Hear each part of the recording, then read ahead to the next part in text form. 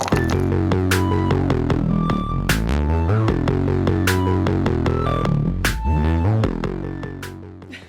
all, and welcome. I'm your not so humble Game Master TJ, and this. I fucked that up. Hello, hello, all, and welcome. I'm your not so humble Game Master TJ, and this is Dice of Ages. We're doing a one shot today. We're going to call it the Meltdown or Meltdown Madness. We haven't figured it out. We'll see what happens. We're doing things really off the cuff today, and a lot of improv. So stay with us. And we're going to have a blast today. This is going to be a little bit more tongue-in-cheek. We're going to have a lot of fun. We're going to play some fast and loose today. Take a little break since we are on... we kind of did some closure on an arc in the Argent Flame, but we have the people that are usually playing the Argent Flame here, and we are going to do a little one-shot and have some fun. The setting of this is going to be in kind of contemporary Earth-ish, but not also at the same time, but we'll still with some like anachronistic fantasy stuff. You'll find out. Don't worry about it. Roll with it. I'm sure you'll have a good time. We'll figure it out. We're all figuring it out. Like we all arrived here today and we're like, okay, what is it we're doing? And I'm like, even though I planned so much with it, I was like, oh, okay, we'll figure it out. So stay tuned with us. We will figure it out. Yeah, we'll figure it out. But I am not going to rob you of the opportunity to possibly get world inspiration, as is per our agreement from before, via quizzes and challenges, if you have any. So, as far as quizzes are concerned, we can talk about Argent Flame stuff. For this moment, Noelle... Oh, did anybody watch the past Baker's Dozen that we had like the other day? Anybody? Yesterday. Like the first hour of it. Okay, so then I can't ask that question. Let me think. What are the four major houses of the oligarchy of the Lithuanian Confederacy that is based in Sarnla? What are their last names? Ehrenbach. That's one. Trillius. That's two. What's the... Urielor. Yeah. Yes, That's Urielor. three. I don't know the other one. Dang it. The other one, do you guys want to hint? Stop it. I hear what you're doing already. Stop with the clicking. Where's your fidget spinner? I know more. I think there's one over there. The fourth one has to do with the house that is most associated with the religious, like the head of the clerical order. No one. Cody's looking up. I'll give him a minute. Well, just now saw the Urier or whatever the hell that was. Urielor. So there's Urielor, Ehrenbach, Trellius.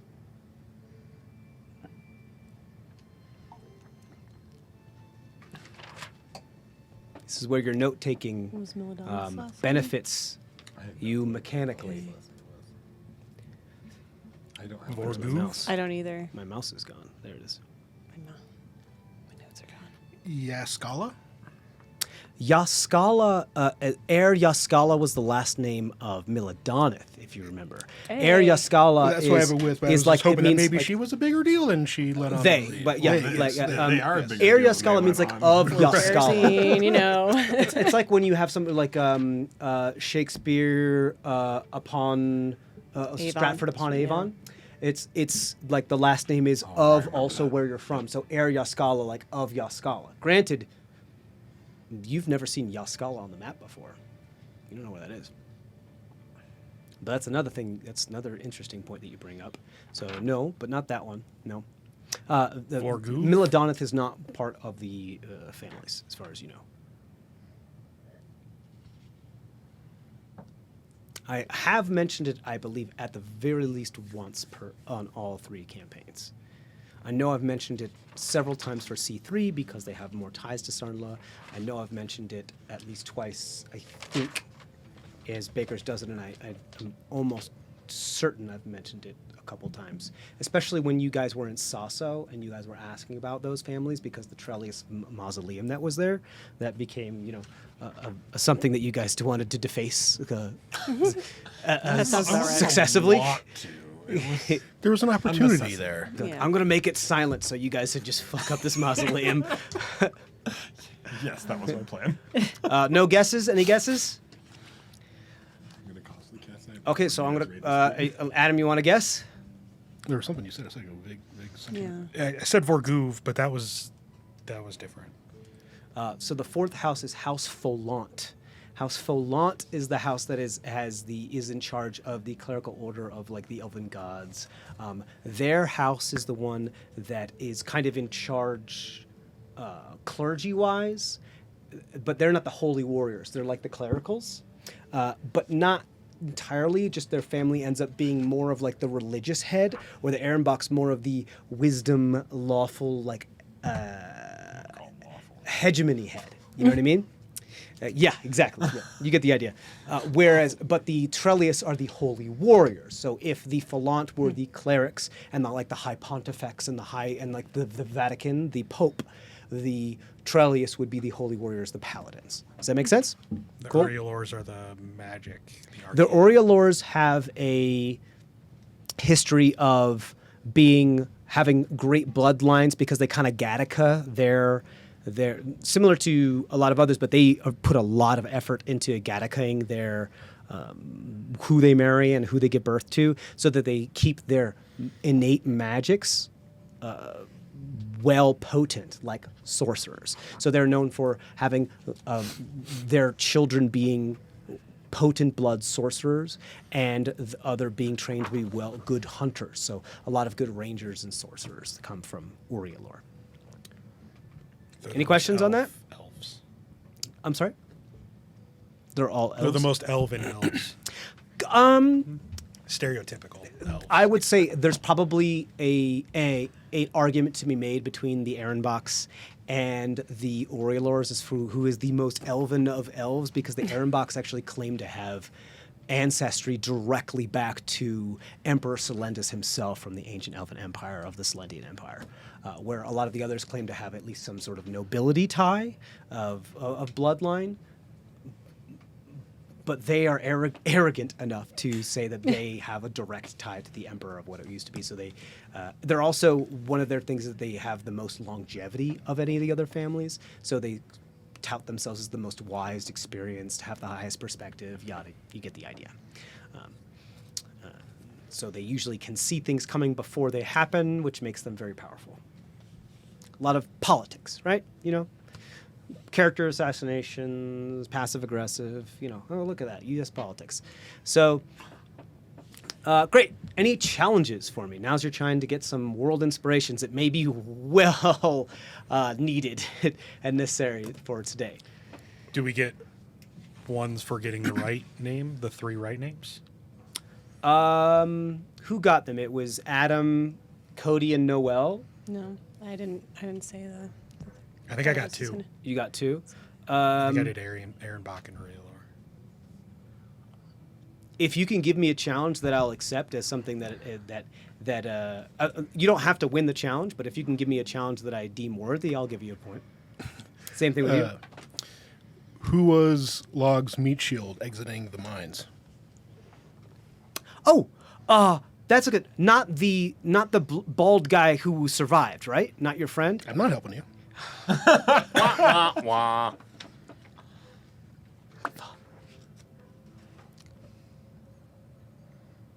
Okay, I'll give you a point for that, for asking me a question that I'm not entirely sure of. Sure. Yeah. I get 30 seconds, right? That's how this works? Okay. Because I think I know... Because there was going to be a bonus question if you knew what weapon he was wielding. I know who your contact was that survived, but let's find out if I remember. Do we have a countdown going? Yeah, you can start now. Go, give me 30 seconds. Makes a lot of sense. Okay, just hit go. Okay. So really I should be taking off at least 5 seconds from... It's fine. I'm already at the spot, so if I get it, if this isn't the guess, then I won't be able to get it. So it's not like any more time is going to help me. Okay, my guess is Deleter. Nope. Okay, what was it? An orc. A You mean full-blooded orc. A full-blooded orc that was part of the Lion Syndicate, No, who was one of the prisoners. Right, but they were nameless. nameless. They didn't survive, did they? They did. They did. Yeah, they were my meat shield on the way out. So you just hid behind them and threw Eldritch blasts. And they had a heavy crossbow. Right. They were just because I was on death's door Yes. for that. You guys get a little insight as to some of the session zeros that we didn't record of some history. I was on death's door and was hiding Yeah. behind an orc. I'll give you that one. So you get 2 for that one. Go ahead. I found my note for Falant. I had it. You written did? down. You had it? Hey. There you go. All right, do you have a challenge for me? How do you spell Falant? Pholont. Hey! Oh, that was a decent question, so I'll give you 1. But I know how to spell the names that I made up. Yeah. The ones that I see you guys type out and write out, and I'm like, Jesus, guys, I tell you how to write these things down, and nobody ever gets them spelled right, ever. So these are for either character. Yeah, I would say if you want. I'll say if you don't use them now, yeah, you can pass them over to Log if you want to. No. I mean, we Yes, had the characters in because front of us we today. had every player here make 2 characters, one level 15 character and one level 11 character, which may become apparent as to why I had them do that sometime soon. We'll see. There's going to be a lot of shenanigans happening today. So, what's up? Captain Carrig. You have another challenge for me? Yeah, from Caradim, Captain Carrig. Kadig. What was her first name? Captain Kadig. Okay. Good question. Whenever you're ready, you let me know. I'm not going to click Control F until you tell me that you're ready. Why? For the 30 seconds, because I got 30 seconds. Oh, Yes, sir. Timer. That's why I'm waiting for you to get all ready. Because I have it Go. digital.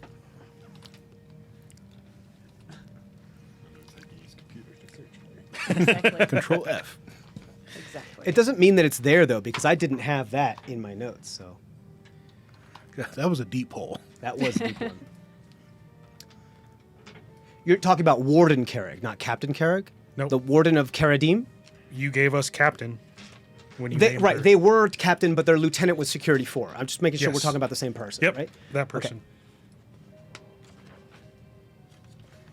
They were the Warden because it is kind of like a prison. Yes.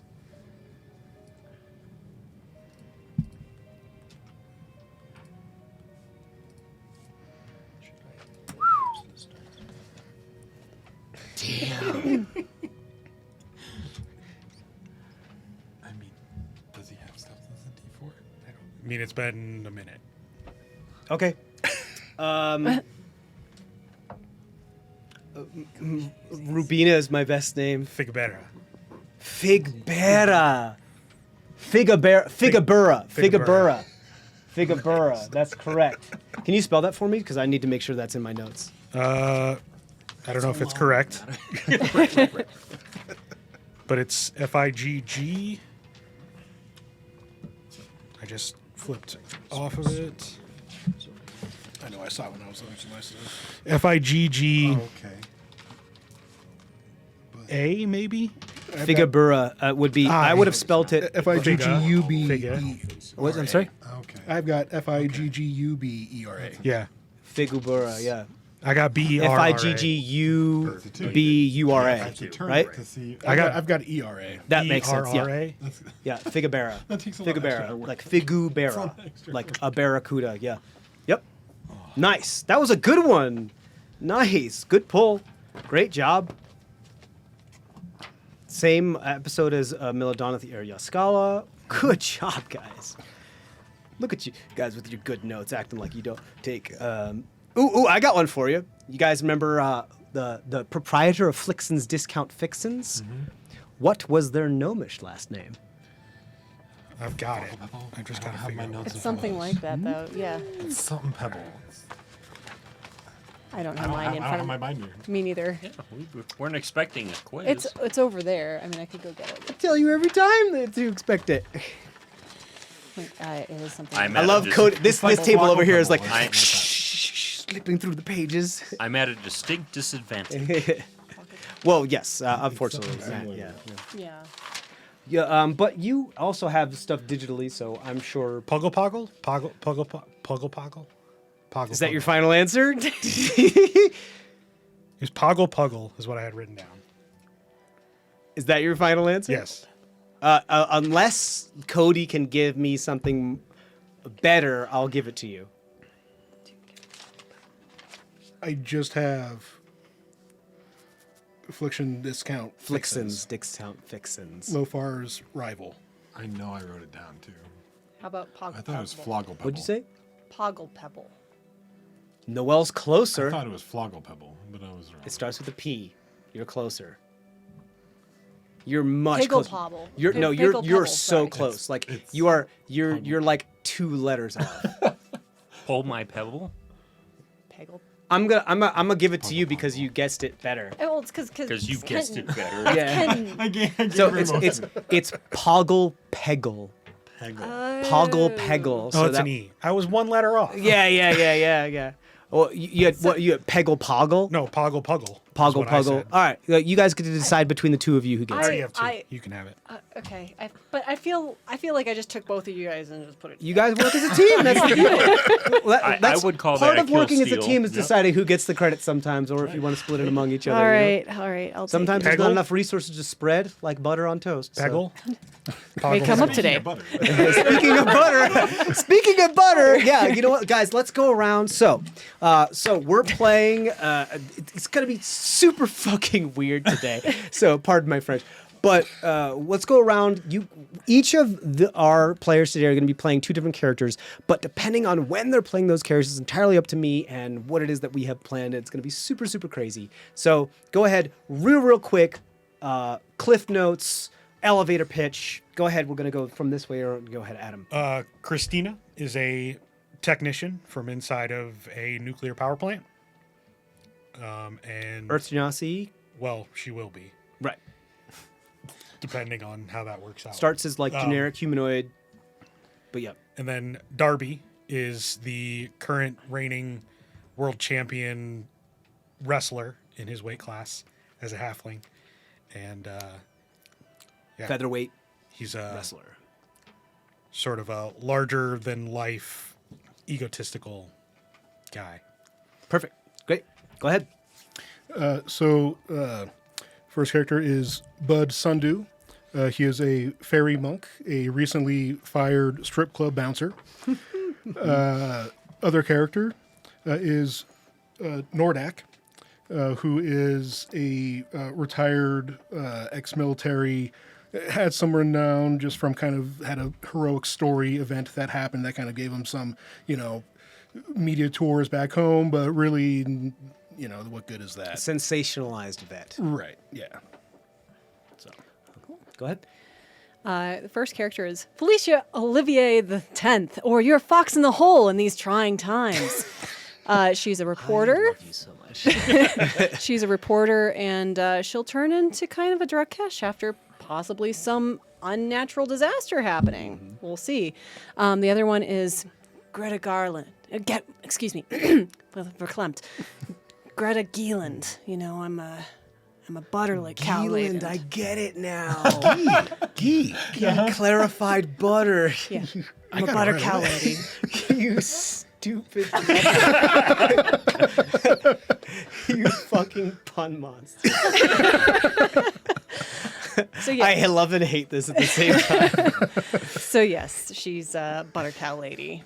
She sculpts butter cows. For those who don't know what butter cows are, can Little Midwest Yes. please explain what butter cows So- are? Because I didn't know that was a thing until you had told me about it when Yes. we first started dating. So back when I was a wee lass, I went to the Iowa State Fair, and there was always a butter cow. So imagine a sculpture of a cow made with butter, and they would also always do another scene and that would change each year. So like there was like a Da Vinci scene at one point, and American was like a Gothic theme. scene. Yes, Yeah.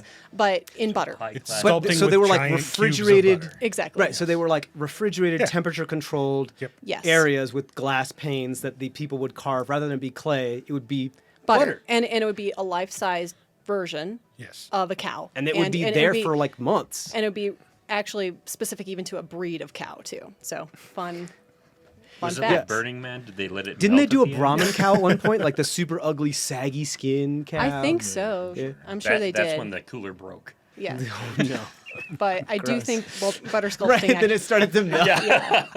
I think it does go back much further, like in culturally, like even in Yeah, Himalayan. probably. They must have kept it in like basement ice cooler type of like. Sounds like something you would keep Not in exactly. your basement. Yeah, Sounds like- yeah. So that's a butter cow. Look it up. I keep a buttered cow. Yeah. Something. I'm pretty sure they mix something in it. Yeah. Oh, like some sort of coagulant that's like Yeah, solid at room something. temperature. Something. Yeah. I forgot that particular documentary That from many makes years sense. ago. Like that- it's probly some margarine rather than pure no, butter. no, No. pure butter. You're not in a butter. Dirty the butter with margarine. No. Like if you mix some bone marrow, like Guys, some I don't know. tallow or something in there with it. The whole putting ranch on everything was also new to me when I moved out here. Okay, so It's called Colorado gelatin. ketchup. gross. So gross. Just fucking season your food. So that's a butter You cow. white Look it up. people. In Utah, everywhere serves fry sauce with your fries. What instead is of ketchup. Yep. what is fry sauce? Thousand Island Yeah. dressing? Okay. It's a mixture of like barbecue sauce and like ketchup. Okay. Ketchup know and how It's to- like ranch. ketchup and barbecue. Yeah. Barbecue That's- sauce or that's honey like all it mustard is. or just like sriracha. I know what you're gonna get for the holidays. White Thousand people Island condiments. dressing. do they still sell that in like kegs? We could just get him one. Probably. Yes. Yeah, probably. Go to Costco. Yeah. I don't think there's a can of fry sauce at Costco. No, not fry sauce. This just in: like no more world inspirations ever. Yeah, I thought you said we were doing tongue in Your cheek characters today. all die. No. Roll new characters. you all drowned in ranch. You all drowned. You all drowned in a mixture of a homogeneous mixture of Thousand Island and ranch. And then they sculpt you. You guys are like, if anybody here watched Deep Space Nine, the whole ocean of like Odo people who are all those fluid people, they're just made out of Thousand Island Ranch, and it's like the Adventures of Alex Mack or the Secret Life of Alex Mack, but Yeah. Star That's Trek what their style. Capri Suns were made of. Dude, tell me if there was a Capri Sun commercial during like a time when I was watching Secrets of Alex Mack, I was like. Secret Life of Alex. There was like an intrusive thought of like, I wonder what she tastes like. And like going back, I realized like, oh, that was probably, I can't say that now that I'm an older person. But like back then it was just like an innocent kid of being like, does she taste like Capri Sun? And I was like, no, we shouldn't wonder what she tastes like. She's like, what, like 15 years old? I It's think like it's just like a really fluid, stupid. though. It's sunny You to know, light, she's like- isn't it? Isn't that what you decided? Sunny D? Sunny D. Sunny yeah. Sunny D is just like orange juice concentrate, but worse for you, with just a bunch of vitamin C in it, isn't it? And nostalgia. But also, Yeah, also, mean, like there's Capri 10, Sun. it's Have anybody ever like taken a Capri Sun and like poured it into a glass? Yeah. What? It's not mercury. Just in case you knew, it doesn't look anything like mercury. It's just clear liquid. It looks like unfiltered juice that has a bunch of sugar in it, and it kind of looks like diarrhea a little bit. I never put it into a Yeah, glass. no, it I looks just like wanted kind that of like The whole fun is out of the pouch. Yeah, it looks like exactly. orange it looks like watered down pulp orange juice, and it's kind of nasty looking. You never open like up the pouch. kombucha You just almost. suck on the straw. There's a reason that they don't put it in a clear package, man. Yeah, they Yeah. put it in that like the foil. Mylar. it's not necessarily foil. It's the You nylon. say yeah. mylar? Mylar. It's mylar. Yeah. It is mylar. It's like astronaut pouch. You're like, you're cool like NASA. You can drink this and turn into a puddle. No, it's just unfiltered juice with a bunch of sugar in it. But anyway. Your turn. Hey, Follow that up. hey guys, this is what we talk about when we're not on air. So if you like No, this no, type we of don't. stupid banter, pay us and support us on Patreon so you can hear more about it. Go ahead. Wow. One of my characters is Xander Storm. He is a storm sorcerer. I gotta know, did you adopt that name after the thing that happened to you, or was that your? That was his. That was his maiden stage name? His, Okay. no, it's not his- That was his. That's his announcer name. yeah, like Xanderstorm. that's his. That's his TV name. Yes. That's his like TV's Xanderstorm. I get it. But Yeah. because he wants to be a climber, he's just that he dropped his other name. He means social climber, not. Are we? climber. Do you know his like birth name, his birth last name? You don't have to tell us. I was just wondering if you do know I him. don't, but I can. Well, now you have to figure it out while we're. It's like the never-ending story. You know, I hate making up names, and all you've done this whole session. Make is up some names. another name for It's so much fun. What are you talking about? It's cool. Just write down Moonchild. We already Don't did do that. Steal it. Yeah, but there's already a moonchild. Yeah. Oh, Cody's that's over true. there being like, Yeah. "You bitch, Yeah. you dare." And then my other one is Vicken Braveheart. He's a Goliath who used to be in the mob and became a fall guy and is now in the Witness Protection Agency and goes by Victor Vague. What kind of mob? What kind of mob? What's the adjective for that mob? Adjective for that mob? Yeah, what's the adjective for that mob? Be careful. Like what industry?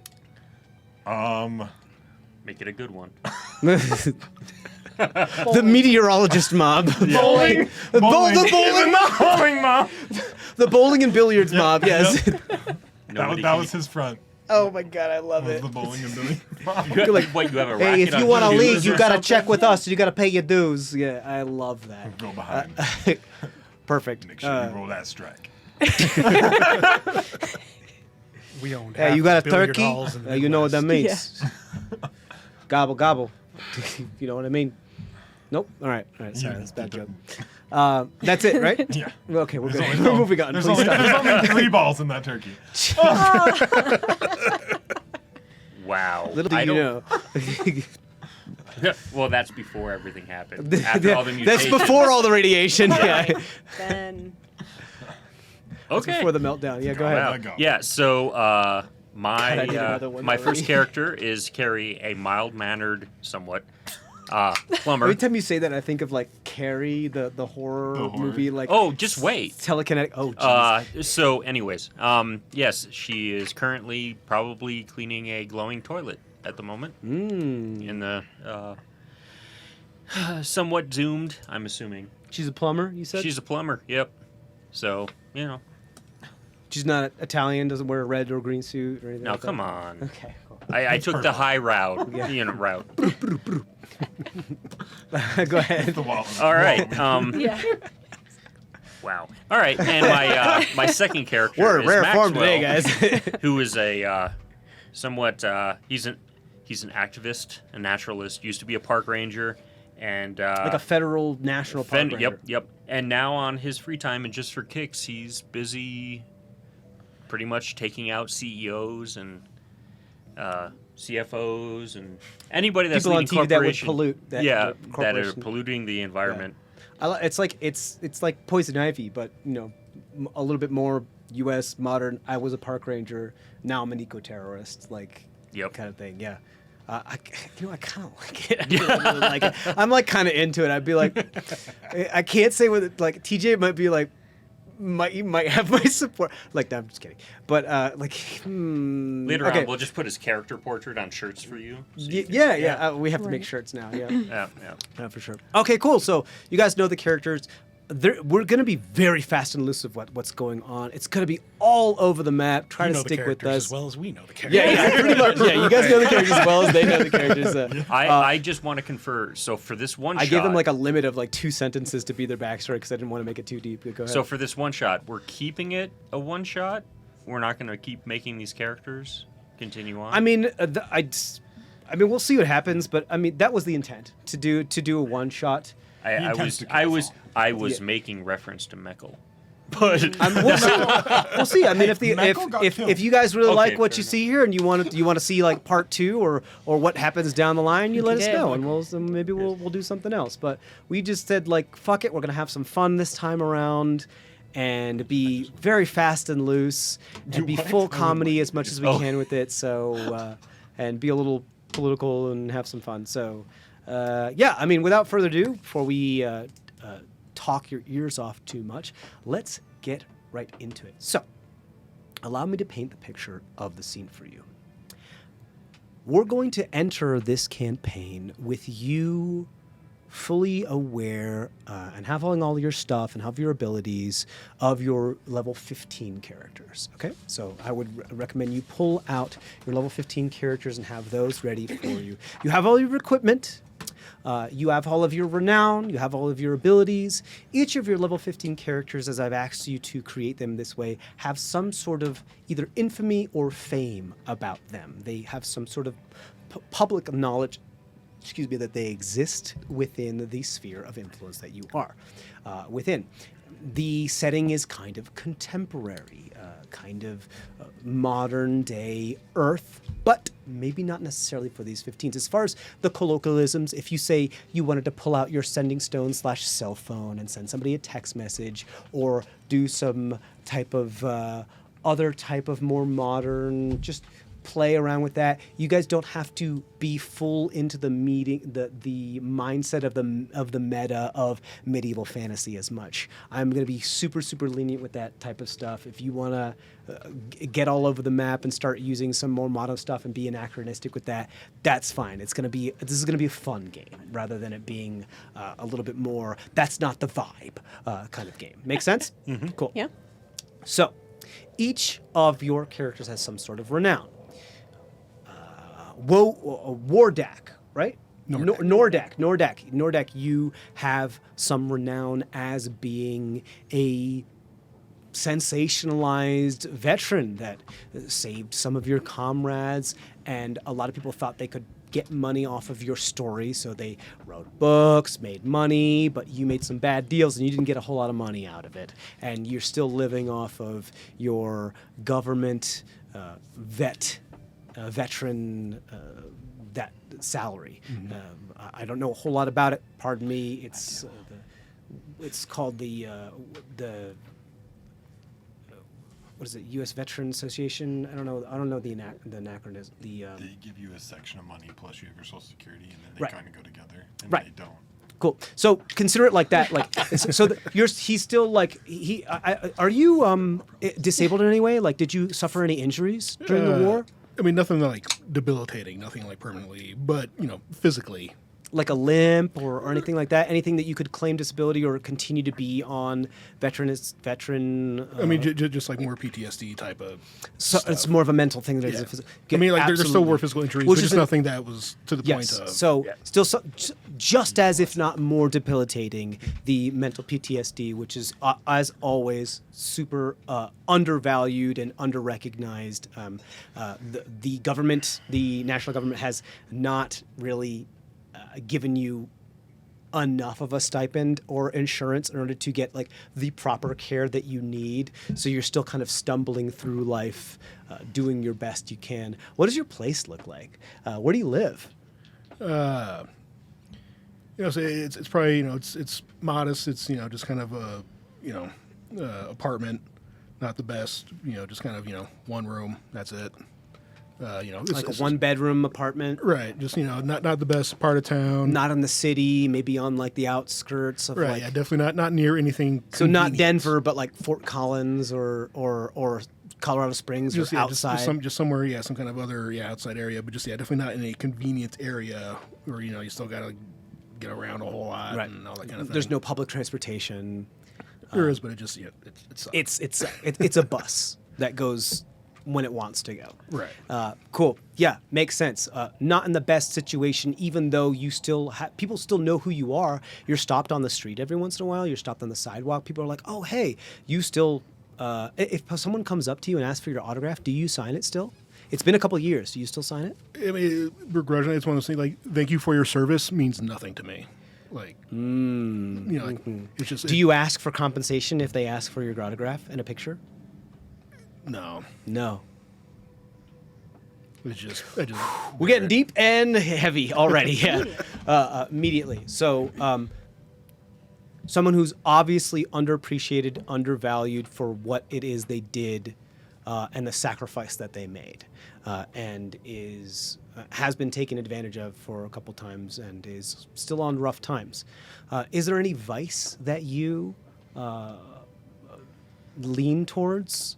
or is it mostly? Are you allowed any medication? Can you afford medication for your condition?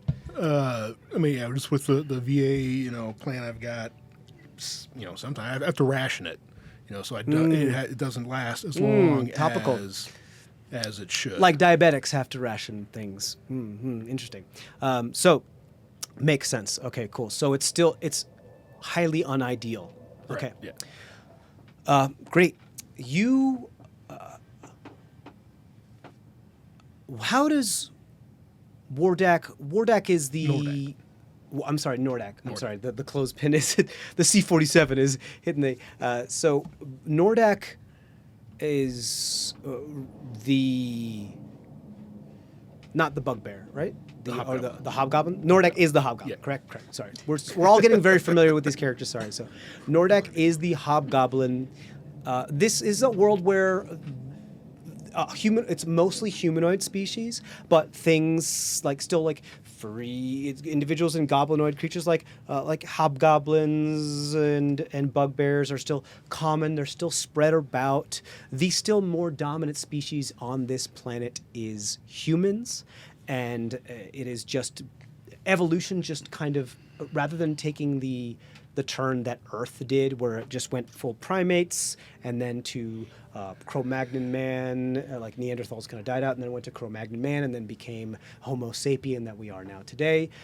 There were several dominant species that split out that had a bunch of different types of ties back to their original ancestors, their original Lucies, as it were. They're kind of missing links. So we have a bunch of divergent parallel evolutions of goblinoid species like bugbears, hobgoblins, halflings and smaller folk, and hobbits, and however you want to talk to them about other maybe even cold-blooded species like reptilian, turtles type, like turtle humanoids and lizard humanoids. These are all, but they've all evolved to the point where they have become conscious, sentient, and have a sentient job and have modern capitalist jobs like working at a power plant, working at a grocery store, working at a bank, pumping gas if you live in New Jersey. All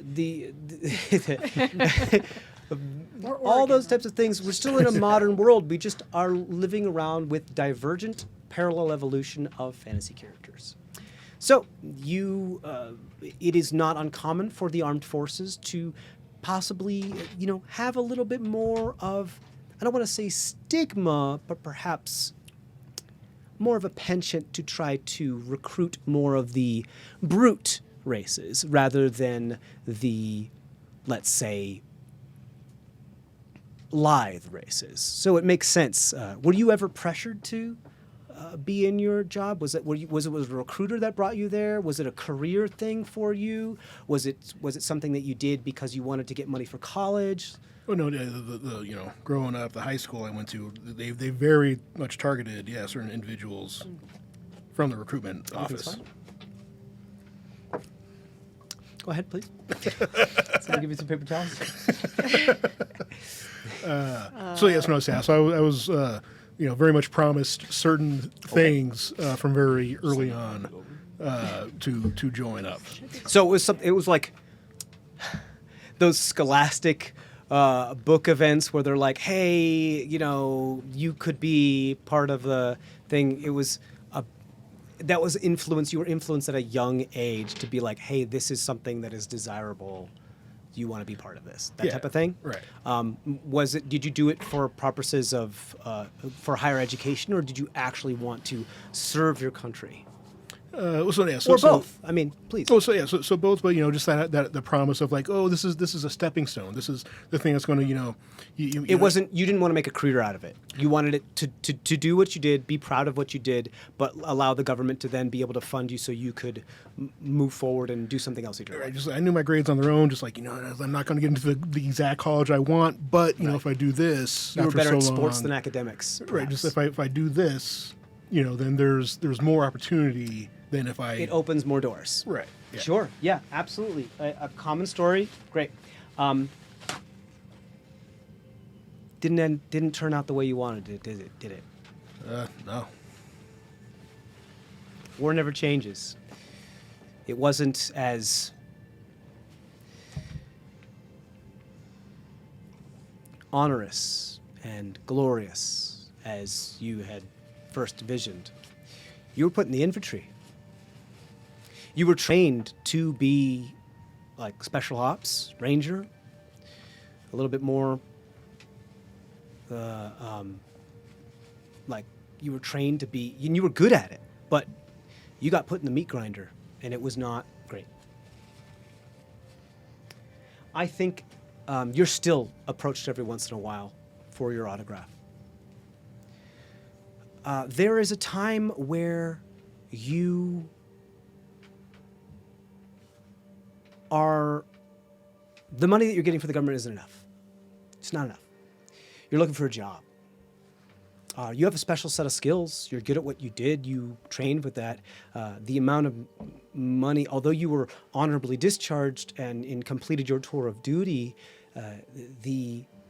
due to certain financial issues with the government and gridlock and Senate and just the way capitalism and republic and all that stuff works, the compensation that you were promised was only partly ever given to you because situations changed with the nation that you allied with since the end of your service. So they were either never able to or did not give you the compensation that you were deserved. So you had to deal with it.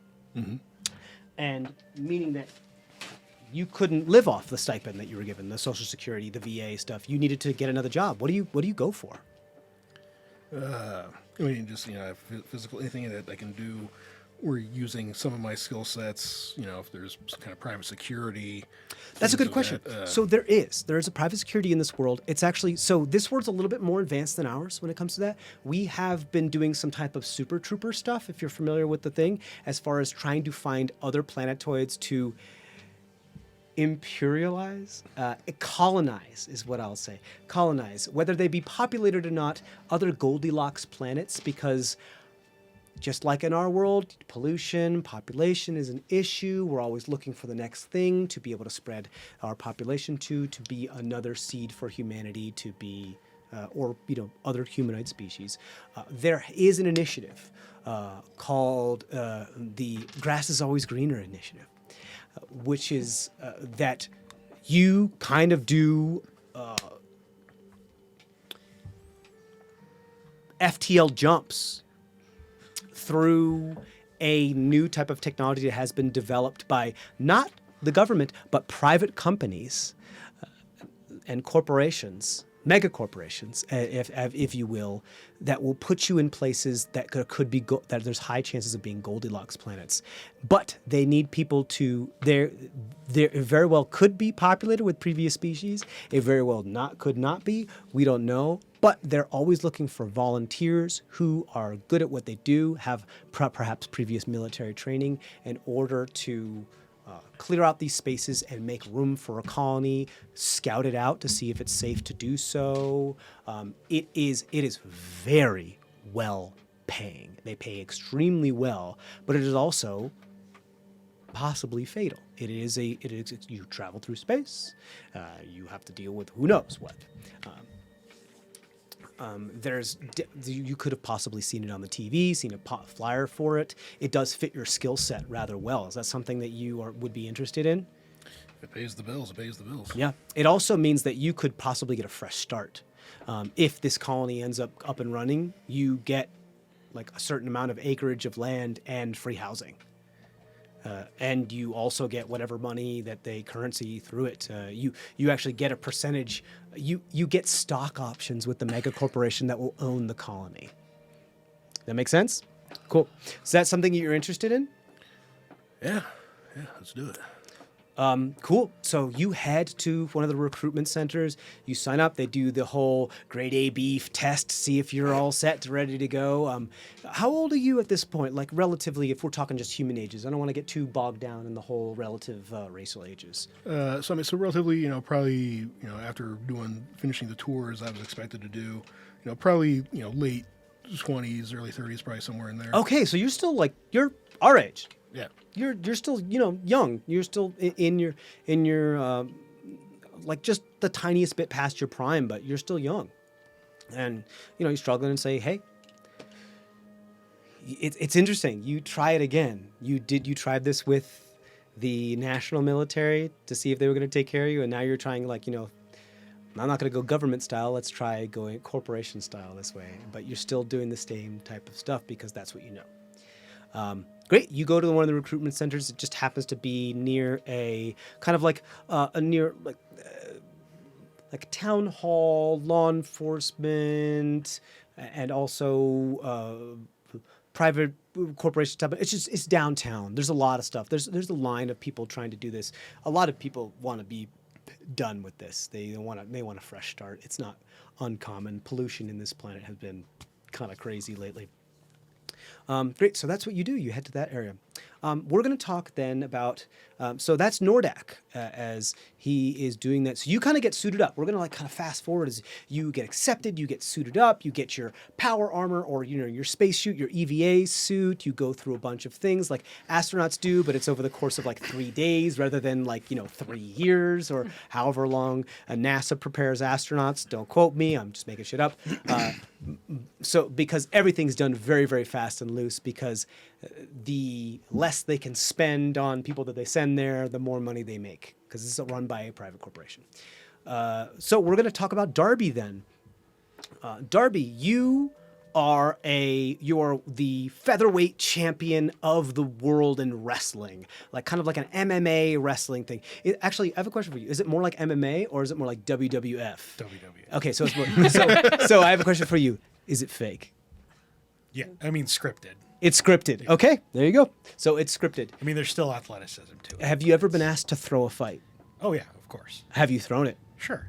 Oh, you've done it. Okay, cool. I've So never you got caught. You haven't got caught, but you fully bought into it. Yes. You will do whatever the money tells you to Correct. do. Yep. You got it. Okay, cool. You have recently just finished your fight where they put the featherweight up against a heavyweight, and you were obviously the underdog. And of course, because the drama, the people that pay want to see the underdog win, the heavyweight was told to throw the fight. The heavyweight refused to throw the fight last minute and actually made it sincere and actually wanted to fight you. This did not turn out well because then you realized that you also needed to fight in earnest. Things didn't go well. People got hurt. The heavyweight got hurt, almost fatally. You are too good at your job. You did a good job. You're put into this. But you saw that he was going to do this, and he was like, "Well, fuck, I'm not going to throw this fight either because I'm being paid to win this A little fight." bit of a Napoleon complex. I can beat you. You realize that there was either. Well, actually, I'm going to ask you. I'm going to ask you this question. I'm going to leave it up to you.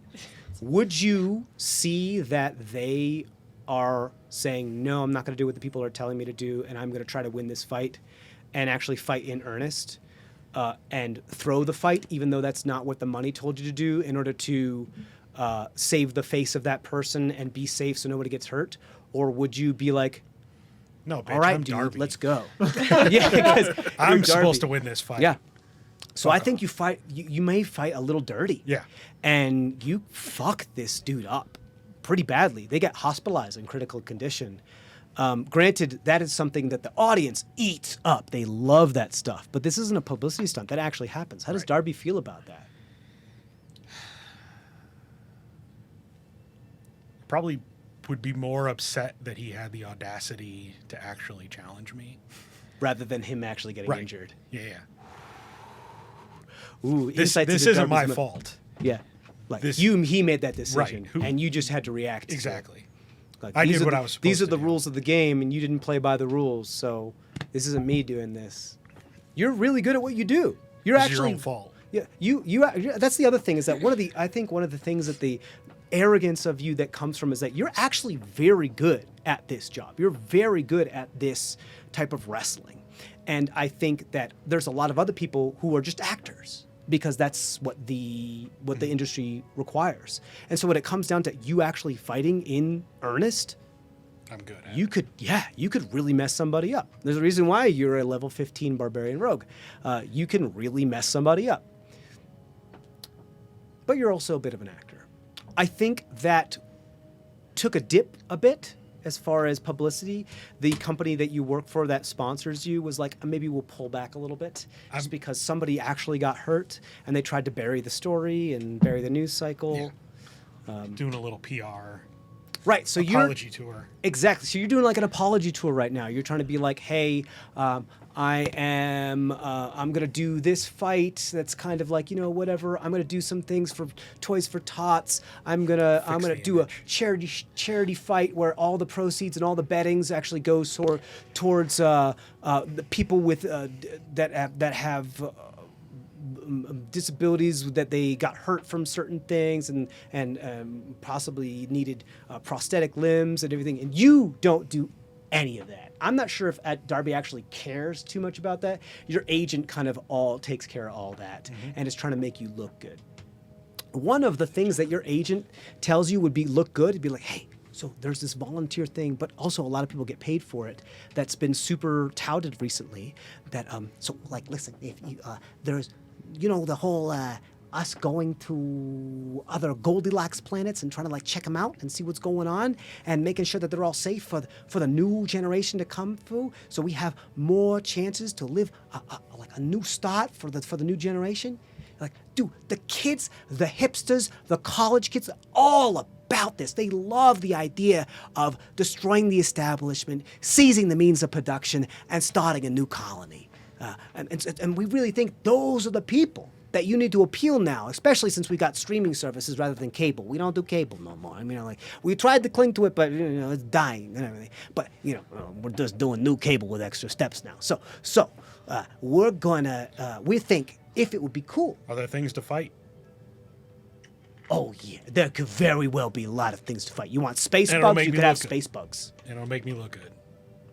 I mean, that's up to you, but I mean, you know me. I always make you look good, and no matter what situation it, you always look good, right, Darby? Who's Darby?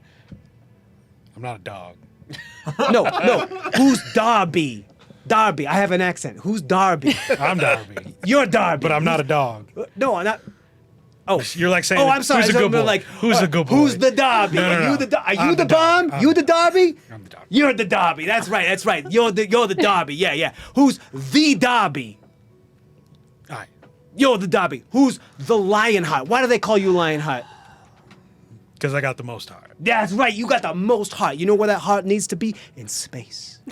On the final frontier, at the front line, scouting what could be our future for the next generation. The lion heart shall be the grateful heart, the generous heart, the heart that went through 3 sizes that day.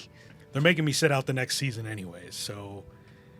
Yeah, Can I that come was the back? next thing on my list, but we're just gonna deal with I'm this. coming back from this, right? I'm like not going out of space for forever. Yeah, of course. If you survive, yeah, of course, yeah. Confidence level just went away, my friend. Oh, well, I mean, who's the Lionheart? I guess You're if not it's scared, bravery, are you? If it's bravery, got to put forward. I can be the face of this whole thing. Absolutely. You're not scared, are you? Of course not. That's right. They punch you in the shoulder. All right, I'm gonna get all the paperwork situated. All I need is your John Hancock about 327 times. All right, let's go. So, makes a lot of sense. Darby's gonna end up most likely on the same excursion that you will be on. All right, we're gonna go over to, if I'm not mistaken, Maxwell is your level 15, right? Yep. This is the Ranger, right? Okay, so we talked about how you lived rurally. Your responsibility was a sect of land, a tract of land, as a national ranger to take care of. That was nationally recognized as a national park, and you loved your job. You did a great job. You loved working for the nature. You didn't get paid a whole lot. You were but you had great benefits, and you were happy to live with what you had. You lived a simple life by yourself or with anybody, or No, just by myself. just by yourself. Just happy to be in your little cabin and do your job and year round, keep the cold winters. It was more of like, one of those streamlined sort of like aluminum. pod houses, but yeah. Sure, like an Airstream Yeah, kind of, yeah, sure. yeah. Like a trailer that you would move to certain spaces. You would be in a higher altitude during the summer and a lower altitude during the winter. A little bit more of like a high desert terrain, not too different from like the prairie of Colorado or that type of thing. Right. But through lobbyists of the government, of the national government, and other international pressure, the recognition of this being a national park and its protection of such was pushed and voted on, and its protections were revoked, not just for this national park, but through some sort of like kind of eminent domain, similar type of legislation. It then also decided to include not just private land, but also nationally and federally protected land and parks. Meaning, and since the world is now under so much pollution, there's an energy crisis, there's overpopulation, there's all these things. They stopped protecting. They opened the gates and let loose the dogs of war onto nationally protected land, meaning that they could do things like put coal power plants, nuclear power plants, and everything onto national parks because they said that the populace and their need for energy and everything was more important than protecting these endangered biomes. And it was a big whole lobbyist thing. I think you were livid during this whole debacle politically as you were watching it on your old black and white TV that still has antenna service rather than cable line service. Even though they don't use it anymore, you've jury-rigged some sort of satellite in order to do so. Very Bumpkin-esque, but very capable. This legislation passes, and not more than a mile and a half away, a nuclear power plant starts to be built on this, what was supposed to be a beautiful park. They start tearing down redwood trees, and you see caribou that are just, I absolutely have no idea when it comes to biomes and what lives where it's there, so just go with it. This is another world, live with it. There's gonna be palm trees and Tyrannosaurus Rex. It's Fern Gully, right? It's Fern Gully, okay? The Fern Gully happens. All those creatures that make all those cool sounds that you can recognize if they're in a movie start running away, and you feel your heart sink, and you hate every second of it. Whether it's not, and you do your protest, you go to your current. Your local establishment, as far as I try to go through the channels. You go through the channels that because doesn't- you're legal, you're lawful good. Like Right. you follow the letter of the law. I didn't say I was lawful good, Well, but I can pretend. So as far as like the federal ranger Right, part, right. beforehand, you were like, no, like this is wrong, but I'm still going to go because you were still a legal federal individual. Like it was something like I'm going to petition the state legislature or whatever, or state senate, to be like, this is wrong, you should stop doing this. I've worked here for a very long time, but a lot of it fell on deaf ears. Right. So being that I'm already in my late 60s, Sure. then as a human, I'm already sort of like going downhill. I decided to take matters in my own hand, so to speak. And since I've already become pretty proficient with, the old bow hunting I had done as, throughout my lifetime, decided to start hunting down some of the CEOs and the decision makers that allowed this to possibly happen. And gotten sort of notorious for leaving arrowheads made out of now contaminated rock in the pockets of these individuals. Half-life material and Correct. radioactive material Yep. that's been contaminated. Yeah, but because your water table, your well, is fucked. Gone. So currently, I'm on the trail of a CEO that has decided to retire and see the stars.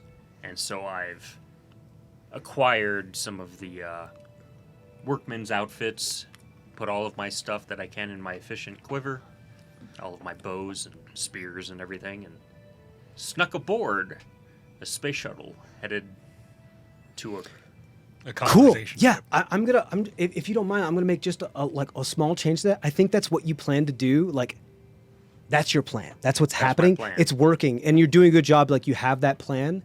One of the things that you realize is that CEO is also taking one of those kind of publicity visits to the local power plant, where they will be without their guard. And their next plan is to very rich person just go up into space just to say that they do so, or go down into the depths of the ocean just so they could say they do so, and they have so much money to do so. They are touring because it is their private thing that they have then now leased out to the government in order to power the local area. This space. You're a survivalist individual. You know how to jerry-rig and MacGyver a lot of stuff. And that is not limited that's not limited when it comes to possible weaponry either. There are many things that you've had to do in order to survive. You've had to have some sort of training as well. This CEO seems like they might be the most vulnerable. You have two chances, as you've said, to possibly do what you think you need to do with this CEO to try to send a message. One, during their very publicity stunt, showing how much I care about the safety of this nuclear power plant that's very close to you, or or trying to find your way into the group of people that would be attempting to colonize a far-flung planet. Right. I'm not so. You could do both. Right. I'm not so keen on. For me, for Maxwell, it's very, very personal. He takes this as a personal affront, and he wants to treat it as such. He doesn't want to make a big spectacle. He's not going to assassinate him when he's doing a speech or whatever. Sure. He doesn't want to turn him into a martyr. Right. So he's going to basically lay low until, because what he has found is that these CEOs and CFOs or whatever seem to walk in the similar circles, and if you can get to one and terrify one, or do something that would terrify one or more, it's infectious. Yes. And so hence the leaving of they know somebody's taking out people, and these arrowheads are being left behind, but they don't have any good idea of who. So he would definitely wait until he tried to get on the ship. Yeah. Okay. Yeah. So then I have a question for you. Do you think Maxwell would have any experience as far as to how a nuclear power plant works and how it's protocol? At this point, no. I think function? he's not only taking a hands-off approach to the nuclear power plant and stuff like that. He is consciously choosing to be a Luddite in that specific area. So he's kind of abandoned any retribution on this. No, area. as far as the nuclear plant Power working, plant. that's just a tool. It's the people behind it he's going after. Sure. Because the environment's already screwed. Sure. So there's no coming back from that. Right. It's it's too late. All I can do is seek revenge. Yeah, pretty much. I mean, if Or he at least try wasn't- to send a message. Yeah, if he wasn't seasick, maybe he'd go, hunt the ships taking whales or something. Speaking of which, does he have motion sickness? Yes, he has motion So sickness. this traveling in a space might be very, very difficult for right. him. But he's willing to do it because, he's only got a certain amount of time left, so. Okay, I think that's going to bring us to our first roll of the game as far as... Because technically you're still a federal employee, and these lands are still yours to... This is still a national park. It's just it's not afforded the same protections as it once was. Private companies can still build upon national parks, but it's still considered a national park. And it's still your job to do so.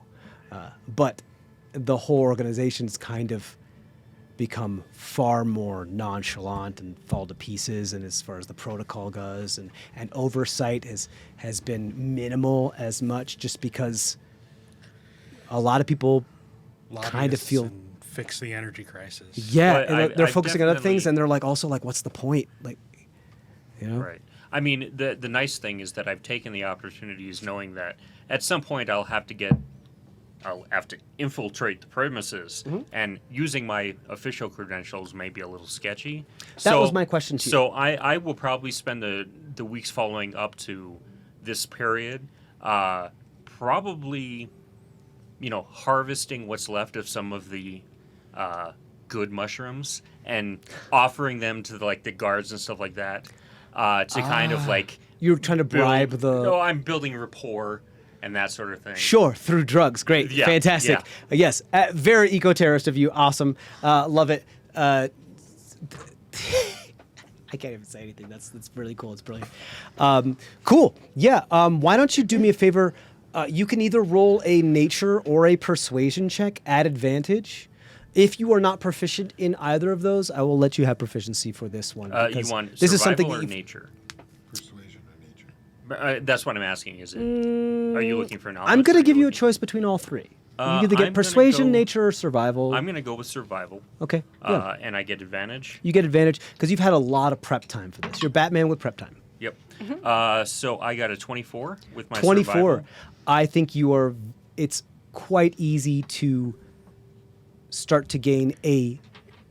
There are a few individuals that used to work for the federal Ranger Association that switched to the private because it pays better, but you still have those connections, and you're still like, my dude, here's the stuff, hey, let me help you out, and they're still buddy with you, and so they let you get away with a lot, including someone being able to be you're not on the guest list, but I'll write you in, but then we're square, okay, dude? Yeah, the nice benefit of with all the radiation going on in the area, I have noticed that with certain batches of mushroom, usually the ones closer to the plant are more addictive. So I make sure to give them. You're those. trying to. Oh my goodness. Let's be very careful with this. You're trying to addict the guards to the point where they'll do anything because I'm in order to get their indispensable. fix. Yeah, He's getting them hooked. So I'm getting them keep it on hooked. the line. You're being Especially you're the being the ones- bad guy for the good reasons, as far as you're concerned. Especially the ones that have betrayed the cause and gone to work for corporations that had been rangers before. Okay, so, vindictively, but still wearing this air of I'm still your buddy. Yeah. Okay, expertly, you get this done. You make your way onto the VIP list because someone's jonesing for something that you have addicted them to. And let's be clear, the only reason why this is a harmful chemical and this is so addictive is because of all the pollution. Right. Normally, this would be far more medicinal and would be far more beneficial, but has become corrupted by what the corporations have done. Cool. Yeah, absolutely. You find your way on to the excursion, the, what's it called? Shuttle. Yeah, the shuttle that we're going off to a possible other Goldilocks planet. And I don't have to be searched. You don't have to be searched. Do you have, I think just last question, I think you already covered this, but do you have any intention to sabotage the nuclear power plant where it is right now? Or No. Okay. I'm going after the CEO. I'm going after the people behind it that made the decisions. Okay. Right. Because I know if I... How concerned are you with collateral damage? If they're employees of the corporation, screw them. If they're... If you think they're sellouts. Yeah. If they were part of the ranger establishment or that they're also... Those I would probably go out of my way to take out or addict. But if they're innocents as in being conscripted or whatever, then of course I would take that into consideration. So it's going to be on a case-by-case basis for you. Yeah. And it's not until you see them face-to-face and make your judgment value on that position. Yeah, well, it doesn't have to be face-to-face. I am a ranger. Sure. So it could be corridor to go, Absolutely, yeah. But you will have to do person-to-person type of judgment values when it comes to Right. that. Cool. So you're not trying to do anything that's whoever gets caught in the blast radius is that's my big question for you. Is Maxwell concerned about saying if they die in their blast radius they were guilty and they die, or would you prefer more of a surgical strike? I want a surgical personal strike because I'm going after the Right. if you want the And nuclear you're pretty cabal- strong set on that. There's Yeah. not a whole lot of compromises you're going to take on Right. that. Okay, cool. That's very good to know. Great. Fantastic. So Maxwell ends up on the ship through some nefarious, but perhaps in his mind, justified means. Right. All right. Let's talk about your Greta. Greta is the 15 level, correct? Yep. Or Gigi. Gigi. Whatever you want. So, Greta went to art school. Wasn't able to really excel. Wasn't able to find a job because the job market is trash now Trash, due and to they overpopulation and a they bunch of other don't know problems. what they're looking at. I And mean, capitalism it's and so many other things.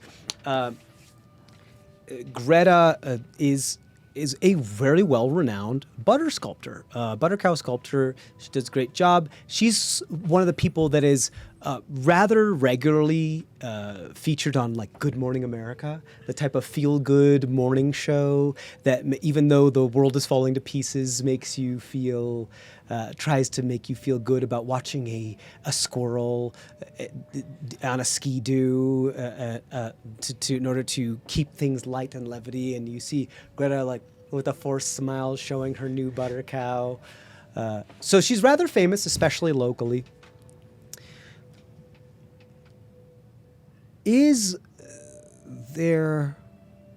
What's in Greta's heart as far as if she could do something to change her situation, how far would she go? She's willing to try anything, you know.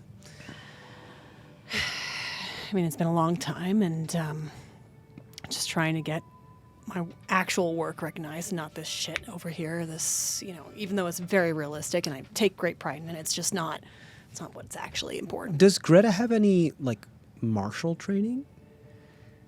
Yeah, you know, she went down to the Y on the weekends and learned a little bit of martial arts. Some capoeira and Krav Maga. You know, a little silver sneakers program just to keep her going. But the Silver sticky. Brilliant. but I mean, honestly, she doesn't need to train a lot outside of in her refrigerated barn because the butter gives her quite the workout anyway. You got to get the butter in the right shape. Churning the butter, I mean, it's a whole thing every day. You got to do it every day. In order for that to be actually sculpturable. So you're you very know, good with your hands, and you stay in good shape because of how much work you have to do. Do you live alone? Yeah, my ex-wife moved out like 5 years ago, so she's... Why'd your ex-wife move out? We had artistic differences. You know. Perfect. Perfect. So, anyway, she wanted to do one thing, I wanted to do another. But it's fine. It's fine. She didn't understand. So you learned something. Yeah. That's what's happening is that there have been many things over the past couple decades that have been through. There's been things like inflation, the limitation of certain things. The prices of eggs have gone up exponentially. Farmers have been refused to be paid by certain corporations, and therefore driving prices of food, and everything's gone up. So much so that actual organic, like real ingredients, I mean, the word organic can be used however you like, especially since it's been so mutated by the public eye and corporations that want to seem green friendly, even though they're not, which you're very well aware of because I think your Greta's a little hippy dippy and anything. A little bit. I She mean, might have like a yurt in her backyard or something. Yeah, I mean, like, being from Wisconsin, you got to know the right... Being from Wisconsin. You got to know the right butter type of, like, it has to be grass-fed, free range, you know. It just doesn't give the right consistency otherwise. So you hear about some new legislation that due to just resources being so limited due to overpopulation, pollution, and all these problems of grasslands, grazing lands, farmlands being limited, and things are on the downslope. Yeah. The planet has been exploited, and as such is not able to provide what it once was. There is some new legislation, not dissimilar from the like kind of German legislation that requires a certain amount of hops in drinks. And like alcohol, you tell me, or like it has to have a certain ingredients in order to be considered beer. New legislation is a hair's breadth away from being passed of butter now being required to be 60% margarine. The cheese czars are going to have their day. They're going to come back. Yeah. Big You butter. have seen Exactly. You have Big seen, dairy Exactly. lost out. You've seen Exactly. people with like the Wisconsin cheese hats around doing massive protests. The dairy unions are up in an uproar. There is Hey. so much, and for you, as much as this wasn't your job, your dream job, it still kind of feels like this was my fallback, and it's also being taken from me. Like Yeah, it like- feels kind of like the last straw. Yeah. No, these motherfuckers are gonna pay. I don't know how exactly. I mean, I can maybe do like some protest kind of art exhibit or something. As you're switching through the channels and aggressively like Yeah. pressing that button and mashing it, you see something a little bit more levitous. You see, come to one of the new colonies on the Grass is Greener initiative. We have organic grass-fed fat cows that are going to have farms. We're looking for people of culture and art in order to round out our more pragmatic, militaristic, and agricultural scene. We need more people like that. They're calling. They go through this like big whole list. A very like auctioneer, like we're looking for people of culture, blah, blah, blah, blah, blah, blah, artists, they know how to do this, or, like urban planning individual. Like they go through this big whole list, and it's fast scrolling bullet list that goes through on the TV. Very what's the name of the movie? Not Stupidia. Idiocracy? Idiocracy. Yeah, it's very Idiocracy style type thing. Yeah, it's very Idiocracy style commercial. Of course, you absorb and understand all of it and understand how much of it is, but you still see that it could be possibility for a new, fresh start. And at first, as though you might have been captivated by the fact that, hey, there'll be some real livestock here. I might be able to work with real butter again. I don't have to deal with these laws. You also see that the corporations, one of these small things, because you're smart and you are, you're aware of what's going on. You see the whole asterisk thing at the bottom that says, private corporations are not subject to the same laws as national conventions, and this is as a new world and planet, and so that they can make their own laws. So there's those types of federal restrictions will no longer restrict you, which I think viscerally is like, oh, well then I can continue to make butter, but then you're like, oh, this would also mean that I could have a fresh start with possibly better resources. Yeah, better resources, maybe some better taste in art. I mean, Get your own cow. I could the be first sculptor of the new rock types. exactly. Like nobody else on this planet will even know what is good art versus bad. Right. I And mean, honestly, they don't have vision. You also are, I think, you are also quite well aware that although this might be more of a publicity stunt in order to bring artists and musicians along this way of thing, it's because it plays well to the public and therefore their stock prices will go up. But you are also well aware of like, that's still a necessary part of humanity. It's really, really necessary. You can't just bring nothing but academics and farmers and military people. No, you need the somewhere. arts. You need to have the The new arts. colony's got to have like art installations and like Exactly. You got to City have. Hall's got to have a giant statue out And front. although I mean, their it has motivation behind it might be just for their profit margin and their stock share prices in order to perceive even more if the first one's publicly, made out of butter. Exactly. you still see an opportunity to possibly work the system to your advantage. You know what? I bet these corporate fucks would love to have beautiful little butter swans on their potatoes on this space flight. You know what? I'm gonna fucking apply here. All right, let's get some. Yeah, you're also painfully aware that there's not a lot of whole people that would qualify for this. Yeah. Especially during recent events, those that have liberal arts degrees and English degrees and writing degrees. There's been a huge downturn in those types of people because those jobs aren't in as much demand.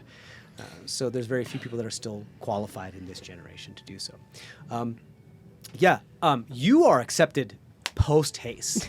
No physical examination required, no mental evaluation required, nothing is required from you. They took a look at your degree, they know your name, they stamp it A1 prime beef, and they put it into the machine. A1 And- prime butter.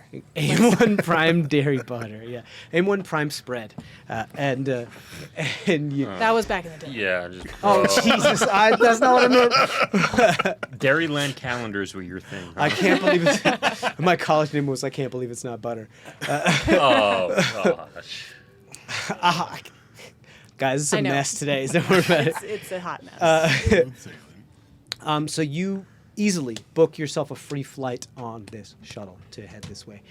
Is there any nefarious thing that you are planning? Any ulterior motives?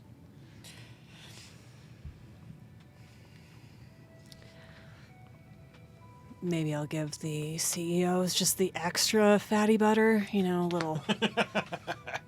When you know. shake Clog up the their CEO's arteries. hand, Yep, you exactly. have a little bit one of those restaurant packets where you have to peel the aluminum foil back and to get to the butter that just has your homemade butter that you pressed into the plastic thing. They don't And even actually know the difference in the flavor. and They they're- just pretend, oh, it's expensive. It's got to be good, right? They feel it and it's a little bit melty because you've been sitting in your hand this whole time waiting and you didn't realize that you were going to have to wait 3 hours before you meet this individual. business card it's is butter so packets. it's very oily and sweaty as you go to hand this person and they just kind of grab it and they take a look at it and they're just like, Gigi, the butter lady. right. yeah. Let me They're know. like, yes, Yes. Gigi, and they just look at it and they're like, oh, that makes sense, cool. And if It's two little pads of butter and G.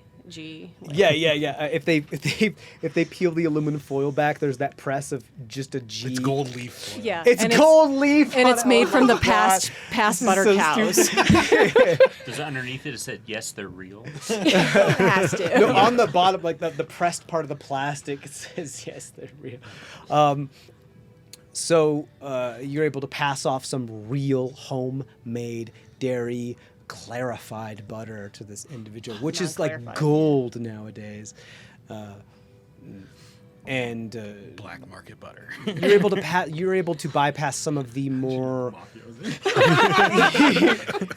you're able to bypass some of the more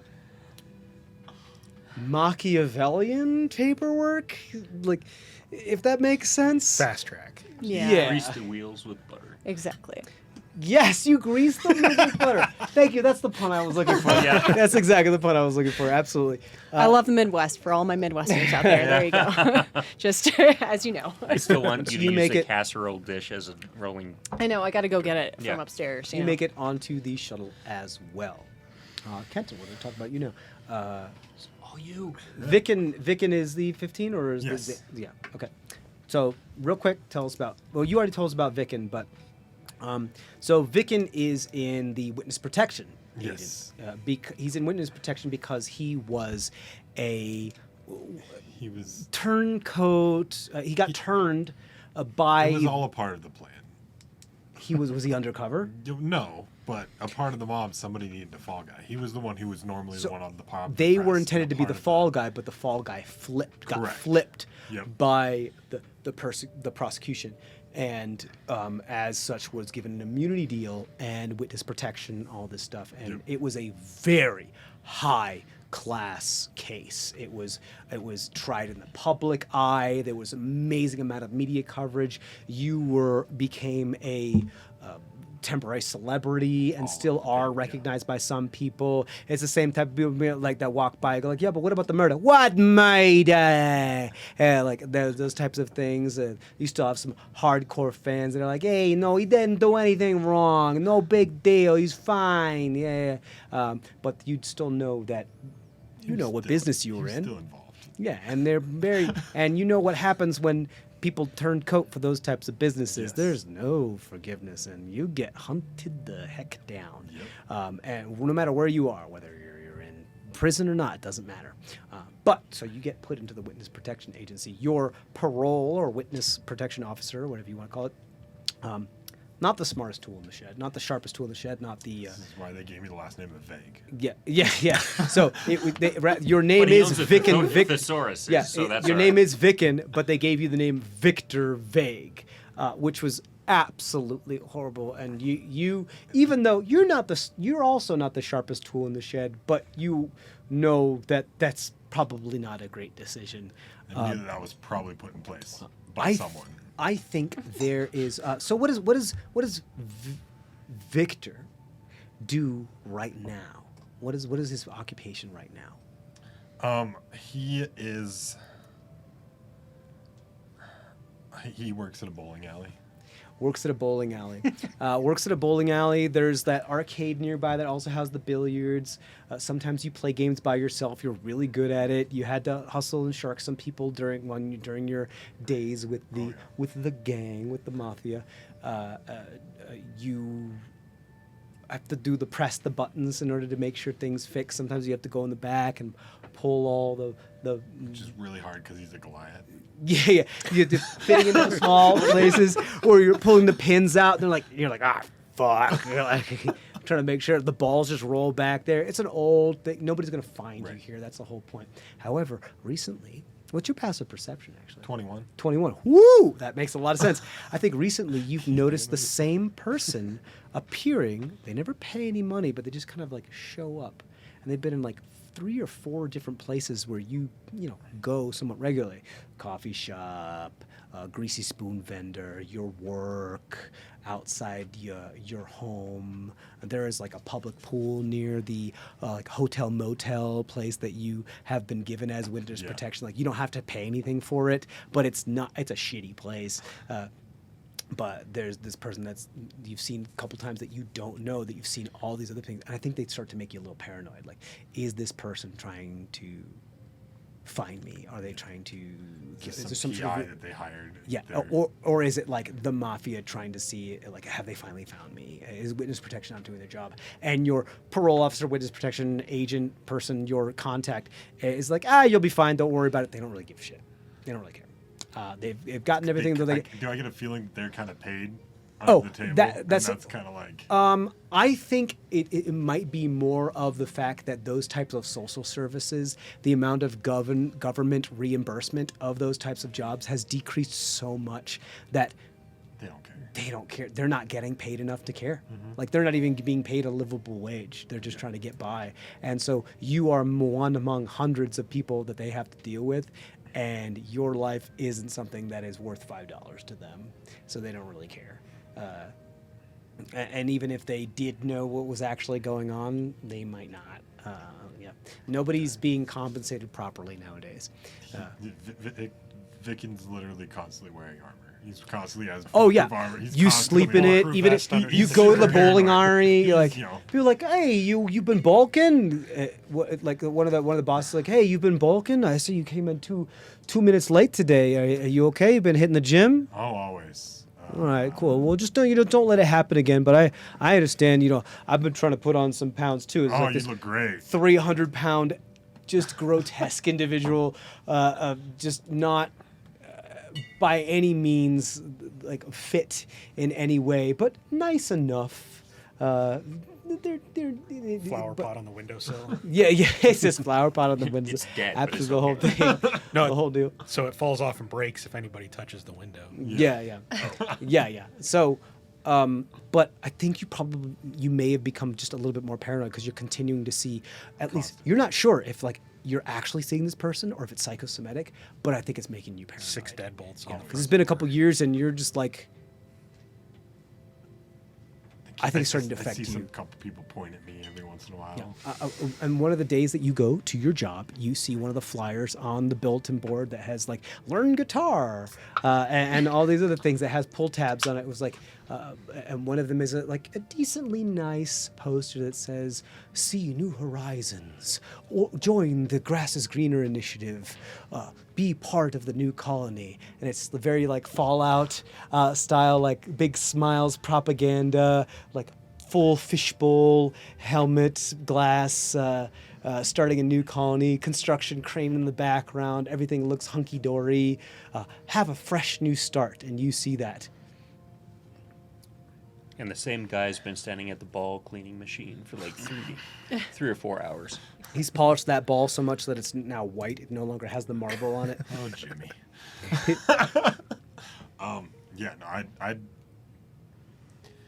I'd go investigate it because I don't know who's running this. Take one of the tabs for the number.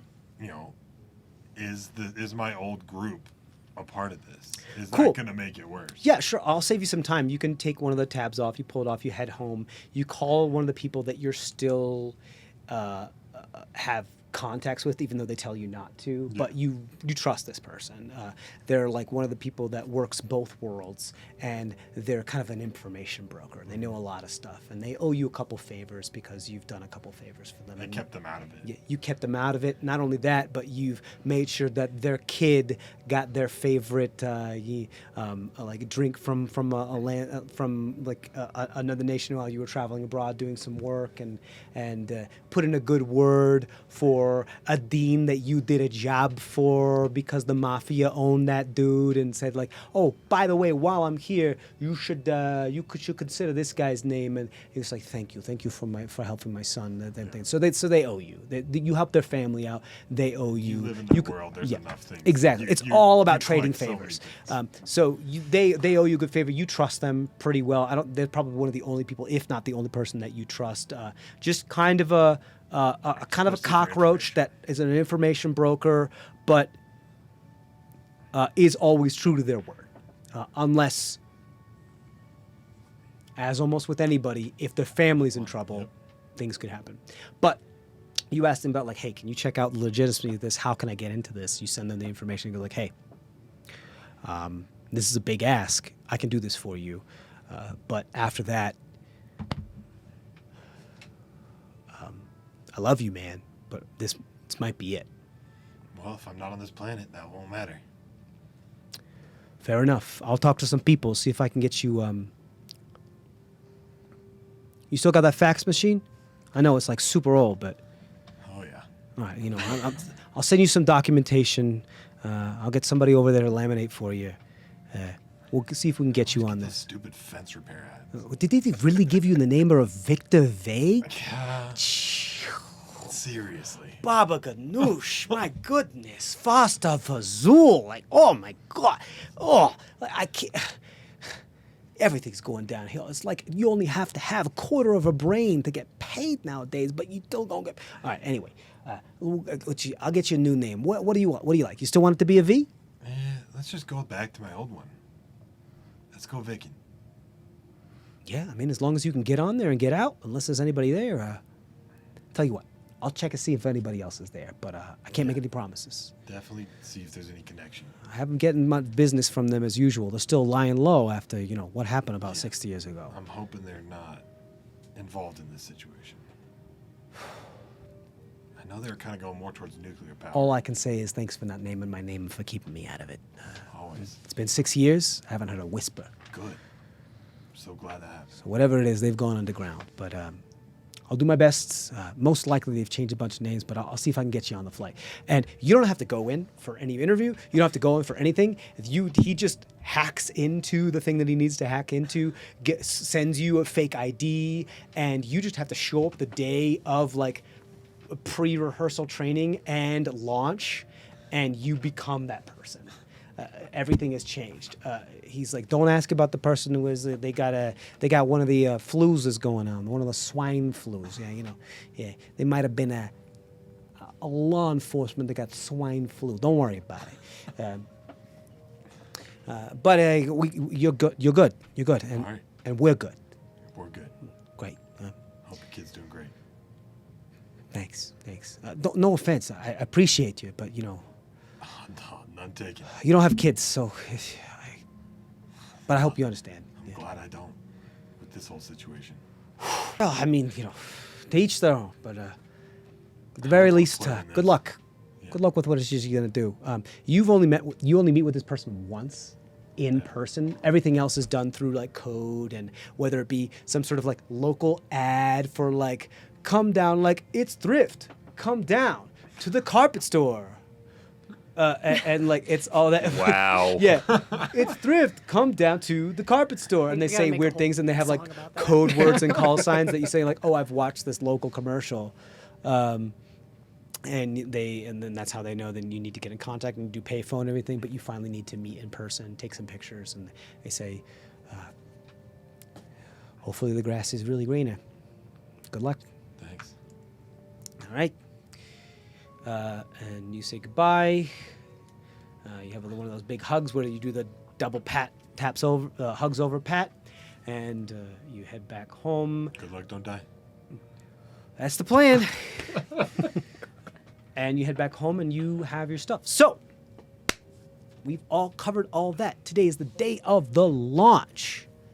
We're gonna fast forward through most of this because some crazy stuff's going on, and going to another planet's wild. But there are two things that all of you need to know. You guys are all on the same departure flight. Okay.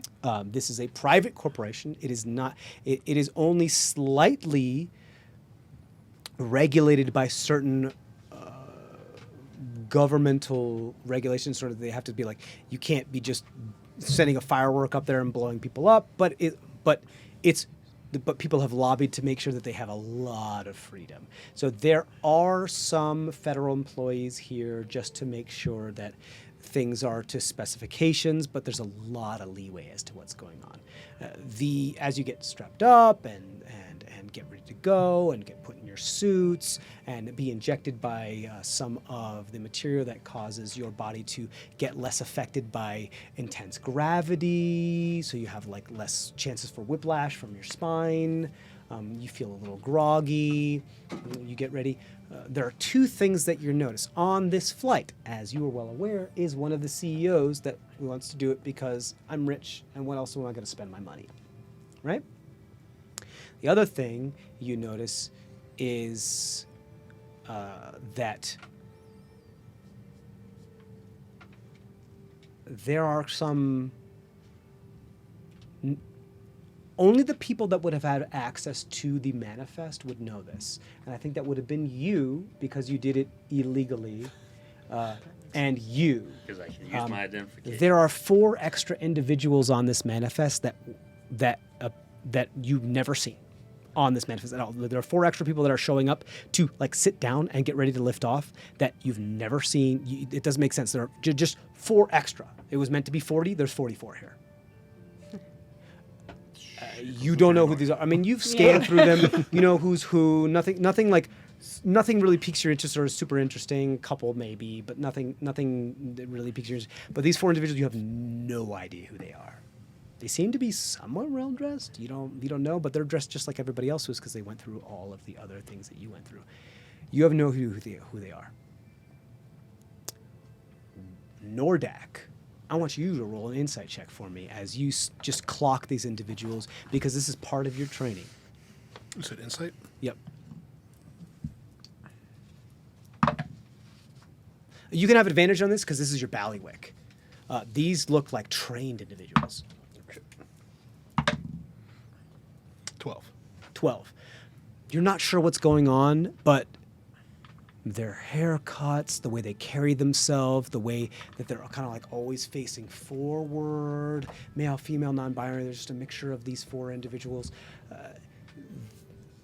There's something very military about them, almost Jarhead-ish.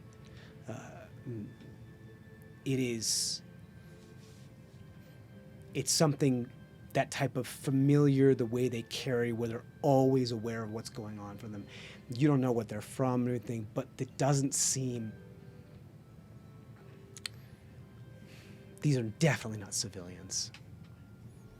These people have that air of...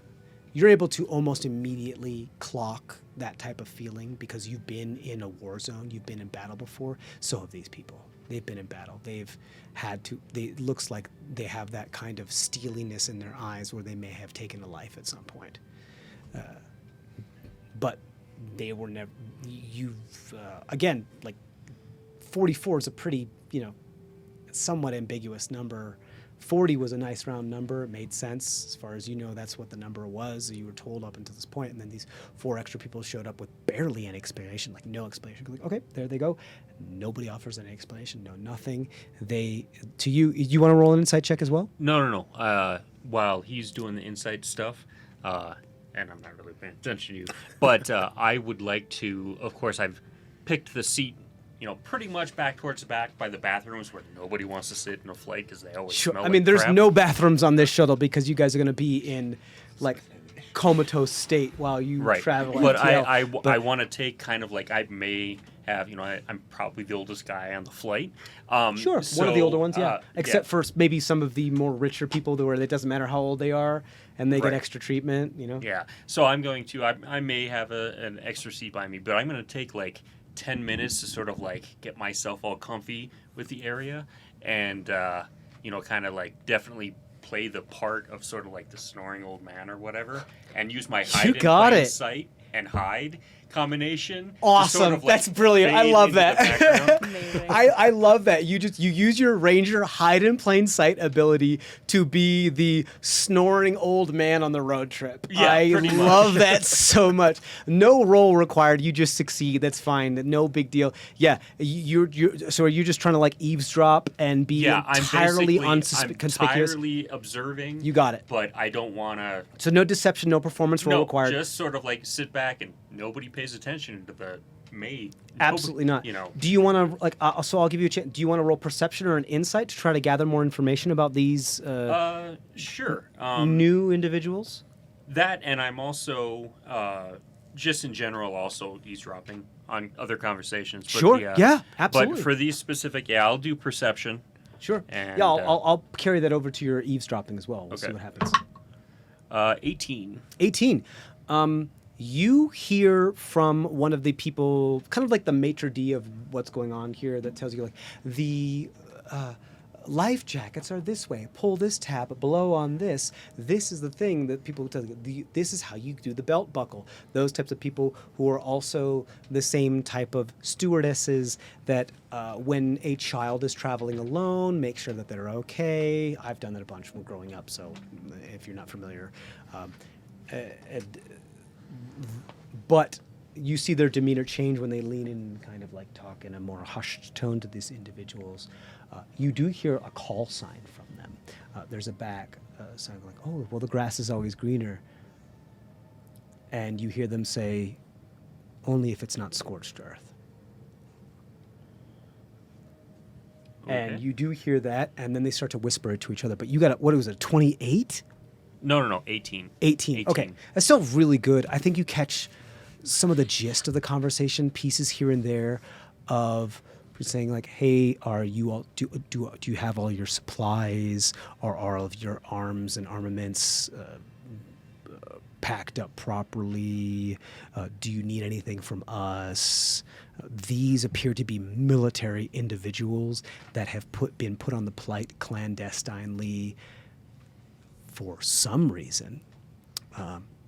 You're also a federal employee. You know that this type of thing doesn't happen last minute unless new information has come to light that they need to account for. Do they seem to be paying any more attention than I've normally noticed for other bodyguards for the CEO that I'm after? Do they seem to be watching him? Oh, that's a very or- good question. With your 18 perception, I'll just carry it so we can save time. Not really. Okay. No. They seem to be. Your instincts are telling you they're not here to protect the CEOs. Okay. They're here because other information was found out of this excursion and they were put on as a resource. Okay. And that makes sense. I mean, you know how federal stuff works. There's very often need to know things. There's also, even though things happen, there's also this type of controlling the media cycle, making sure people don't panic. So it's all, again, need to know information.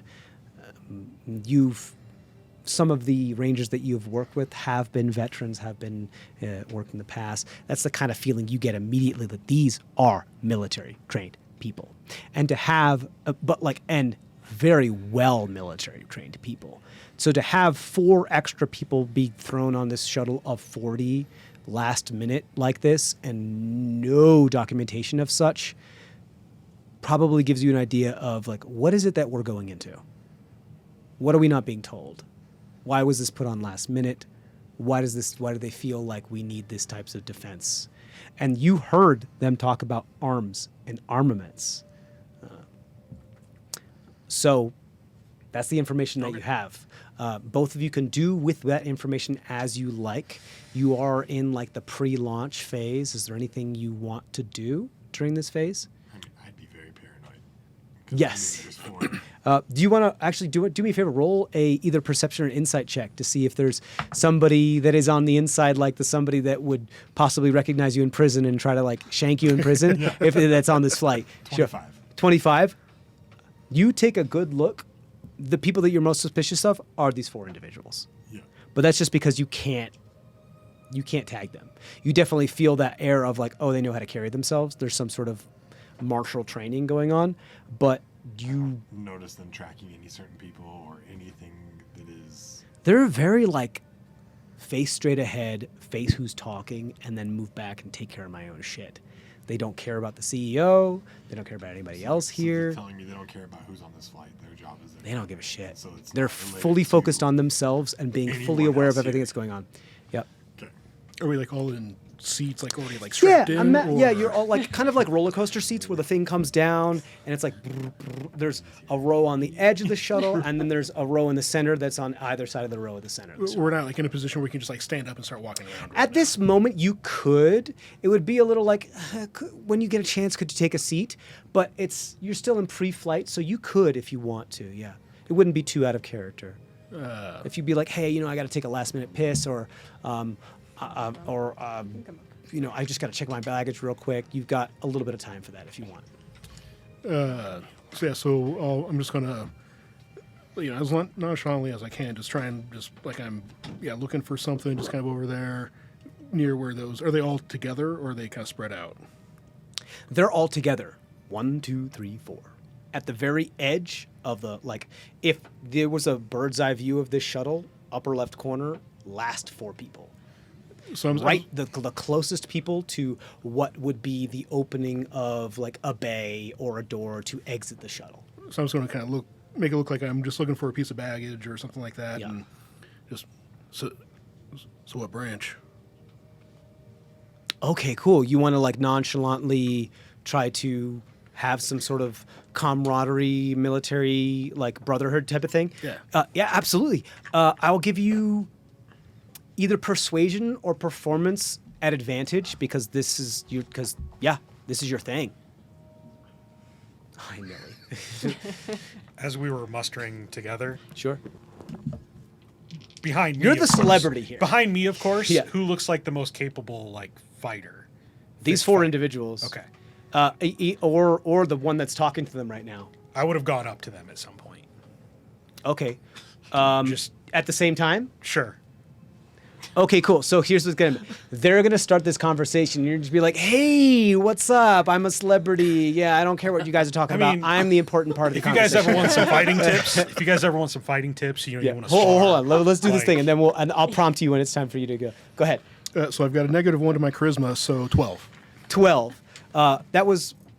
I gave you performance or It persuasion. would have been the same either. It would have been the same. Okay, okay. I think they probably clock you as somebody who worked in the service, but you also then clock them back as very easily. This isn't something I can talk to you about. You've worked in the service with people like that, and they just kind of give you the cold like nod. It's going. No, that's good. And just one person says that. All right, well, The rest like check their Velcro and type of thing. steady flying. I'll just walk back. And just kind of nod at you. If nothing else, that is confirmation that these people are absolutely highly military trained. You know that type of response, but as far as getting any more information from them, it's tough. These people were specifically made to not do that. Right. But you know that you're probably one of the only people that know that there's some sort of spec ops.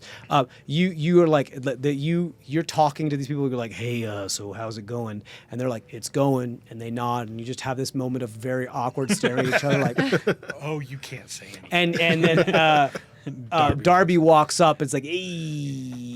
You guys look capable. You know, Trying to if you ever melt want the some fighting tension. tips, you know, you ever want to spar, I can definitely help you out. I can give you some pointers, you know. While you're talking this whole time, Nordak and this other individual have not broken eye contact with each other. Nobody has looked at you at all. We'd have to look down to look at them. So. I mean, if we get into a scrap out there, you know, we never know what we're going to run into. But, you know, you can take my lead. I know what I'm doing. One of the female individuals just kind of slowly turns their head. I've got like the tactical vest without a shirt on underneath it. Oh my god! And it's like right off the shelf. Like I just ripped the tags off of it. They just kind of stare at you like she's waiting for you to leave. Well, I mean, you know where to find me. You know who I am, so.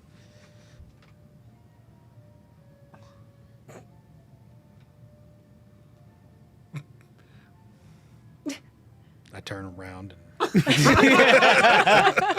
mean, usually people ask for my autograph. They don't just stare. They at don't me, seem but, interested at all. They're like full business, which for you is like a shot to the heart. Right. You're like, why I don't know these how to people deal with want this. Yeah, you don't They're want not to. fawning over These me. people don't care about you at all. They don't even talk to you. They just stare at you, waiting for you to leave. Which for you is like ego being like, You're gonna need I a have to- bigger vest. like, there's either two things. I think either Darby's like, I don't ever talk to them again, or I have to try harder next time. You do so. You get the sense that like that was weird, but who knows what Darby's thinking? Yeah. Like anybody who doesn't fawn over you is weird. Sure. So, great. One of the final calls of like, hey, it's time to start strapping in. We have to do final checks, T-minus countdowns, fuel checks, weather checks, that whole thing. Everybody's asked to sit in their seat. Anybody have anything else they want to do before we take off? Okay. So everybody, people, some of the maitre d's and the stewardesses go around and they check. It's very roller coaster, kind of like legs hang type of thing, as if your feet are on the bottom. His feet. I had to climb up Big a old wall harness. ladder. Yeah. Me too. Well, your legs are hanging. There are absolutely Different size. different sizes, harnesses specific, because they knew way ahead of time, weeks Who and was months that? ahead of time, who was going to be on this flight. So they made sure that You're like they. custom seats. Which No, it's actually the red plastic little like high chair thing. No. that they stick on Oh, the- I mean, if they're cut, I think Darby, that's one of the things that actually occurs to you is that you realize you knew who was on here just because you are a I knew the celebrity. important people. Yeah, you knew I who the didn't care important about people is, anybody but else. you knew that there was going to be 40 people here, and there's 44 people in here. And you're like, huh? But you also knew that you made sure, like, I need to make sure that I have a halfling seat. Like no, I will not. Look, I'm not flying like that unless I have my strawberry shortcake and my halfling seat. Like, I got in touch with their people and like I have Yeah. a custom made seat. yeah, it's ergonomic to Yeah, your love handles and everything. There's a seat for everybody. it took your, Meaning- they took your butt impression. One of the things so that- it just sounded like You probably recognize that nobody else recognized because you have that kind of insider celebrity knowledge about it. Is that there's a custom seat made for everybody here. Even the new four. And those take weeks, if not months, to do. Meaning that whoever made these custom seats, whoever's in Knew charge of about this the thing, extra people. knew about this way ahead of time and was able to keep that under the wraps for quite a long time. Go ahead. so. I just randomly took an empty seat, which probably isn't made for me. It's not because it's not meant for your Yeah, name. yeah. It's a little uncomfortable. I claimed it. It's I say like it does dig into your floater rib a little bit.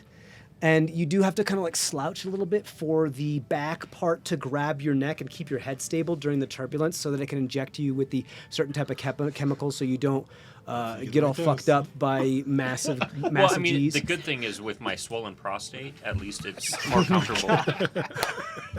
I hate you so much. Cool. I have to pee so bad. So Is that in character?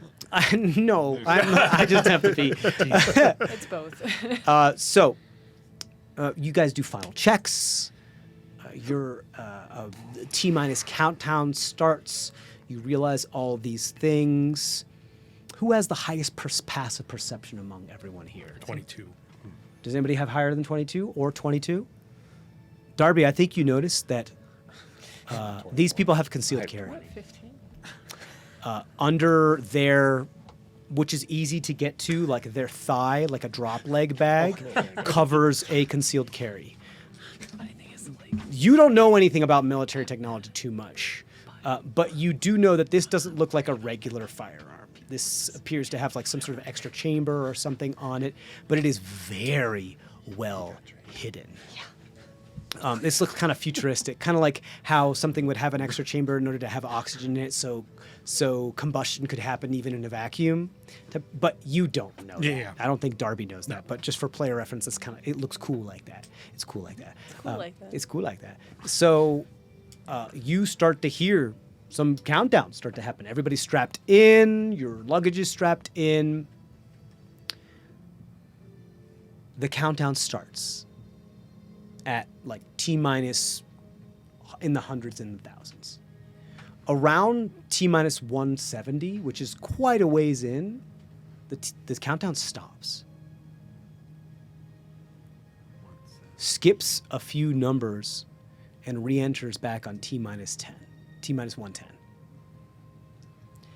I would have been already kind of just thinking about and meditating a little bit and like getting into that state of like, okay, I'm preparing for flight. Internally, I would have had that clock going. Sure. How much it actually It occurred. is back on track. It's just they did do it, which is odd. Yeah. It was just weird. You don't know if the speakers cut out or if they just stopped doing it. Okay, but it's still on track. Like there's It's still not a yeah. It's still not like the, yeah. The yes the Actual time is still correct. your internal clock is still correct. Okay. I think why don't Darby? Why don't you go ahead and roll an insight check with me for me at advantage because you're used to being able to spot things that go wrong on camera because you're used to being on camera. I'm gonna go pee real quick. You guys are not too far from each other. You're kind of clustered together. If you guys want to start talking to each other for a moment, we're just gonna shoot. You don't see me. Who's the old geezer? Fucking. Oh, damn, that's log. Fuck.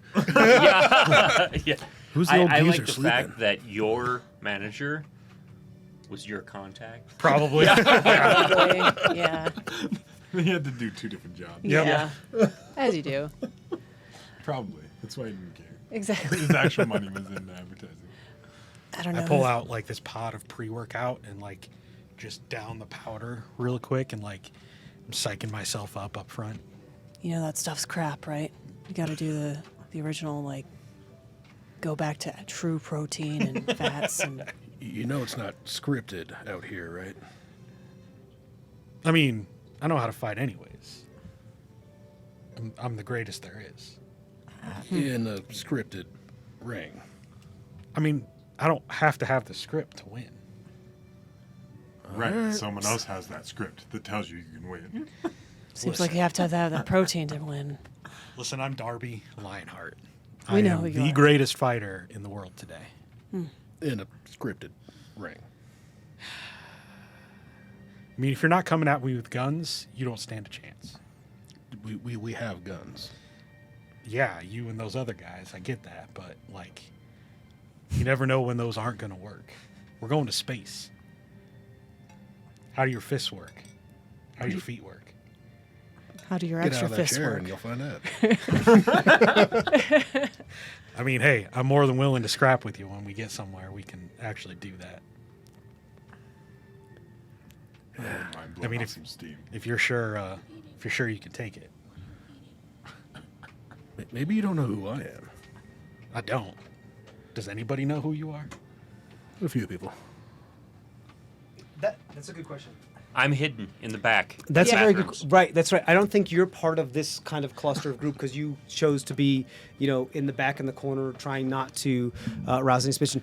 I think Greta, four of us. Nordak, and Darby are quite recognizable as individuals that have been in the public eye.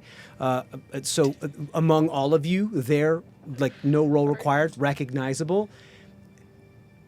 If any of you want to roll either perception or insight to see if Victor. Oh wait, he gave you the different name? He just gave me my normal name. Yeah, Vicken. yeah. If Vicken / Victor looks like that person that was that I'll do witness in that high-profile case years ago, and you recognize them, you can. Grandma, you're the butter lady, right? Oh, Did you say Grandma? Grandma? you said perception? Son, you better Or- know where to call. I was interested. Could you make like little lion heads instead of I like got a little 30. cows? I got a 20 on the dice. That was like first year. You got art 20 on the school. dice, and Of course it I brings you all the way down. Can you to give me a couple 3? of those? 30. You can do that, right? 30. I- Wow. No, I yeah, suck bad. I'm looking. Oh yeah, no. This dude is that you fully know. That was. I think you were very like. You probably followed it. As you totally I probably the totally ranger in the followed cabin totally follows the people's court at Judge Judy and the high profile cases. They want you binge Robot that shit. court, Wait, I mean, you it said is, perception more or advanced insight? than- Or insight, yes. So Correct. perception 18. 18. Yeah, you recognize them as well. You for a moment you're like. But you also, say that. as a military trained individual, know what that means. You also know how the court system and the MPs and all that type of thing works. So you know that if you outed this person, they could be in more danger. You probably know that too. Probably, Well, especially with a 30. I probably. Yeah, he I got more a 30 like, as well on a nat You got 20. a 30 as well with a nat. Nat 20, yeah, Jeez. both of us. Yeah, I think Yeah. everything that Kent and I have talked about, you guys fucking know. Okay, so, pretty Yeah, much. no, I mean, don't for care. for me, he's. Yeah, I don't think Darby. What did Darby get? What did Darby get? 15. Still pretty good, but There's not like something like Recognizable. there's something familiar, but then you realize how much you don't care. Yeah. I'm sure he put a target on a couple people's backs for me. Probably, yeah. Probably something that you I added followed people that you could have didn't helped. know Yeah, about. Huh? I added people you didn't know about. yeah. Yeah, I'd be like, ping, ping. You like marking. I signed his autograph You were once, that's probably marking where for I the know him hunter. from. Is what it was. So I think those of you who do recognize each I other, gave it to someone at for now. there is a moment where you realize like, hey, these people are kind of on my side of things. These are people that there may be like pop culture individuals, but they are still people that I have something in common with, when especially like maybe not like fully anti-establishment, sees the means of production, but they are people that I think Greta would be the hardest one to relate to, just because she keeps everything.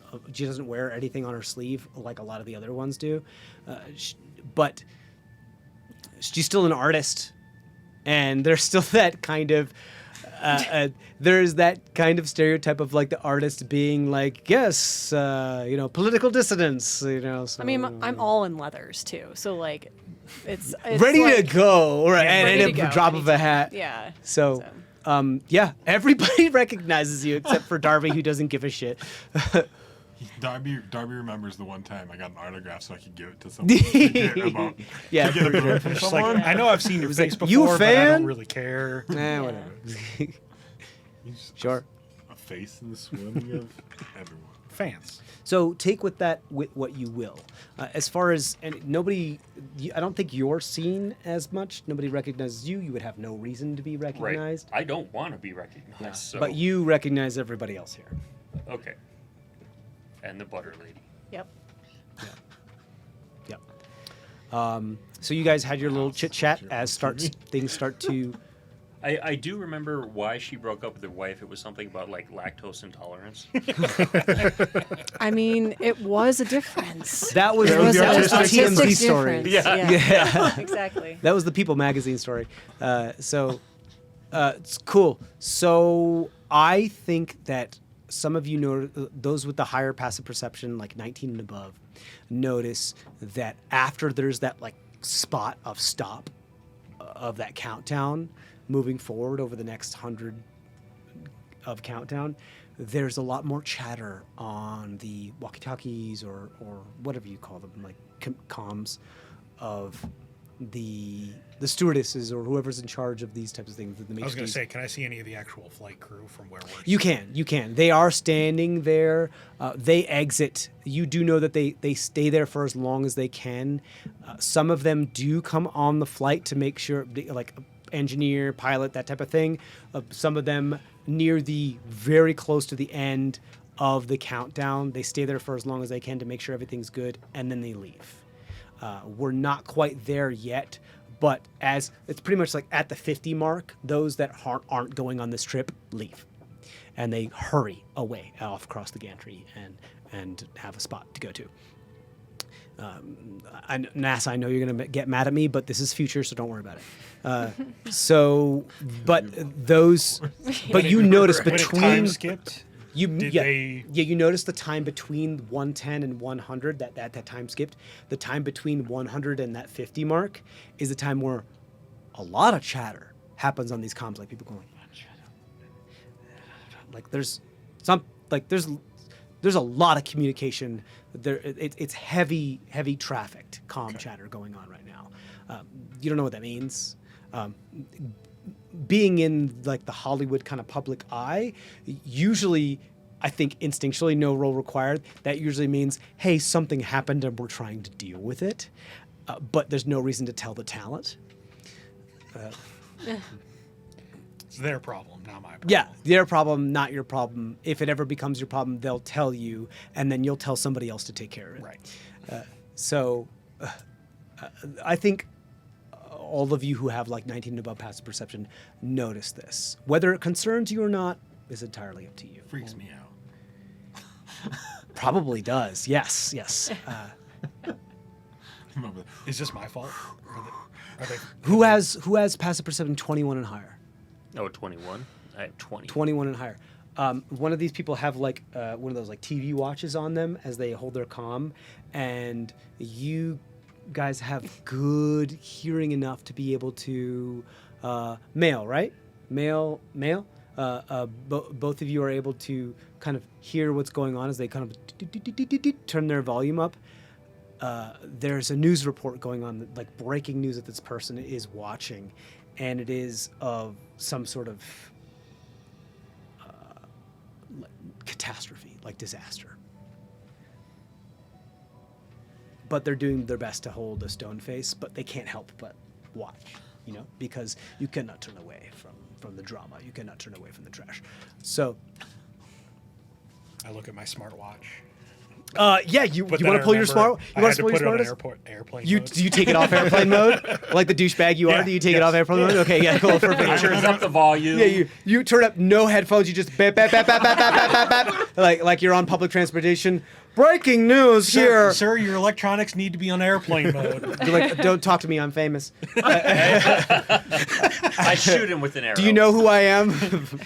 You're just I mean, like it's all a myth anyways. It's not going to screw with I the love flight Darby being like, equipment. tut, tut, tut, tut, tut, tut, tut, tut, tut. As they're like, excuse me, I'm listening. Stop talking.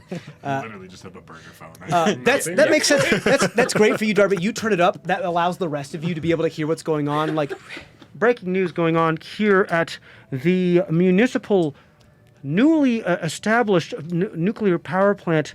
There apparently has been some meltdown of some type of nuclear officials and power plant officials are hesitant to talk about any specifics at this moment due to this developing situation. And you hear more and more about this, but apparently something has gone wrong with the local power plant. There is a moment where you get down to T-minus 20. It's not until T-minus 15 that the engines start to ignite and kick, and you're supposed to expect that type of turbulence, but you feel a small tremor nonetheless. You notice, because you're decent at reading people because you're in, Hollywood acting, that type of thing, this person be like, look up who's looking at their watch, and you watch your watch as you see the feed. There's like a bright flash of white light, and the feed cuts out. The person that you're watching is you're familiar with them. You've been like they're on your like to-do list of people before you die because you're a celebrity and you're an asshole and you make a list of people that you would do before you die because you're an asshole. Yeah. And you're a celebrity and Right. And like that this is like She's on my bucket list. Yeah. No, it's called the bucket list. Unfortunately, yeah. That's how as much of a piece of shit Darby is. I mean, Yep. it makes total sense because they have that big of an ego and they don't see anybody unless they are at their level, even people that are our level, as people. So this is like Felicia. You know this meteorologist or not this meteorologist, but this person. You also.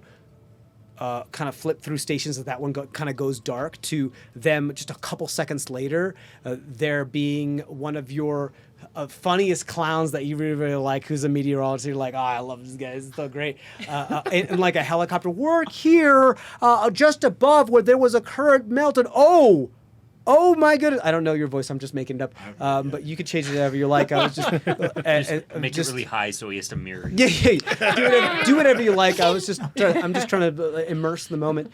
And there's this kind of blinding flash downstairs, or downstairs, down on the ground from like the helicopter. We're like, should we should be getting out of here, right? Right. Cut the feed. You should be getting out of here. And you see that one cuts just a couple seconds later. Dark. And then the engines kick on. And then the engine kick on like 2 seconds later. As everything begins to shake and rumble, all of those 4 individuals immediately grab their stuff, but they only one hand on there. The other hand is on their thigh. I go roller coaster arms up.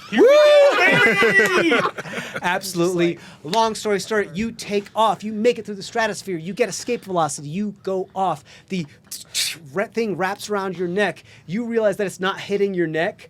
Go ahead and roll a squirm. I'll say squirm? I know squirm. I'll say a dexterity saving throw to see if you can get your neck in the right position to get injected with the proper chemicals. If you don't get injected with the proper chemicals, you could suffer from several points of exhaustion before you get to where you need to go. Let me roll it in there. There's also the person whose seat he took, who is in his Right. seat. No, that person just got disappeared. Oh. They Yeah. didn't make it. Oh, that's right. Yeah, So because I got otherwise a- there would be more They people. got the tummy. That's right.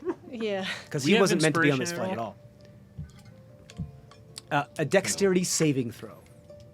You can use whatever you like on this. You would only have inspiration if you got one of the questions at the beginning. Can I use evasion? You can use. No, you can use an inspiration.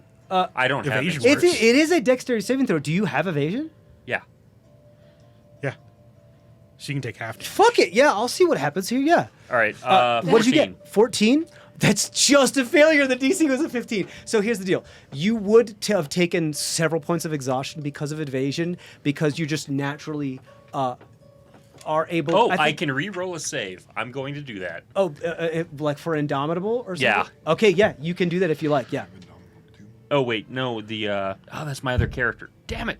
Okay, never mind. It's fine. So what I will say is that because of evasion, again, fast and loose are the rules. However many exhaustion points you would normally take, you'll only take half as many. Which would be what? Because you're going to squirm and weigh yourself because you've had to crawl through caves in order to do cartography as a ranger and all those other types of things. So you've had to move these types of fields of things.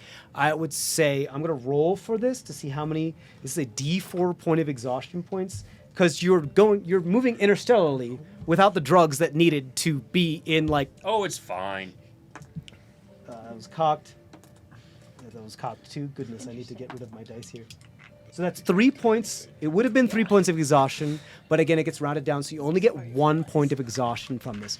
But you are awake for the most traumatic part of this takeoff, which is all those G's of like, and it feels horrible, and you have to like slide your neck down just a little bit more before the thing finally clasps around your artery and injects you. And you're like, oh, fucking finally. But you have a broken escape velocity. It's only until the G's aren't as strong that you're able to squirm your way and kind of just you do this thing where you do and you shove your neck into the needle because the needle already pushed itself. So you shove your neck into the needle. So you're gonna wake up from your comatose state with quite the kink in your neck, hence the point of exhaustion. But well done. The rest of you, fast forward to your arrival at where you are going. However, before we do that, we're going to talk about your level 11 characters that just happened right now. We're going to rewind just a little bit.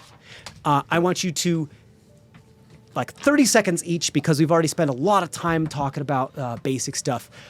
What is a basic day about you going about being in a place where you think you would need to be in order for you to be affected by what's about to happen throughout your characters? Then we're just going to go around the table. You start your day. Wouldn't it be nice to drink a cup of coffee? Do, and then move about your life. Go ahead. Christina Novak. I am one of the shift leaders in the control room. So you wake up. Well, So- what's do you have an apartment or do you have a home? This is a new nuclear power plant, right? Yes, it is. It is no more than a decade old, if not like maybe 3 or 4 years old Okay. at most. No, It that's is I, new. I would have a house. This legislation nearby. that passed to bypass those protections was a new thing. Is there like a city that sprang up for the workers for this place? Kinda Yeah, a company town? kind of like how Alaska has those towns, kind of like that. Yeah. Speaking of somebody who's been to Alaska, yes, I would say if you want like on-campus like housing, a little that was an company option. Town, like, Yeah. yeah. If you want to live in on-campus housing, yeah. Where are you from then, Christina? If you're not from here. Bigger city, Okay, cool. like on the coast. On the somewhere. coast, so something like New York-ish, that type of thing. Probably went to a prestigious college Yes. like an NYU or something like that in order to get But the instead information of that you doing have. what my parents wanted to do, I went into the scientific energy sector. Right. Okay. Were your parents Bible thumpers, sports people? More just traditional. I'm thinking like Eastern European kind of family. Okay. What did they want you to be? A wife. A house. That was nice. That Yep. Nice pull. Okay. They wanted you to be. They wanted you to find a doctor to Yes, marry in order exactly. to have financial security. Yep. And then poop out a bunch of grandchildren for them. Yeah. that's not how that works. Just so you know. In this world, it is. Oh, okay. Okay. Yes. Everything comes out That's a the danger anus. hole. So I've meal prepped, so I pull out my food for the day, and I you've go off meal to work. prepped. Yes, this is very Christina. Yeah, absolutely. Yeah. I go Sure. off to work. You go off to work. Do you work in logistics or do you work in like the cooling towers? I work like in the control room. Okay, Like cool. the Like you are able to see through command the center. radioactive glass into the cooling rods where they are, Yep. where the rods are. Yeah, absolutely. That's your normal day. You clock into work. You have your cup of coffee or tea. You live on campus housing. So even leaving on campus housing, I think you actually run into Felicia Olivier, who has been stipend on campus housing for this particular news story. We have like a scheduled interview today.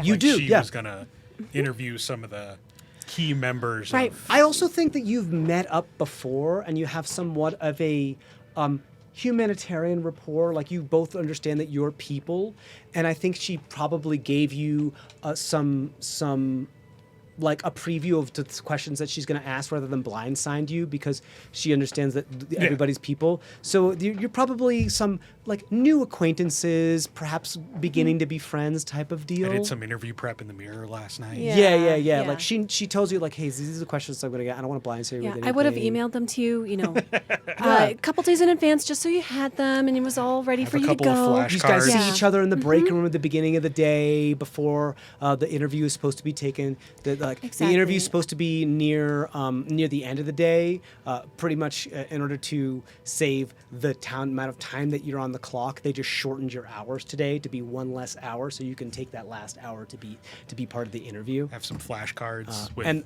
like a little bit of technical information, but mostly just like the cliche company answers. Sure. Yeah. And I think, Written down. Felicia, after the interview, you're going to do your on-site cuts where you do outside where the power plant is in the background. We're here talking about the new, Exactly. that type of thing because you don't do it live, you do it cuts everything. But this one is supposed to be live. But again, news is weird. You can do the interview not live. Right. But I'm here reporting at this spot live. Well, because that's when the power plant's opening, or Granted, that's, none of you this know, is it's supposed to be different. live. Like this is Yeah. supposed to be a pre-recorded story. So that's what you guys know. Xander. Yes. Xander, he lives close to the station. He comes in, he has his head clear skies ahead. Yeah. When he goes and gets his coffee from the local coffee shop and, hey, Simon, what's the new assignment today? Where am I going? The meteorology report at like 7 a.m. and 9 a.m. And you another realize one that at you're 1 going to be a.m. working in Yeah. tandem with Felicia today. Where am I going? You're going to be working in come- tandem with Felicia today because of all the pollution and what's going on, there are new types of meteorologic events. Rather than them just being, sleet storms, snowstorms, there are things such as, pollution storms where things get moved to certain areas. You have pollution updates, there's sandstorms, those Acid types of rain. things, acid rain, and you're expecting a nice, like, colorful acid rain because the aurora is supposed to hit it a certain way because all the atmosphere is so fucked up. It's like the magnetic poles have been pushed down. The acid rain is all messed up. I know it's fantasy. Don't worry about it. Don't at me. And you're supposed to have some like colorful aurora acid rain midday at the power plant here. So you've been set like, hey, Felicia's on site. If you need to go over to her in case the shit doesn't go down the way you need it to go down, go ahead and just pass it off to her. And they know this because it's been there have been a past couple times where you just happen the way it needs to happen with you, and I think it's more of like you're still kind of more humanoid, and it's just your innate kind of luck, kind of how Noelle and I, whenever we play games, she always blames me because I have a lot of luck because I have some sort of world powers or some bullshit like that. It's stupid. Whether or not it's provable or not, I think it's too when many you times. get that types of powers, it just enhances upon your innate connection with the universe and how you interact with it. And it's really funny because you're a meteorologist who half the time when you go to a place that has bad weather, it kind of clears up. And I don't think that has anything to do with your sorcerer powers yet. It's just kind of luck for you. And I think when you get those types of powers, it starts to become more of an actual thing that happens, like a mechanic. So they're like, okay, it's supposed to there's a lot of stuff that's supposed to happen here. Worst case scenario, shit doesn't go down. Don't worry about it. Just pass it off to Felicia. We'll still get the airtime we need to get. Are you all set? Yeah, I'm all set. Okay. Can we get a we're chopper? gonna put you in the chopper today. I love chopper Okay, days. cool. It's gonna be a little choppy today in the chopper. Chopper. Yeah, that's a production joke. We like that. When you get up to my level, you might understand it. Gotta Okay, get this so we don't have enough shoots for everybody, so we're gonna give you the shoot to the pilot and the cameraman. If you need to just grab onto the cameraman, no big deal. We'll figure it out. Safety regulations have gone through the shitter ever since. A lot of government and other rules have happened. And don't get me started on the FDA when it comes to your lunch break. So anyway, good luck. Take care. Bye. Okay. No hazard pay.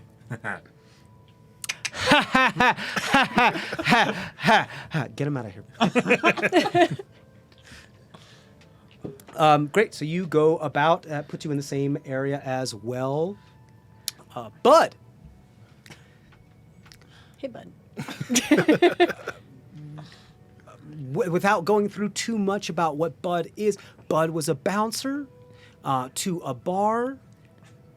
Drank on the job. The bar didn't care usually too much until a rich individual had a complaint about you being. He was a fucking wrestler or some fucking shit. It was totally Darby. I totally could have flung him 2 streets away. He was so tiny. He had the ego of like 10 times his size. Some rich person complained about you in order to cover their ass. The bar was like, God, dude, I mean, I get it, dude. I understand, but I gotta let you go. We can't keep doing this. So you're falling on a little tough times because the money's not coming in as much. But you do see that there was an ad for security, and it makes it part-time security for one of the private space exploration things, and that's you know security. You can do part-time. You don't have to commit to anything. And they're corporations, right? So all of them are alcoholics, right? So you apply at you come in to you just drive into where they have that checkpoint where the arm comes down and they have that kind of toll booth thing. They look at you up and down, make a mark on the thing, and just take a look at your just body and who you are and kind of all your tattoos and the fact that you came into an interview smoking a lit cigar and they're like, when can you start? I know, this fairy is great. Right. This is a ferry, by the way. Yeah. No, a ferry. So driving a smart car up to the toll booth with those long, like those type of handicapped long bits where you have to like To push it. operate everything. Yeah, those big long pedal deals. Is the hood of the car like yellow and the base is white? Or, That's up to him. red? Does it say Okay. Ferngully, bro? Right. It says FRNGLY as that's Yes. the license plate. Have you guys seen Who Framed Roger Rabbit? Yes. You know the baby? Yes. Who's really Yeah, like, yeah, the gangsta Yes. baby. Yeah, He's yeah. the fairy version. Exactly. Yes. With the big cigar, yeah, absolutely. Yeah, it has a vest. You have your things rolled up. You're smoking a cigar. You came into an interview with that. Your flask is right here, very visible. And they're like, when can you start? They don't give a shit. And it's a normal human-sized flask. yeah, it's a normal. So it's like this big. It's your whole pectoral, just right up against your rib Amazing. cage. You do the whole. You look at them. They look back at you. You look at them. They look back at you. You go with your wings. They're like, good enough for me. And they check you off and they just say, when can you start? So you are there during the day of the takeoff. And are you drinking? When no one's looking. Okay, you're drinking. You would be the one looking. What's Bud's passive perception? 13. 13. Okay. 13. Oh no. You're a bad security guy. You're the guy where people are like stealing things from underneath your nose. Well, they did worse. They did horrible. So Someone's telling you what's you going on. do see. That's why he's like, You know that kind of psychology where if you walk into a place like you belong there and you feel and you act like you own it and then you walk out like this is a job that you do, most people don't bat an eye and they don't question you. It's the ladder symptom. What is it called? The ladder. If you bring a ladder somewhere, If you Yeah, bring right, a ladder, yeah. the You can the get ladder, in yeah, there. the ladder syndrome. So you see that happening, but this is like you've done this for a very long time, right? I've brought a ladder to a place before. Yeah, you have done this more often than you have been a security guard. So, or like a bouncer. So you see that and you're like, huh. And at first you're like not too sure, but then you're like, It's my first day on the job. yeah, This isn't my it's up to you. It's your first day on the job. Do you care? It's a 70-year-old man. There's something shady going on with these fuckers. I love this. Sure. Do you want to follow them? Yeah. Do you want to report them or do you want to follow them? I'm going to observe. Okay, you got it. So you just kind of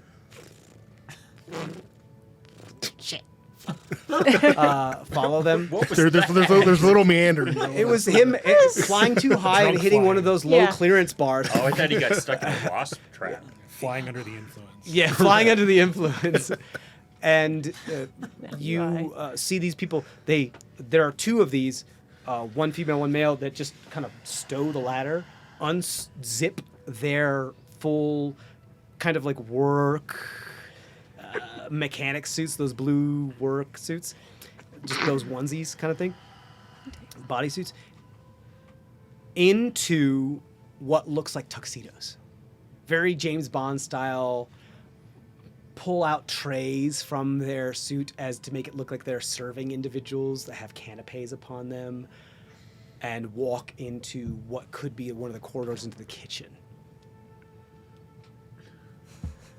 I need to get me one of them fucking jobs. Do you follow them? Yeah. Okay. You follow them.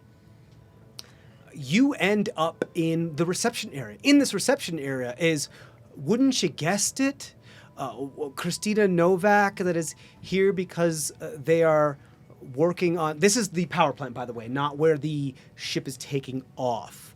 This is supposed to be because they hired extra security because populace having places, yada yada yada. It's the same corporation, though. Same, owned by the same corporation, exactly. Same, like, you got hired by the campus? corporation. You got put wherever they wanted to. Like Put the same complex. it is. Like the rocket launches. are over Technically, there, yeah, it's kind but- of an annex, but it's so far of an annex because it's Okay. near the waterfront. Gotcha. Because it has to be. It's a rocket liftoff. It can't be near any buildings or it's going to burn all those fucking buildings, right? Yeah.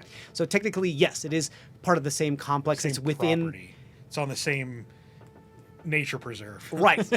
Yes. Yeah. It is on the same. It is within the same square acreage of which is still the national park. Right. Yes, absolutely. You find yourself scummy. as you follow these individuals. You're still armed as a security guard.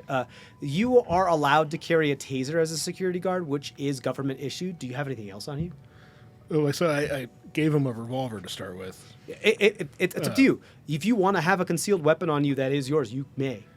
I mean, for flavor wise, yes. I Okay, have yeah, you absolutely, even mechanically, yeah, you can have that on you. I don't think they check you too much when you come through. You could have brought whatever you want with you. So, yeah, you could have absolutely had a revolver. It is like a little snub pistol. Yeah, just or- easily concealable. Okay, like a just snub, calf pistol. Right, Sure, yeah, you just, got yeah.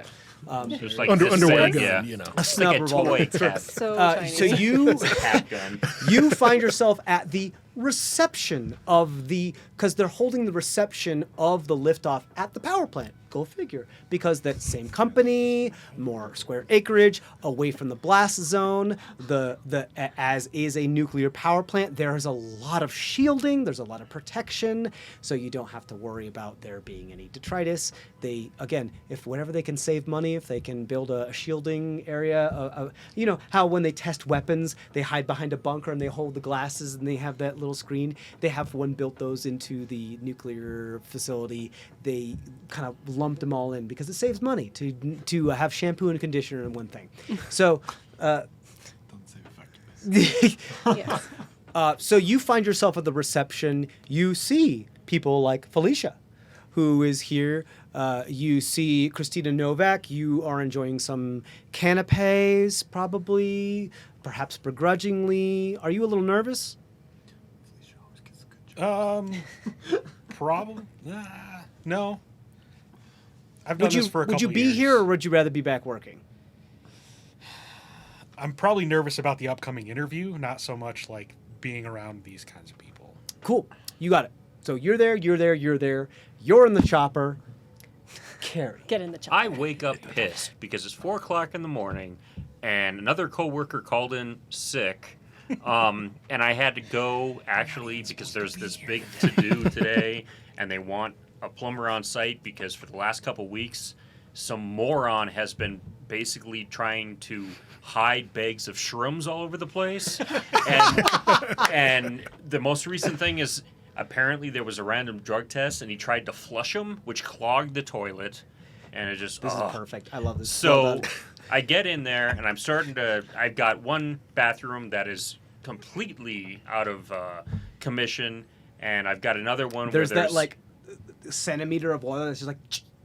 yeah, pretty as you much. walk in. But I'm kind of happy because my colleague who's down the hall got the one with the actress that was bulimic, so at least he gets to clean that up. Jesus, Matthew. So go over Fuck. there, and of course I take off the I start working on the clogged toilet or whatever, and I can tell which one it is because there's stuff that should be going down is actually kind Dice of Ages has up. nothing but respect for the disorders that people have. This is a joke podcast. This is an adult game. Please continue. Yes. Matthew. Okay. So I pull the lid off the back of the toilet, and I'm looking at basically trying to take it where I can take the tank off and do that stuff. I remove all of the test apparatus that I've already been sworn with an NDA to not tell anybody that they have the testing for how much radiation is going through the toilet. and If their stuff like shit is that. radioactive or not. Yeah. So I ignore all of that, and I'm starting to. Have you been cataloging who shits what? No, type of no. shit? I know there's instrumentation in this, and Oh, I have okay. to log that. I have to log that there was a log I had to remove. Right. It's log, right. log. Right. Because it is still resources that are going. To, Right. You have to log logs. You have to log I shit. have to log You have to log log. Right. No logs, not here. It's a I log can't size help log. it anymore. It's log. It's log. Yeah. So It's radioactive. It's wood. So I'm basically having to dismantle this entire toilet, which is a wonderful thing. So I've got like a shop vac going in and stuff like that, which is Yeah, wonderful. you got the snake and Yeah, the shop. I've vac. already checked my little like radiation Dosimeter. thing, which 3 weeks ago had already reached the maximum that anybody could have. Yeah, like they give you things that are green, and if they turn red, that Yeah. means you have to stop, get tested, and get a new one. And you've seen it gone red, but red means you need to take 2 weeks off of non-paid leave. So you've painted it green. Well, the other thing is for I mean, replacement, they're also they, expired, so who well, knows how yeah, accurate they they make Right, you and they they make you have pay not for a done new it. one. They do make you pay for a new one. Yes, absolutely. So Definitely a reset button. yeah. So yeah, that the thing actually, and I'm aware of this, is that they are self-flushing toilets, but actually it's the spectrograph inside the toilet sensor that is actually taking body scans of the people using the bathroom for research purposes. And you've signed an NDA not to talk about Right, that. exactly. Yeah. Nanny cam in the bathroom. Pretty much. I mean, it doesn't technically get an image like you would for a camera. Yeah, it's more of just like chemical balances, stool samples, Right. the weight distribution, Yeah, and you have to actually have oxygen, carbon dioxide exhalation. That right. type of- And the thing about these toilets is there's actually a sample collection underneath them that you have to be careful of when you're fixing the plumbing, that you don't contaminate that. If the toilet deems that a stool sample Right. should be necessary, it goes to a different collection apparatus. Fuck. Yeah, absolutely. That's exactly what happens. Yep. Because everybody uses these toilets. Absolutely uses it. The scientists, the astronauts in training, everybody does. And so it's like a secret shopper for your poop. Yeah, pretty much. Hidden in the fine print of our employment contract. Oh, it's there absolutely in was that. We can like a collect clause- any bodily right. fluids from you at any time, Yeah. as long as you do so on company property. Double Yeah. blind medical tests may be Yep. done There is on no you such without thing your as knowledge. crapping on the company time because They're actually testing. yeah, your body. exactly. Yeah. Exactly. So you go into this other chamber that was trying to accept a new sample and put it into a new compartment and keep it sterile, but there were so many fungi, these things of fungi, that it was blocking it, and it was just like to keep doing the.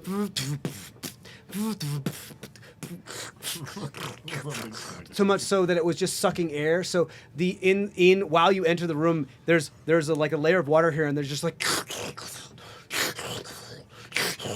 It's just making it sound to make it sound like there's a monster in this bathroom. Yeah. And You the know what it worst sounds part- like, but everybody else is like, "That's the haunted bathroom. I'm not going the in." worst part is, and I've seen this before, is that I don't open the mushroom packages because the last couple of times I did, I have observed through the plastic bag. Legally, you're required to dispose of them in the incinerator. Have you taken anything home? No, and the reason for that is because I have found that given the warmer environment inside these areas, that the needleworms, which are a parasite found in these mushrooms, breed will try to get out of the fungus area. Right. So I've picked up bags that just look like it was full of like pubic hair that was moving. So no, I don't use those. Not at all where I intended this game to go, but here we are. Yes. You got it. So So your I- job it's- is gnarly. Yeah, it's gonna take a while. But that's your job.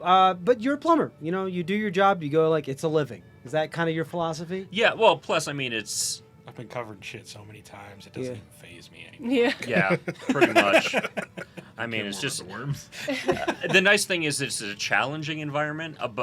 Here is a challenging environment because not only do you have regular toilets and plumbing, but you have all this other stuff. So I can really use my. So here's the deal.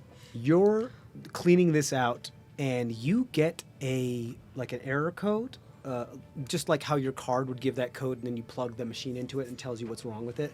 You plug your little like tricorder thing into the futuristic toilet, and it tells you what's wrong and what you need to fix with it, other than the obvious. And you get an error code that you've never seen before, Okay. and it's a code purple. And the code purple means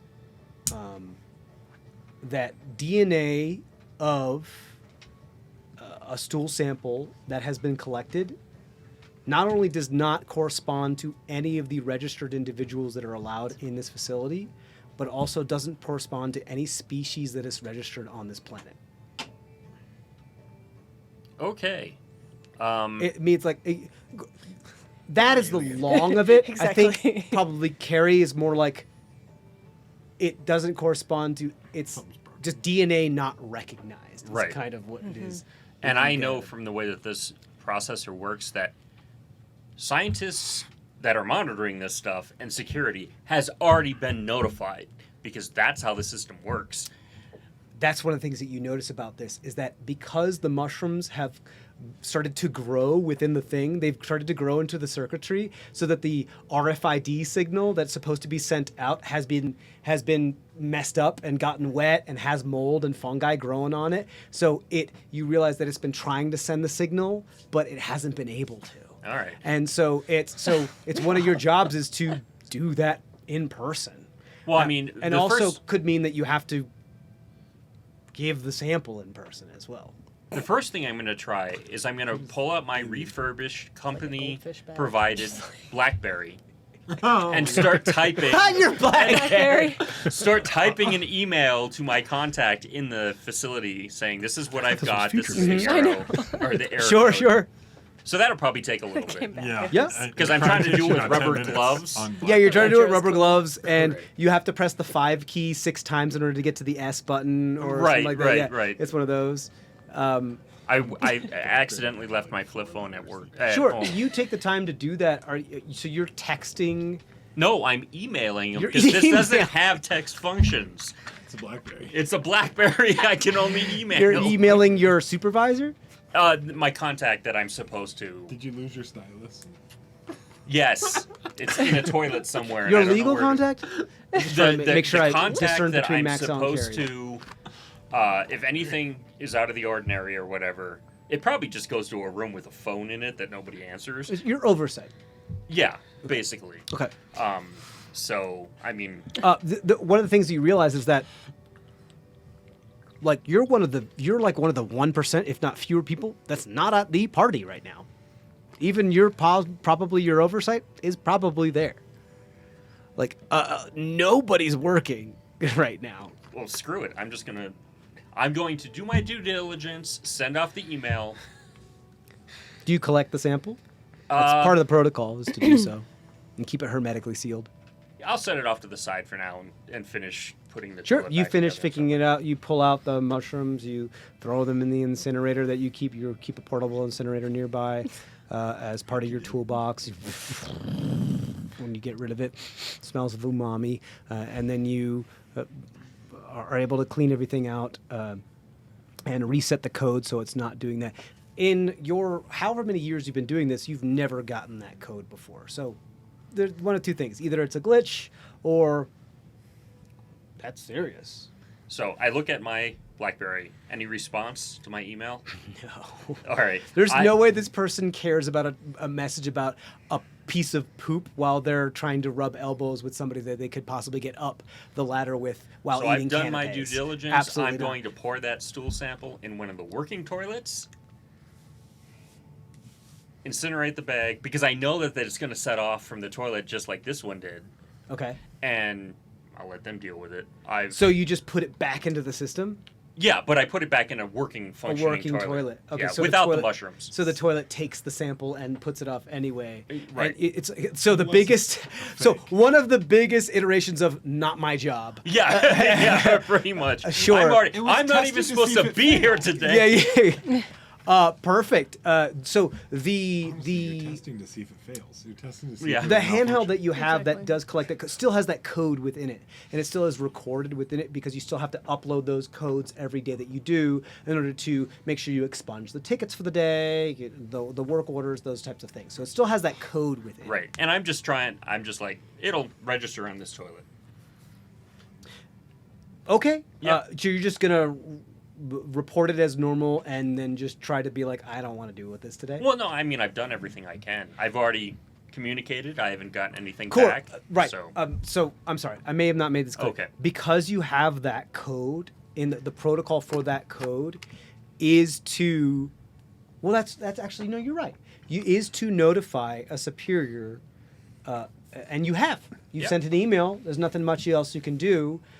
It's just that code will then go into record, but the records aren't being looked at right now. Yeah, and I don't really care because Yeah. once I put it in the other toilet, They didn't that pay for toilet's all going to of it. notify, given it's functioning. Sure. So it should go to whoever it needs to go. Unless it was a Sure, I'll say proper this code. then as you're trying to clock out or just finish with the rest of the tickets for the day, you get a notification on your thing because it's kind of very big corporation where the AI says you've been taking a break too long, or like it's time for you to Your do ticket this times thing. are too high. Yeah. You gotta move You on. gotta keep moving. Does it actually say you spent too much time in the bathroom? No, And no. I'm like, It says My hey, job." now that your shift's over and you have done this code, you need to report physically to somebody for debrief, just so you can. does this work order have my name on it, or the person I'm replacing for the day's name on it? You're Carrie, right? Yeah. Remember, Remember- were you replacing somebody? I'm sorry. Remember, I was pissed off because at 4:00 in the morning, my coworker called in sick, so I had to Right. take his place. Yeah. That's up to you. You are able to be honest and put your name on the work order because you took the shift over, or Oh, no, you I- could just be like, I nope, am not my business, angry and leave because his this- name on it. Because he's not sick, and Sure. I know it. So, So you leave were their the name on it. yes. And you wash your hands of it and But just then be you're like, not gonna get paid boy, 'cause bye. You didn't go, quote unquote. Not for this one, but for this specific ticket. The The other coworker, tickets I can get. the coworker's gonna pay him back under the table, because the company's not gonna pay out overtime. Yeah, you have to find your own replacement. Mhm. Yeah. Yep. It's the same thing if I wanted to quit this job. I have to find 2 people to take my place. Yeah. Capitalism. Yeah, so- They both get paid less to you than you together. Yes. Yep. Yeah. So, If she actually clocked in, do you she would be so accruing overtime. do you and that's like not leave allowed. your So- friend's name on it and wash your hands of it? Yes. Okay, And he's not cool. my friend. He's my coworker that Coworker, screwed me. sure. Your coworker. You leave your coworker's name on it. You wash your hands of it and be like, I'm done for the day. One of the things that was your yearly bonus this year was if you end your work early today, you can join the reception. That was your yearly bonus.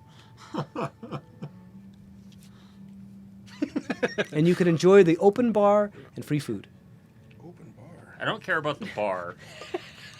I don't care about the celebrities that are supposed to be there. But I good don't- food for free. Yeah, I'll go for the food. I don't care about the hunks that are supposed to be there because I don't seem Do you to keep have... your work clothes on, or do you Oh, put on fuck your? yeah. So you show up in like Amazing. engineer onesie, like, yes. I'll wipe off guns. anything that's It's really got some noticeable. cover- I was gonna say some strange Overall, brown coveralls. stains from today's I mean, work on it. that Well, suit no. is- I will take off the outer suit. Okay. But I have overalls on Street underneath clothes. it. Street no, clothes. I actually have. You see my character. Yeah, yeah. I have overalls on Sure. underneath my onesie. I Yeah. guess. Sure. Do you put So- on the K hat? No. So Carrie's kind of buff, isn't he? Well, She. right now she's only 5'5", and so she's probably about as skinny as you are. What the hell does that mean, Matthew? She's tiny. I'm trying to give people a visual. Fuck. How about She- I lost 25 pounds recently to Right, help that's what he with. said. That's what I'm saying. You're looking good. She looks like you without the facial hair. She's lithe and has an She looks like one of your otter sisters. There you muscle go. thing. Okay. She has toned, You live in drag. muscle. What'd you say about me in drag? No, She she looks looks like She you looks in like drag. me in drag. Okay, all right, I'll give it to you. I look amazing. in drag. Yeah. Okay. All right. I'll that's need fine. to take a photo for you. To We'll update talk mine. during the break. Yeah. That's where I'll spank you. But so, no, so she's still sweaty and stuff like that. I haven't removed my shoes, so I'm sure. Yeah, I think you like Carrie comes in and she's just like, "Oh, don't mind if I do." Just the food, and they're just like, "Oh, okay." These people aren't paid enough to care. You hungry? You want to eat a bunch of this food? yeah. I will. There's so much free, amazing food here. I will sample all of it. Yeah. There's like sirloins, canapes with sushi and wrapped raw salmon. Everything is here to be for people that make a lot of money, and it's supposed to impress people that are some of the richest people in the world. Because I will actually take one of the trays from the servers. and pretend you're working. I'm just going to take take it. it, I'm going to fill sit it out. down and put plates. Because I have a high metabolism. Roll a so- persuasion with advantage, please. Persuasion is going to be a 15. 15. I mean, that's enough. You just be like, I work here, and you just grab it from somebody, and they're like, I don't get paid enough for this, and you just sit down at the table and I'm going to turn around and find the first table that has like really fancy dressed up people, and with a spot open, set down my tray and just start mowing. So one of the only places with a spot open is going to be a table that you see an individual going over some note cards with another individual. So Christina and Felicia going over note cards together. They're rather well dressed because they're about to be on camera, as far as they are concerned. Go over and set down my. You set down your waiter. whole circular serving tray in front of you. You just take your foot and just shove the place setting that was there away as you just kind of put the serving tray on there. Can you There's watch like this for a clatter sec of while I go ching, get some chinkity, drinks? ching, ching. Sure. Do you mind getting something for both of us too? We can share this, or what? What are you thinking? Help yourself. I'll get more. I'll take All right. off the plates and grab the serving thing. Go back and grab another set of, plus a whole bunch of. I will actually grab like the pitcher of tea, as opposed to like the cup, Sure. and put that on the tray, and then come back. So I've got like pitchers of different, all of them non-alcoholic, but So it's really interesting because you like for one half of the audience you look like you work there, therefore you're invisible, and for the other half of the audience you look like you're that type of person who is, like I had mentioned before, acts like they own the place and just comes in and does the thing, and they're not part of management, so they don't really care, and they just none of their business. So you dodge both of the scrutiny from either side because you're both invisible and know your way around. So nobody gives a shit. You can get away with murder here, pretty much. it's good to know. But the I don't have any. I mean, I'm just coming off. I don't do any of the makeup or anything like that, Yeah, so yeah. I look completely. Care, You just right? took a rag and tried to Carry. get rid of a little You're on. bit. Yeah. You're on the maintenance staff. As I say, as I'm biting off of like. Turkey leg. Oh, I'm sure you've seen some shit then somewhere. Well, you've been working I on can the. tell you stories as the steak is like weaving in my hand. You've been working on that plumbing. Oh yeah, problem all week, I can right? tell you some stories. I've seen the work tickets come through. Have you gotten that all taken care of? There's work tickets Except for the plumbing? one for today. Okay. Are you Now, do I know where he works? She works? Oh, sorry? Christina? Yeah. You've seen Christina around. She also has still the badge on her that she works in the command center. This is someone who knows really what they're doing, and they are a scientist. Okay. They're- I will. Can I get your number real quick? Sure. Like Okay. phone number? You asked for Christina's phone number? I asked. Hey, girl, can I get your phone number? Her BlackBerry. Here's my phone steak. number, Can I get your phone number? Because I know she has one. You Blackberry. I mean, yeah. I'll give you my work cell phone number. Okay, because I know that he actually is She. up. Or, sorry, Christina. that Christina is a higher level than my direct report, Mm-hmm. and I really hate my coworker right now. So I'm going to. Do you want to get your coworker in trouble with the higher up? I'm sending that email that I sent earlier with Forwarding the the error email code chain? Yes. to you. Okay. That's what I've been dealing with. That's actually really interesting. You forward that email that you wrote to them immediately? To him. I don't know who Her. she. Her. Christina. Ah, Yeah. Christina. That's fine. to Christina. I will get that Immediately? Immediately. And then I go back Christina, to my steak. you get this code. You're familiar with the codes of the area. This is highly concerning. Okay. Non-terrarian DNA has been collected in the lavatory. This is extremely highly concerning. Like, not necessarily like scary as much as like, And you can see that, of course, it hasn't been replied to because I have the. Yeah. Has this been read? Yeah. The cutting edge feature. and like at first I think you probably think, oh, this must be a glitch. I'm just looking at you as I'm eating. But then I open up like the system. And Yeah, I you start to see- actually look through the markers. Yeah. Because they sent you all the chemical evaluation. Well, I see that it appeared a second time when she put it back into the second toilet. There's probably like emergency procedure. Like I send Not your job. no, but like I call security. Like, is there emergency cicadas? Damn cicadas. Is that what Kind that of. is? Yeah. Yeah. I thought it wasn't really working with the ambiance. Yeah. I did think it was the ambience also, like with all the. Would I know the scientist in charge of the collection? A scientist project? is not in charge of this. It is a corporate individual that is. No, what do you mean, like the poop analysis project? Is there someone in charge of that on the science team? Pap. A whole nother idea for a pap smear. Yeah. That's No, awful. gross! Stop it! No! Don't you dare smear! Don't you Excrement, dare, excrement dare analysis smear that project. mud! Drag that name through the mud. What's up? The excrement analysis Yes, project. The EAPs. EAP. The EAP, sure, yeah, there's the EAP. Again, more not a scientist, more of a corporate individual who's in charge of those Okay. types of things, because they get to just kind of they're a desk job that just decide whether that's worth their time or not, and Sure. they're just like, we'll throw that out the ladder, or that's just an anomaly and we get rid of it. Not a scientist. Okay. I will Most send likely an- somebody who's enjoying a drink here. I will send an email to their report, and I will blind copy the corporate person. You got it. You also are well aware. I bumped There's in. no way you're gonna get a response No. during this party. Whoever But is in charge of doing that I don't doesn't want to be give a responsible shit right now. I don't want to be literally. responsible for it either. So It's a whole bunch of passing the buck. is Yeah, what I'm it gonna- a is. lot of Yeah. passing the buck. corporate. Hey, You- corporate capitalism. I'm going to send a She follow up and be BCC. like, I What do you bumped do? into Like, Carrie that's- at the reception. Yeah. They showed me this problem. You need to follow up on it ASAP. Yeah. But I'll I mean, it's like- blind copy the corporate guy too, so I think he as knows at the very what's least, going on. as a scientist, non-Terrarian DNA is at the very least intriguing. Yeah. That's a kind of a big deal. You're like, what? Yeah. The fact that it comes back as not. This isn't Carrie talking because she Yeah. could give a shit.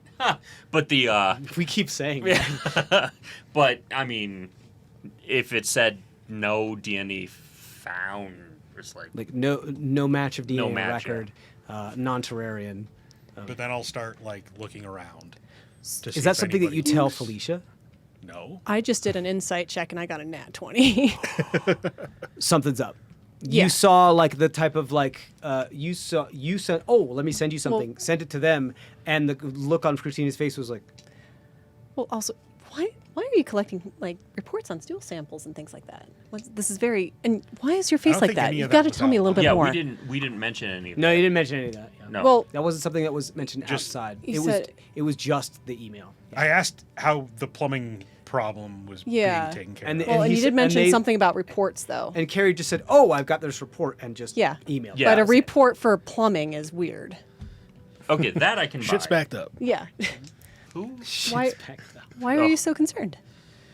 This is a highly unique situation, and the water flow around here is quite important. We Right. can't have plumbing issues when we need the cooling water Mm-hmm. working at absolute peak proficiency. You gonna eat that? No, you can have that. And also, I don't need any caffeine. Thank you very much. What though. are the I appreciate it. servers that I clocked earlier doing?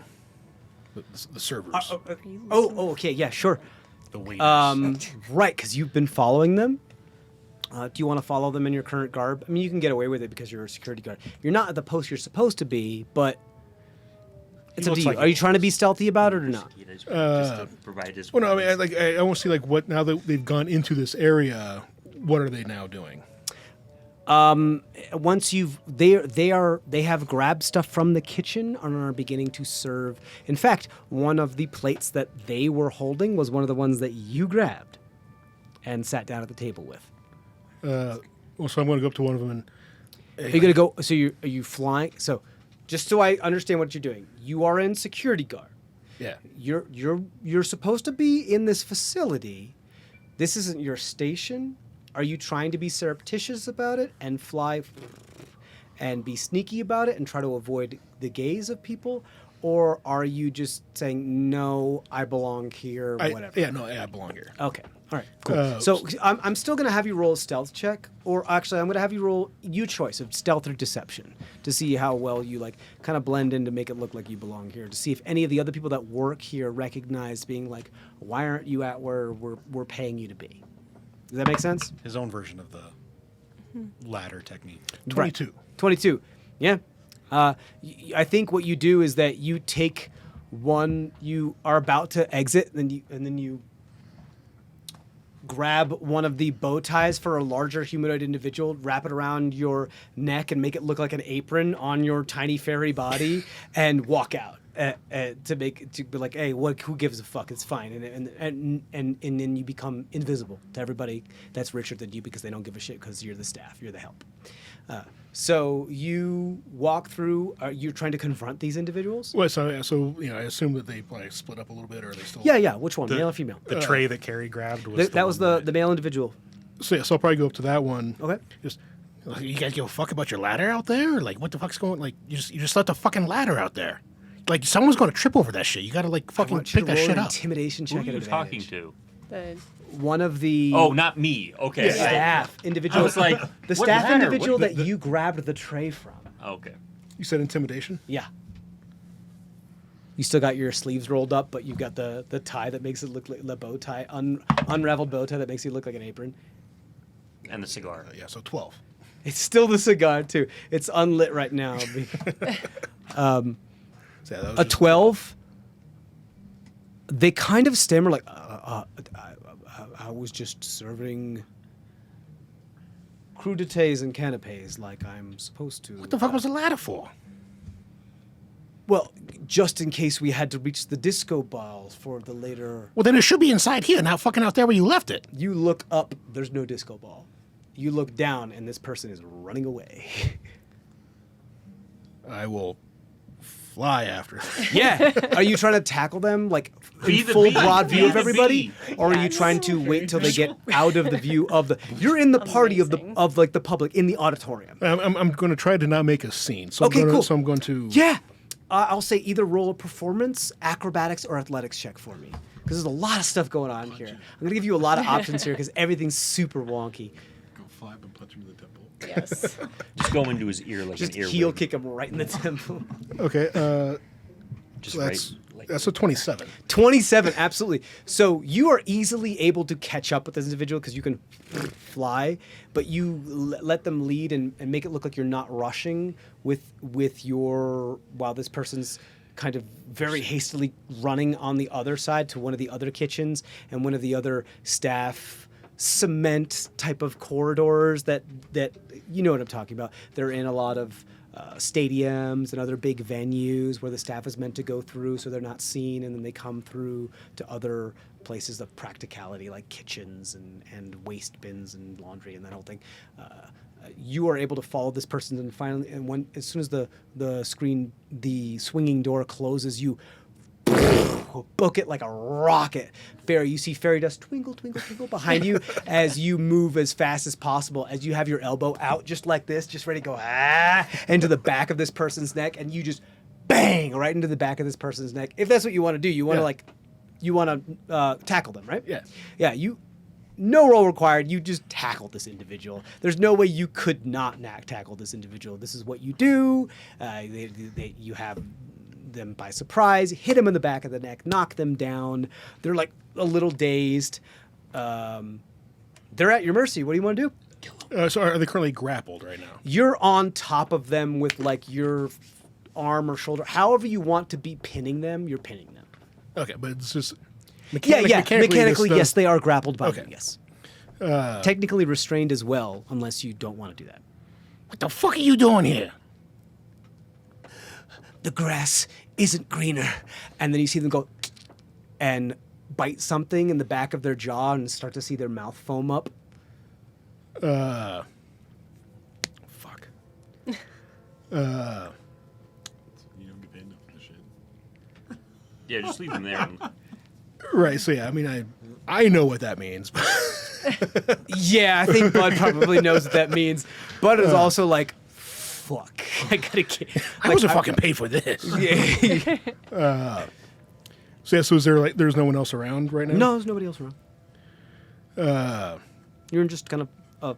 I assume I have curved some along. kind of like a walkie or some kind of some kind of thing to. Yeah, you have some sort of radio. I've got a BlackBerry. You have a I've radio. got- I've got like just like Everybody has a BlackBerry. Canon. Yes. Yeah, sure. Yeah. You've got a Nokia and a BlackBerry. so I'm going to like. We got a fucking turd in the punch bowl. We got a turd in the punch bowl. That's and then great. you realize there's no audio and you have to type Karen, it you out. hear. We've got a turd in the punch bowl.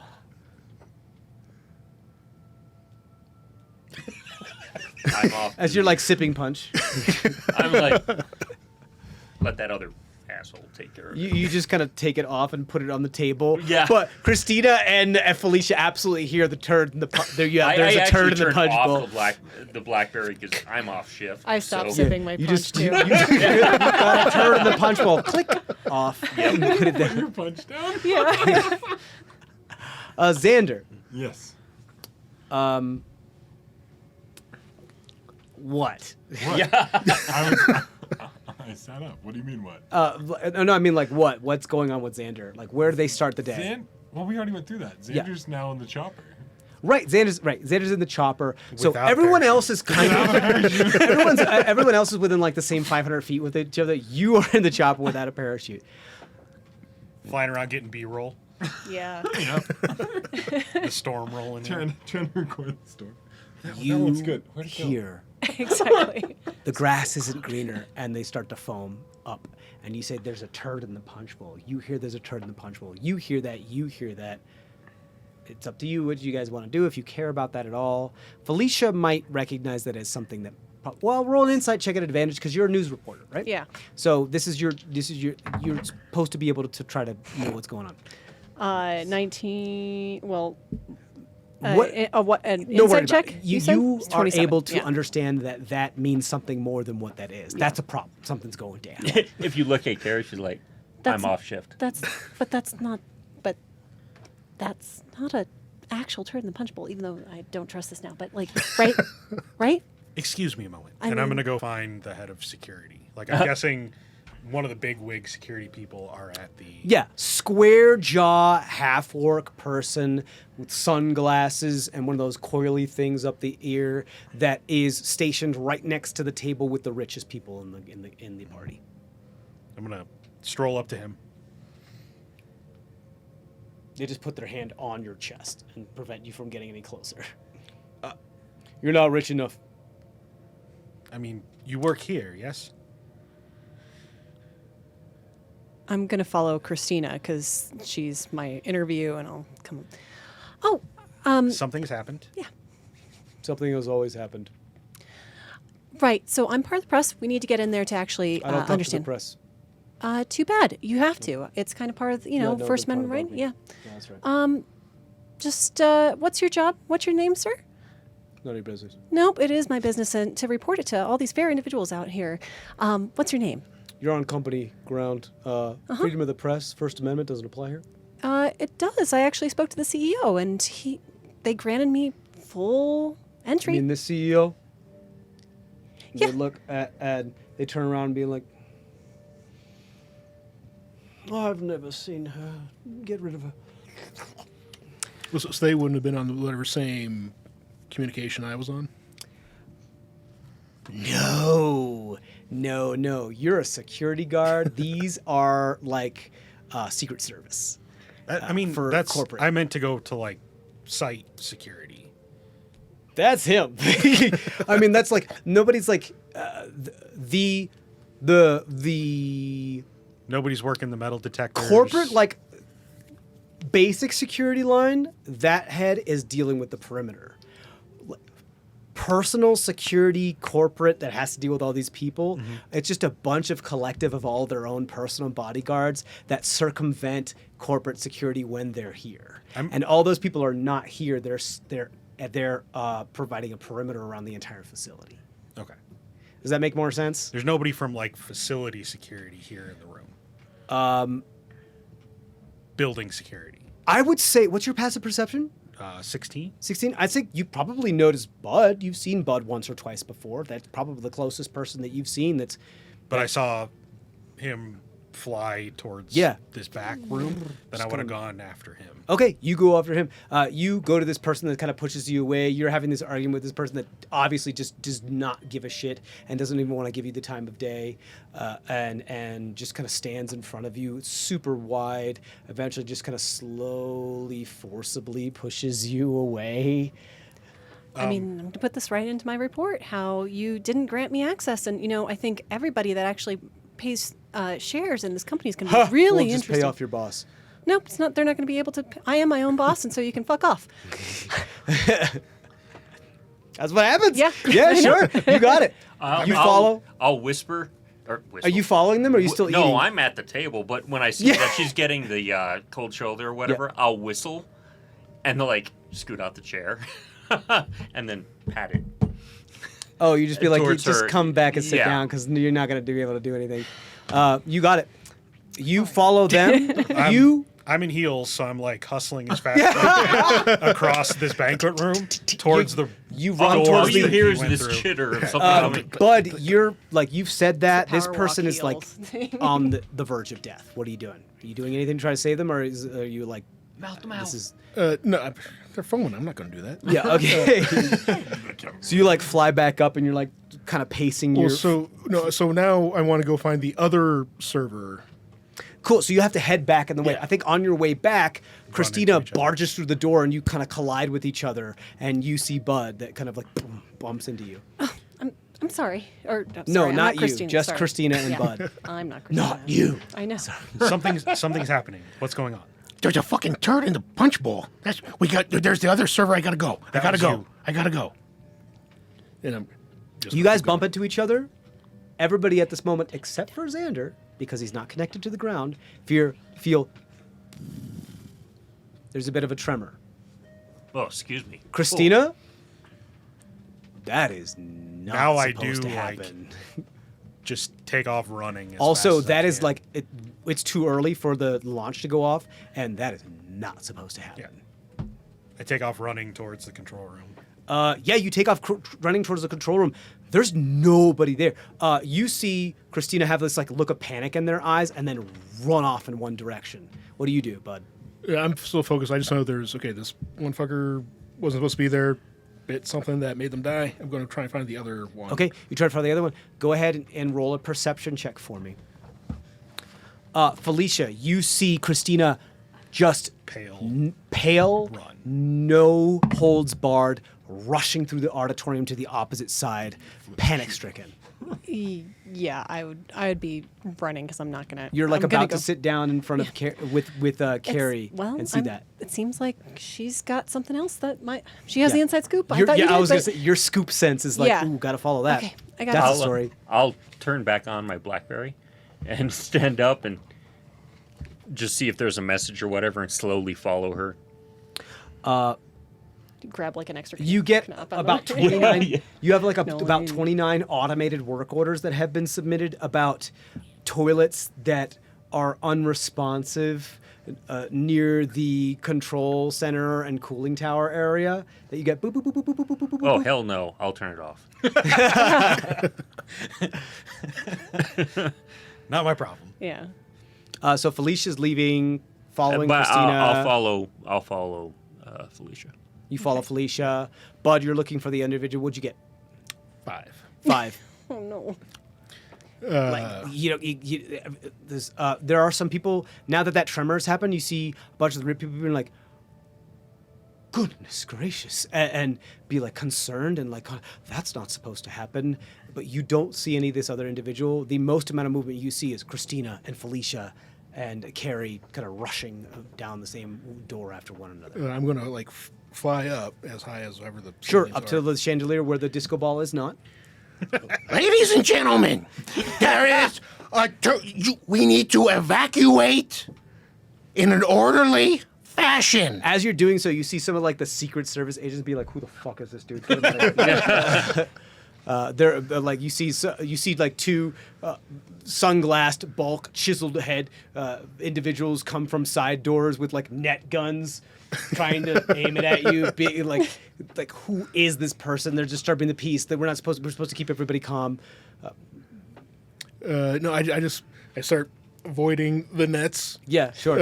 I mean, you look like you belong here, but these people are like, their job is to, no matter what, keep the air that everything is fine, and that as long as the rich people are okay, then it doesn't matter. So I'm so just Get to the exits, just in an orderly fashion. Dexterity saving throw. It's probably like an emergency bunker where the really rich people are like slowly making their way. Oh yeah, for towards- sure. I think, but We'll you get the notice really that as important like people out of half here. of the really rich people are just gone. so 21 for the Well, save. yeah, you dodge out of the way, and you absolutely notice that like half of the rich people are just gone. They're not there anymore, and you see some of them being ushered under the suit jackets of some of these the people out of here. Obviously, they know something that you don't. Well, maybe you do, but you don't know that they maybe know something more than you. But you could be causing a panic because you're making this information public, and the whole point of corporations is to keep the media under control. So they are trying to get you the fuck out of here. You do see an opportunity to split. There are people that are beginning to disperse, but they're not panicking. You This is like are definitely the able to see fire that alarm when you know it's the fake. uber rich people have It's like, all right, I are gotta they're go long outside. gone. They're at this point. Like once you finish finally saying stuff, they're long gone. So I'm going to try and get away from the net shooters. You got it. I'll say just roll an acrobatics check for me. Just see if you can dip, dodge, and weave. That's probably going to be yes. So it's going to be a 24. 24. No problem whatsoever. You're able to dip, dodge, and weave through this. Where are you headed? So, and I do recognize who Christina is. Like I recognize that there are someone higher up and stuff. Yeah, you Over my nicer clothes, I still had on like still have the lab jacket coat and the badge, my so badge yes. pinned to it. So yeah, so I figure they And you probably know who Felicia is just because of public opinion. I'm a plumber. I probably stand out. Like You a might not know who sword. Carrie is, but so- that person also went in that same. Yeah, so say I would follow where Christina went, just because I assume that they at least Cool. have So some all idea of what's four going of you on. are rushing towards the control room. As one after the other, you reach the control room. Christina, you reach the control room first. There's a silent alarm going on in the control room. There's that like yellow alert that is also being accompanied by a red alert. Everything, as you quick move over to the control room and start checking out the monitors and all the buttons and all the blinky bits because cool stuff because that I don't know anything about. Everything seems to be okay, but then you look through the glass and you see that two of the petroleum rods have fallen out of their mooring and out of like as they've been trying to be pulled up, very grappling hook style because they're submersed in those type of liquid to keep them cool during the radiation. They've been knocked out of their mooring from the tremor and are just sitting on the like shelf around it, like the maintenance shelf around it, and that's not good. That's not good because if it's there for any length of time, it could become unstable, emit more radiation than it should, a bunch of other things. There are a ton of fail safes, but you had made several complaints that a bunch of fail safes have been cut corners in order to keep costs, and realized that this company is not doing their due diligence, and this is not okay. All it takes is for one of those rods to shatter, and you could have a meltdown. And there's two that could be very close to being shattered. And the only thing you can try to manually move the claw, the weight of the claw, but fuck man, this is a Not my bad job. situation. Yeah. We have like a binder that's got all the emergency procedures. You pull it into out. It's like this big I'm, thick like, binder about this. flipping through it, trying to like figure out what to do. I'm gonna point out. You guys are, for all intents and purposes, have reached the control room at the same time. I would be like, have my badge, and realize that the door scanner isn't working. It's just letting anybody in. Like, is this supposed to do this? As it's like, So actually, interestingly enough, you all four make it inside of the control room because the door remained open and very quick, one after succession made it through. At least, but you are security, so you're allowed in most places. You do that because you're like, you maybe have an idea as what's going on, and you try to scan to get out. Well, I'm just so used to going through different areas. Sure. With, Yeah. You know, I have to. Bathrooms are everywhere. Sure. So, but I still have to scan. Do you see that there could possibly be a meltdown? Do you stick around here? I don't know what that means.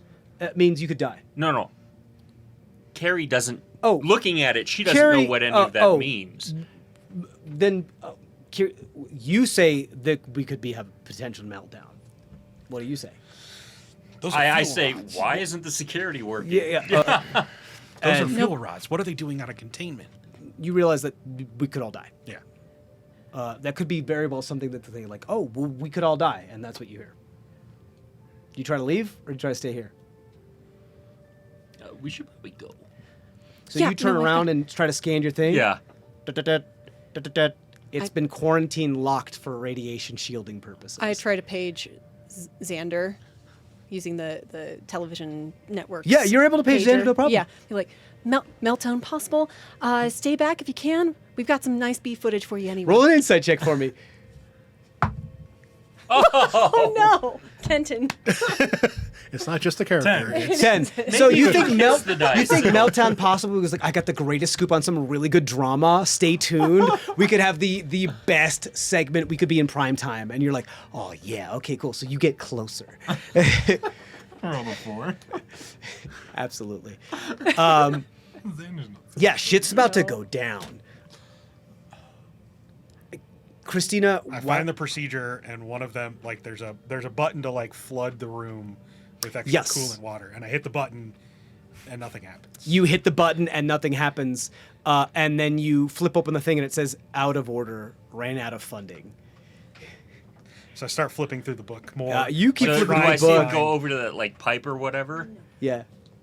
Is there Not any... a pipe, it's just a big button. There's this huge radioactive, like, leaded glass that's between you and being able to see where the rods are, the control room, so you can see what's happening. That's shielded so that you don't get irradiated. So there's no way to actually get to the rods unless you go through an airlock and then, put on an EVA suit. I will look at, because I'm sure all of them are required to have the badge. I will look at hers, because I know his She has probably... press pass. Yeah, Yeah. no, I know the Dosimeter. radiation thing. Oh, yeah. Like, on her. It was probably pretty fresh. I want everyone who's in the control room to roll a Constitution saving throw for me. Oh my god. Okay. I mean, do we get to use what's on the character sheet? Yeah, for this, yes. Did anybody get a 20 or above? I got a 19. So. You got a 20 or above? Yeah. Okay, yours is still green. Everyone else's is red. Well, mine is Nat- still green. Because it's painted. Because it's painted, yes. Other than Xander, because Xander's not there. I don't have one. I rolled a natural 1 for the rod. It is going critical, and it is exuding a shit ton of radiation. So much so that even the ray and lead shielding of the glass is not doing it. You see, it's full red, but it's been silent this whole time. and there was nobody else in this control You room. remember there would be an announcement earlier today about how all the alarms are going to be put in silent so it doesn't destroy the ambiance of the party. So Do I see anything outside? Is nobody anything else going really on? knows that this is happening. You all need to take Is cover anything going on outside? immediately. Take Okay. cover From where? the outside in the cooling Wherever towers, you it would be can. really difficult to tell until something actually happens. I think you probably noticed there might have been some rubble that moved during the first tremor, but not know that it was a tremor. There was just something that changed. You were like, huh. I'll just didn't know throw there was you. anything in the I'll back. throw you my badge to see if you No, can get out of the room. from the outside in, it would be really hard to tell if something's gone wrong. Yeah. Get to the emergency shelters in the basement. Now. Okay. I will try to I use threw his him my badge badge. to open the door. Are there any vents in the ceiling that I can fly There through? are. They are reinforced. Do you want to try to pry them open? Sure. Okay. Go ahead and roll a strength check. Not athletics, just strength. Yeah, no, that is like running, jumping, climbing trees. This is just fully prying. Wouldn't it be great if you had a crowbar? It would give us an advantage. I've gotten to the end of any procedures that tell me what to do, And now I'm just like trying to find anything that works. You get to a checking the page that different says, "Put systems. your head between your Yeah. your knees and say kiss your good bum. luck and pray." And now I'm just like flipping like different systems, trying to find out. if Yeah, anything- you try to there- put down as much shielding as you possible can to contain whatever could Yeah. possibly happen. But yours, like the one is like jammed where you are. Like I start all shut down procedures, so like everything starts to like be as safe as You realize possible. that you're doing a good job at containing this. You don't think anybody in the auditorium is going to radiate, but everybody in this room is going to get quite a big bass of radiation. And I you don't pick up- know if you're going to be able to avoid it. Is there personal protective equipment in here somewhere, like hidden in one It's of the in storage the areas? airlock, There's and not. that requires you to go through another door. Okay. I will pick up one of the filing cabinets. Is there a filing cabinet in here, or like Sure, some sort yeah, of, sure. I'll pick it up and throw it at the door, glass door. The metal door. Oh, is it metal? Yeah, the glass pane is Yeah, the I'm not lead throwing it at that shielded one. thing The, that goes right into the reactor area. The doors are like Star Trek. Oh, okay. Bulkheads. Never mind. I won't do that. these are like. I will bulkheads. reach into my overall like front pocket and grab the cookie that I stashed there earlier and sit down and just start If I'm eating gonna it. die, Well, I might yeah. as well have a cookie. Well, Yep. I guess spare pair of hands. Anything I can do to help? Do you know anything X-buttons. about how to operate nuclear reactors? No, but if you direct me, I can be a spare. I'm too busy. I'm Hands? sorry, I cannot walk you through anything. Oh. I Okay. kick off my shoes and then like wiggle my toes. I have a hole in my big toe sock. sock, yeah, So, sure. but I'm like, Might as well get a tan. Yeah. no, I wanted a foot rub. Oh, you anything you could do to help? Yeah. You could give me a foot rub. Maybe not What an that right asshole. Hey, bud, any luck on those vents? Now. Yeah. So if it's just strength and not athletics, and it's a 13. A 13. You can start to make some progress here, but this stuff is. I mean, it's a power plant. You know, it's a hardy fucking thing. This shit was meant to be somewhat hardy, but also not give a shit about who's trapped inside. So, Well, it's extremely. I can help you out a little bit. At least You're ready? You can you're reach up making here. progress, but you're not sure if you're going to do it in time. Here's the deal. Bud thinks he could slip No. through the space between the vents by himself, Sorry. Thank you. but nobody else could. You don't get to walk on the table. Sorry. I mean, he doesn't know these people. Fair. Just give me a second. I'm going to try something. Slip through. Sure. Yeah. Easily enough. You're able to work your way through. Left or right? We'll say so. I mean, because like, how is this thing? Do I feel like I now have Right more... would go above the Well, no, reactor I chamber. meant this, Left would go now away instead from of it. like trying to pry this thing down. Do I feel like I now have more leverage to like push? the You've vent out? gone through it easy. You're I small know, enough. now that I'm on the other side, I'm asking now. Oh, can to I- try to get it free. from the other direction. Could he kick it instead of pull it? Right. How high Possibly. up is this thing? Here's one of the things. Actually, do me a favor. Roll a perception check for me while you're up there.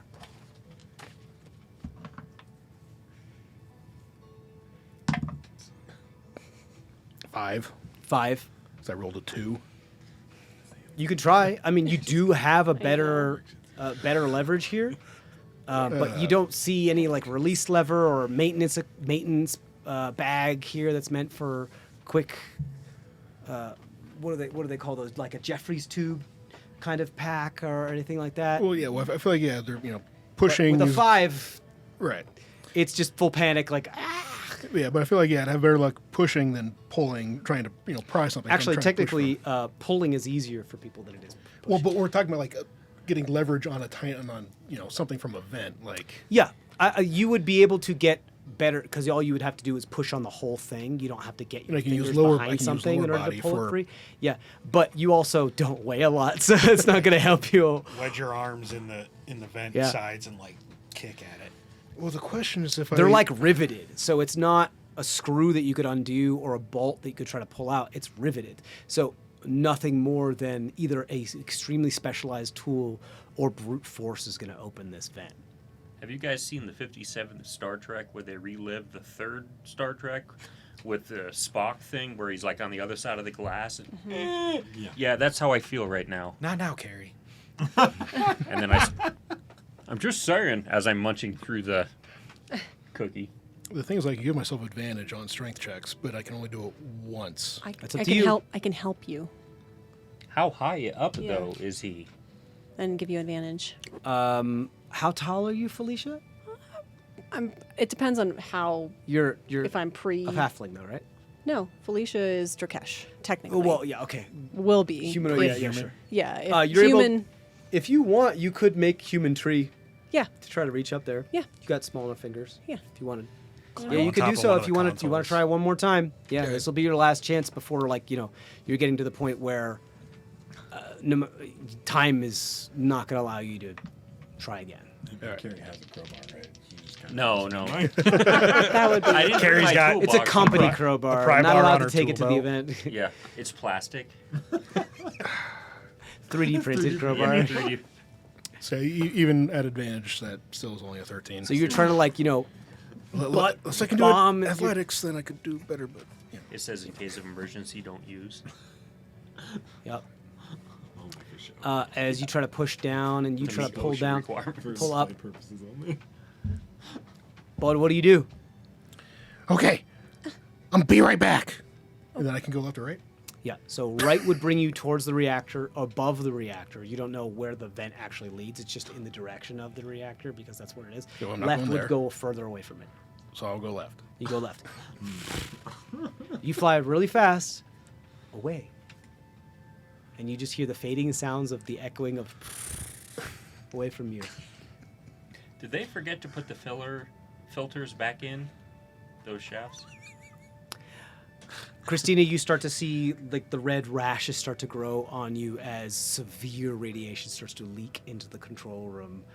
You feel your feet itch. I stop eating the cookie and kind of like set it What's down. this? I'm full now. Start eating the cookie, you rub your tummy, and some of your chest hair comes off. I don't know. Was Carrie his chest hairy? No, Carrie doesn't have. Okay, all right. a hairy- So Why would she have? I a don't chest? know. Everybody's different. So, My happy trail falls off. your happy show falls. Felicia, you like put your hands through your hair, and a bunch of your hair starts to fall out. And just like the bun starts coming out. Yeah, like, completely. like, yeah. I And have to say, I like it better like that. like this. Yeah. this bloom begins behind the glass. There's not necessarily a sound as this, just this silent bloom of this flash of light as you kind of all get swallowed in this flash of light. Bud, you flew as fast as you could. You don't see this as much. I have the 50 fly speed, by the way. She gets Approaching shitted out. destination as the shuttle beginning landing procedures. The shuttle begins to land upon something. You all begin to rouse from your large comatose slumber from your level 15 characters as you hear very extremely turbulent. It seems like there's all the lights shut off and there's like a oh sound from everybody as there's some sort of very strong turbulence. You don't feel like you're flat. You feel like you're off kilter a bit. All the lights shut off and then slowly like the backup generator, yellow siren-y that don't lights. make any noise, but they just move around, cycling those types of lights turn on as all of the seats pop open. Atmospheric anomaly. Anomaly. And one of the maitre d's is just like, don't panic. You see the four individuals who finally popped up just start to go pull things down from the upper carriage area, start to grab guns, full-on firearms that are unfolding, put on armor, start to put on full-on EVA, gunny from the Expanse, military, EVA power armor military suit, so that if you got shot while you were in space, it would just go ting, ting, ting, ting, ting, ting, as they go kind of Halo, Terran, Starcraft kind of armor, as they all start to put that on. And one of them starts to hit a button as it goes like, port side opening, exposure to space imminent. They don't give a shit about any of you. Do we and some of have helmets? Yeah. you guys have all the rest. Yeah, you can Like press a button and EVA the, style. and the helmet will go over you. A bunch of people that don't know what they're doing don't know that that's what to do, even though they watched the thing, but they probably paid people so that they wouldn't have to sit through it. So Mine, like a goalie mask, has art on the side, so it looks like a lion's head. you got this army of two bullshit on there. Yeah, absolutely. But there's a bunch of people that don't know what they're doing and they're kind of panicking. All right, everyone, push your button. Do you remember the instructions? It's right here. Cool. Go ahead and roll just a charisma check at advantage. 21. 21. You're able to keep people calm enough to be able to understand how to make sure that they don't suffocate, and they do as starts to open So up. what I will do though is why he's demonstrating how to do that or whatever. Yeah. I'll go over to the CEO and be like, "I got you, sir." As I already have my helmet on. Yeah. And I'm going to have in one hand the arrowhead. I will put that. Okay, so before Yep. you're heading over to the CEO, Yeah. These four individuals are very close to the uber rich that is on this ship. Although your insight told them that they don't really give too much of the crap of thing, they're probably some sort of secondary target as to far to keep thing of. You definitely sense as you start to get in that direction that these people could probably give you an issue or some problems if you start to get too close. Is he struggling with his helmet? The CEO? Oh, one of the CEOs? The one that you were particular? Yeah. You want to try to... I will try to Ingratiate bluff my your way through? I'd be Yeah. like, you know, so I'll say either persuasion or deception. I think it'll be a persuasion check. And that is with disadvantage because both my prostate and my neck are killing me. Oh, right, because your one Yeah. point of exhaustion. Yes, correct. Uh, Both your prostate. yeah, that's a 6. A 6. So you say, no, I got it. And they're just like kind of push you away as they're busy doing other things. They're kind of setting up. And so they just kind of have this river of heavily armed people that are getting their armor on and cocking their guns and prepping everything that just separate you from the uber rich individuals. All right. Yeah, I'll let him push me back and then I'll kind of. Yeah, unfortunately, they're just like get out of here. That wasn't Sort of enough. sidled over like behind them, and I like turned to face the rest of the cabin. It's all right, folks. We'll get you through this. Just don't panic. Like the man said, get your helmets on. Oh well, Darby says it's okay, so it's gonna be just fine. He came with us? Yeah. I've already. You hear gotten people an being order like, from "Oh, them. well, it's Dobby. Everything's gonna be just fine." They're like, "Oh, okay, cool." One person opens up their helmet, starts eating some cheese and a cracker. Put your No, helmet back on. Keep the helmet down, but just sit tight. How am I we'll supposed get you to some eat? answers. You can eat when we're done. I'm hungry. I have blood sugar. How long have we been in Your here? blood sugar's gonna be a lot lower when you're dead. You see, like one of the like, just close it and be like, but they put like the cracker in their helmet, so they're like trying to eat the cracker. I'm sure we'll be on planet soon. Just Yeah, don't exactly. worry about it. As atmosphere begins to exit from it, and you feel this pull of whoa. Everybody, please roll strength saving throw. The militant individuals are equipped with magnetic boots and are not affected by this. Right. Of course. Sorry. Oops. Of course I do. Strength saving throw. Ooh, I got a 10. Okay. 21. 21. 23. Nice, you're good. 23, you're good. 18, 18, you're good. 17. 17, you're good. You guys are good. I got a graced- 10. You got a 10. I think, who got 21? I got- Xander, I'm sorry, Vicken. I think Maxwell gets is about to like walk over there and gets pushed away, and then the thing opens, and Malco, kind of knocked off kilter by being pushed, gets knocked off balance and taken by surprise, as almost gets sucked forward as you just kind of tackle and grab and pull them back from one of the handles that's on the back of all of the EVA suits for one of these reasons. You clip onto them and throw them down and keep them there. Yeah, don't do that to me. Just I was like, Or like you're able to, you have to hold you you. keep them in a place where they won't be pulled anymore. Like you restrain them in a sense.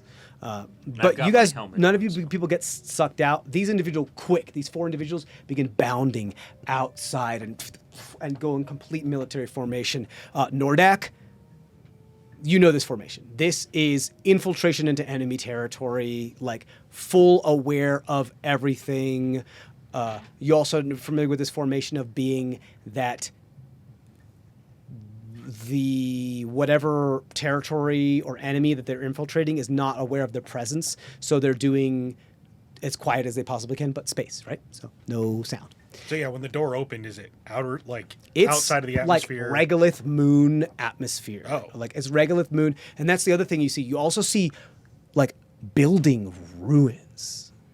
There is some sort of atmosphere here, but it's not. It's more than moon gravity, but according to your EVA suit, it's not enough to sustain you to be able to breathe for long term. There is certain amount of atmosphere here. It is possible to support life, but terraforming would need to be here, and you could be out of here without your EVA suit on and just like a scuba mask and a tank on in order to keep breathing. Kind of like Pandora from Avatar, you can survive in the atmosphere for like 10 minutes before you start to the oxygen concentration is too low and you start to succumb to hypoxia. That's what's going on here. But of course, the ship has fail-safes instead of saying like, hey, doesn't have enough to support, so make sure you have your shit on. And the military was just like, no, pull it down. We don't give a shit. Override. So everyone's okay. Everyone can breathe at the moment. You could, if you needed to take off your suit or it get knocked off of you or whatever, or get broken, breathe for a good amount of minutes before you'd have to probably end up into one of the more inner chambers of the shuttles, because just the docking bay, the loading bay of the shuttle has been opened. There are more inner chambers that have supplies and other types of things that are meant to build a colony. You know what I mean? That still are pressurized. So you see that there is kind of a regolith here. There is small amount of foliage, but it kind of looks like it's been dead or petrified. You're not sure. One of the other things that you see that's kind of astonishing is there are ruins of buildings, like worked stone. We're not sure if it's stone or whatever it is, but there are ruins of architecture here, like some sort of long lost civilization. The militant individuals start to go full squadron into this and start hiding behind these types of buildings and being like, and giving certain hand signals to try to move forward. They have a mission apparently that is unbeknownst to anybody else. So I'm going to go up. I'm not going to interfere with what they're doing or get myself involved in any of it, but I'm going to get up to whatever this big hole that's been created. And Yeah, it's like the boats from D-Day about just like the whole slant to just come out, just like how the other transport spaceships like Firefly and those types of things, just the whole back flat, like trapezoid part end of it just becomes a ramp, so I'm basically going to like, just run right out. I'm just going to get like up a right- cargo plane that would hold a tank. So I'm just going to go right up next to it, and just like stay hidden, but like just observe trying to observe what they are doing. What is it that They appear to be. So if this is, I know you guys can't see this yet. Don't worry about it. We'll show you in a bit. But if this was the map of what you can see, the shuttle has landed here. The butt end of the shuttle has landed here. The ramp has come down here, and they're headed towards one of these ruins over here to try to get cover and get a better vantage point. Are the You see VIPs someone try to climb up here among the ruins to get a better vantage point. Are the VIPs going with them, or did they stay back in the ship? Oh no, the VIPs are not going anywhere. They're very confused. They're extremely confused. This is not what they expected. They expected a warm welcome with people starting to set things up, some lush, environment, being able to just be out there for like 5 minutes before people do their environmental analysis, and then being able to take off their helmets and sit and lounge in the sun, that type of thing. This is not at all what they're expected. So a couple of them are very confused. They're not stupid, but some of them are panicking. They're not going anywhere. Nobody's going anywhere. This is not what anybody expected. Go ahead. Do we want to take a break? We're getting there. Okay. What are you doing? Did you want to follow them? No, but I am going to because I assume I've got like all my gear and shit on me. I'm gonna grab stuff too. Yeah. Well, and since we're sci-fiing this shit, Yeah, I think it would be because you Because I was hired knew as- people that you were able to do stuff. You can go retrieve some stuff to start to mag attach to some of your EVA suits if you need to. Like you get our have some. carry-on and, like- Well, how about this? Tell me what is it you want? And I mean, like, all you have on you right now is your EVA suit because you can't be strapped while you're going, except for unless you're like full military. Otherwise, shit could happen while you're in. well, basically, since we're sci-fiing this, Sure. I want my plasma sword and my plasma shield. So it's not plasma. It would be more. Whatever the hell works. Yeah, sure. Like, I mean, the gravity here is enough to be able to use actual bladed weapons. Like, this is not something that you need plasma. We're not to the point in sci-fi as far as like people have like plasma whips and stuff like that. It's still the highest amount of technology are combustion guns that can work in the vacuum of space because they have their own oxygen chamber. Does that make sense? So it's still kinetic stuff. It's all kinetic still. There is some electric things and some other futuristic stuff, but that is not something that absolutely Nordic would have access to. But you can have, combat knife if you want, snub pistol, small. I mean, just the shit I built my character with. Like, I mean, I don't know what it is. You equipment. tell me. What is it Well, you like, want to s- find? Sword and shield, just the shit I normally would have. Yeah, you can like pull off one of the emergency hatches and use it as something that you could hold as a shield, like the emergency hatches that blow out from an airplane. You can grab one of those easily enough from one of the platings, and you absolutely have some sort of blade that you've hidden in your cargo somewhere that is long enough, like short sword or rapier or whatever it is that you want. You could even grab a piece of detritus because remember, this thing wasn't a full great landing. It was kind of a crash landing. So some things did get bent. If you want to pry something off and use that as for flavor, a sword, like a sharp piece of shrapnel metal, that type of thing, that's fine. Anything else? No, I mean, yeah, just that and Nordak's trying to arm himself and get Right, ready yeah. because he's like, what's going on? Why are these people some pieces going of into shrapnel to throw and shit like Yeah, that. Yeah, absolutely. No big deal. That's fine. You just give me a reasonable explanation as to why you would have something like that, and I will absolutely let you do that stupid shit. You're like, oh, I pried some pieces off. Sure, whatever. I'm watching. I'm going to do the same thing. I'm going to go grab it. Yeah, absolutely. Yeah. I don't think like Me either of too. you like know why these people are being so. But I'm but freaked it's still out in concerning. general. I'm going to protect myself. Yeah, I think I- Nordak, from Yeah. being in the military before, is like, shit, this is an operation. And there are civilians here, and none of us were read in. Yeah. I've seen a lot of that type of action in what I've done too. So Yeah, that was just the thing. Yeah. It just wasn't Operation Military. It was just like, go take It was care of planned. Cousin Vinny. I've already Yeah. got. Well, I'm assuming the dagger, since I came on anyways. The only thing that isn't on my person, obviously, is I'm not going to have my packs of goods, but I'll have my efficient quiver and my dagger. I I'm think assuming. you would have, at the very least, a shiv that you would have hidden on your person. At the very least. As far as a bow, that is definitely It would something. go inside my efficient quiver. Yeah, it is like a collapsible compound bow that you can go like very green Right. arrow style. Yes, you can pull it out. You got it. No big deal. Okay, I'm just making sure all of my stuff is in the Yeah, efficient yeah. quiver. You're like these are all things that either people have smuggled or paid off people not to look into that you kept in your storage or you kept on your person and people didn't look hard enough so you were able to get through certain checkpoints. Like that's fine. That's no big deal. You're like the collapsible batons. Yeah, there's quite a few of them in I've like a got- stacks in near the edge of the door. In one of the pack, the vest pouches. I pull one of those out. Sure. And when I flick it open, it has a blade on it instead of the baton. Oh yeah, sticks. it just so kind of like how an umbrella Yeah. would expand as soon as it extends. A blade kind of pops out from it. Absolutely no big deal. This is your But, illegally like, modified I just baton. got this from the store. It's still got Yes. like the blade oil from the. This is absolutely from your getting sharpened on it. illegally modified baton that you got in order. So if you ever got into a fight that you couldn't win, you could just pull that out and fucking fuck somebody up. I actually buddy up to him. I've got my helmet on, so you can't quite Like- see, and the visor portion down, so you. I Can't was a see minute him. behind. Like I see all these guys getting ready, and I'm like, oh shit, I gotta look like I know what I'm doing. Yeah. And then I pull out. I pull after getting your attention. I pull out of the quiver.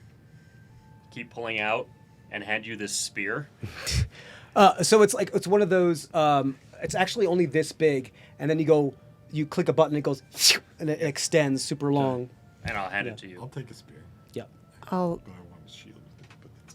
But that's it. Very like kind of like Wakandan style, kind of extends. I'll open up the overhead compartment and take out my trusty churn staff. I don't need this fancy shit. I'm just Yeah, ready you're to like go. this is And this He's is sitting my here with a religion, this regular is my spear. art, and you just grab the butter churner, but pull the Just the pot staff, off and yeah. just grab the staff. The staff, and Absolutely. then, It's got I'll- the plunger on the end of it. Yeah. Exactly, and then I'll also pick up just a couple pieces of detritus, like throwing stars, which will be like a dart.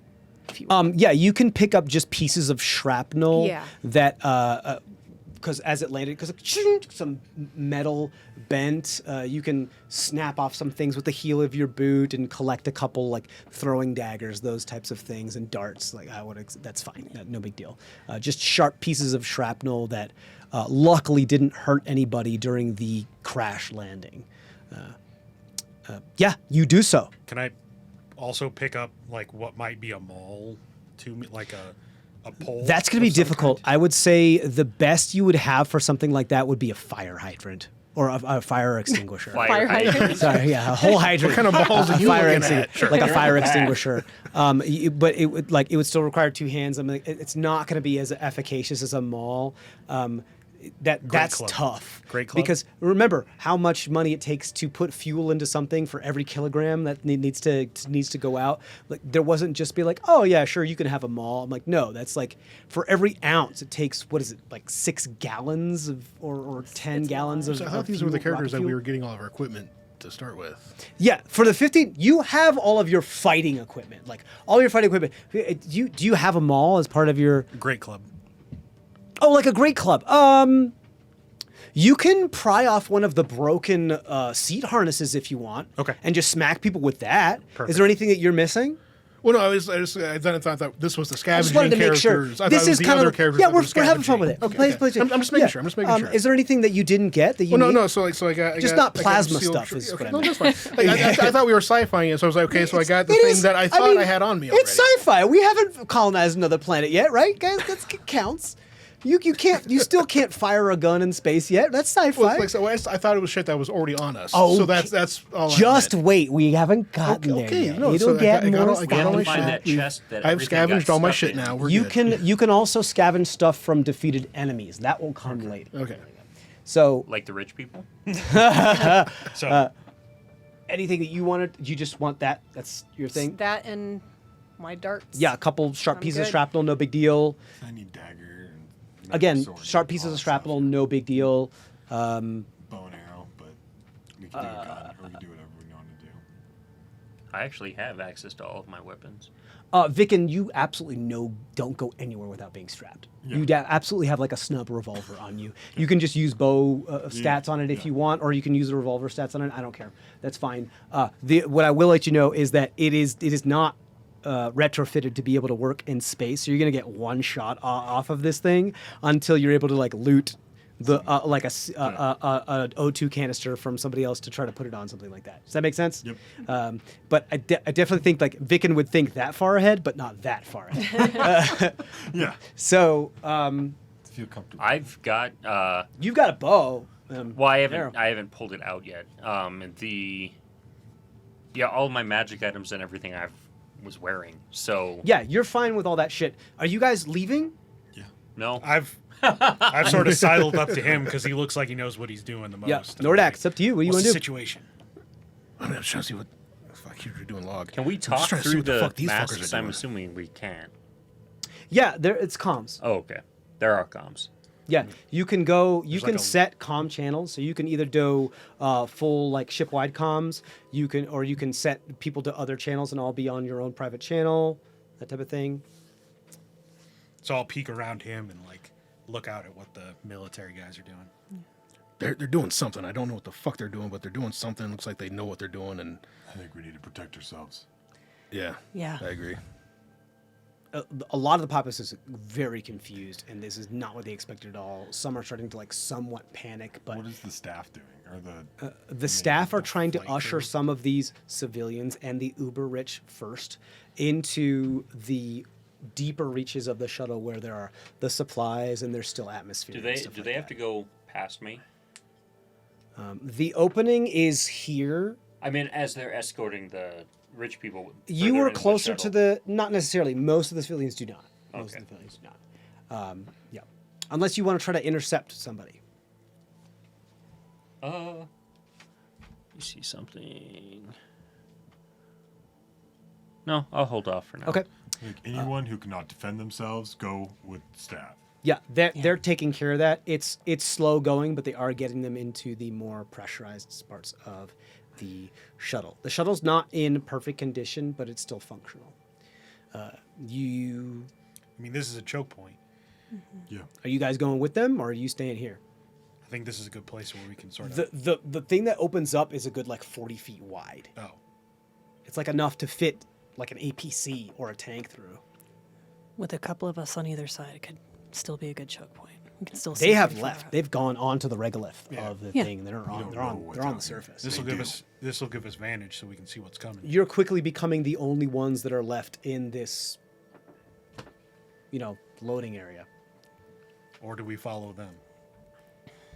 Until we know what the fuck it is they're doing, what it is they're fighting. I say we try to shut the door. I mean, they know something that we didn't get told. But why didn't they tell us? So if we're going to survive, they probably know where the best place is to survive. They know this place. We don't. Yeah. The VIPs are just they went with the staff. That could all just be a Yes. Are there- Everybody They could all who's be not ready the to go then. military, the foreign military, has been be. ushered towards Fun period. the places that still have atmosphere towards the barcodes, towards the back of the shuttle. Are there emergency like oxygen tanks and stuff anywhere? I'll roll a perception check. Or investigation, and it's up to you. I think it's going to end up being perception. What's the lighting situation outside? It appears to have daylight upon the surface at this moment. Okay. 14. Oh wait, no, that's with It's kind I of have to get moon. It's kind of moon disadvan- surface. 14. 14. Yeah, you see there are some tanks here. I'll go over and start handing out extra tanks. Yeah. Okay. There's more than enough to do so. These tanks are meant for what I was talking about before, not full EVA, but be able to like carry down the back and be able to breathe so that the eyes can still be exposed and the face can still be exposed to the atmosphere. Yeah, just emergency backup. You can carry that with you. They're bulky and they're heavy, but yeah, you can carry them with you. I would say that's kind of your backpack for the moment. Each of you can carry one of those, and if you guys want to carry anything else heavy, you're gonna have to make some decisions. Okay. I say we follow them. I mean, they're going to take the brunt of whatever's coming if there is something here. You start to see them move even forward as people start to give signals, and they start to jump into some of the craters of what it looks like here, as like use them as foxholes. Plus, I mean, if they need backup, Yeah. we got to be close to Yeah, it. I mean, screw this whole that thing idea. could be just to get rid of these people on the ship. Can I understand the hand signals that they're doing? I can understand any language. Fun fact. How? Oh, because Eyes of the I'm- Lore Keeper. No. Right. Or I remember. I know it's a monk ability. Yeah. Sure. I would say you get the idea of they are expecting aggressors or hostile forces. They are doing their best to stay hidden until they see those hostile forces. They're trying to get into advantageous positions.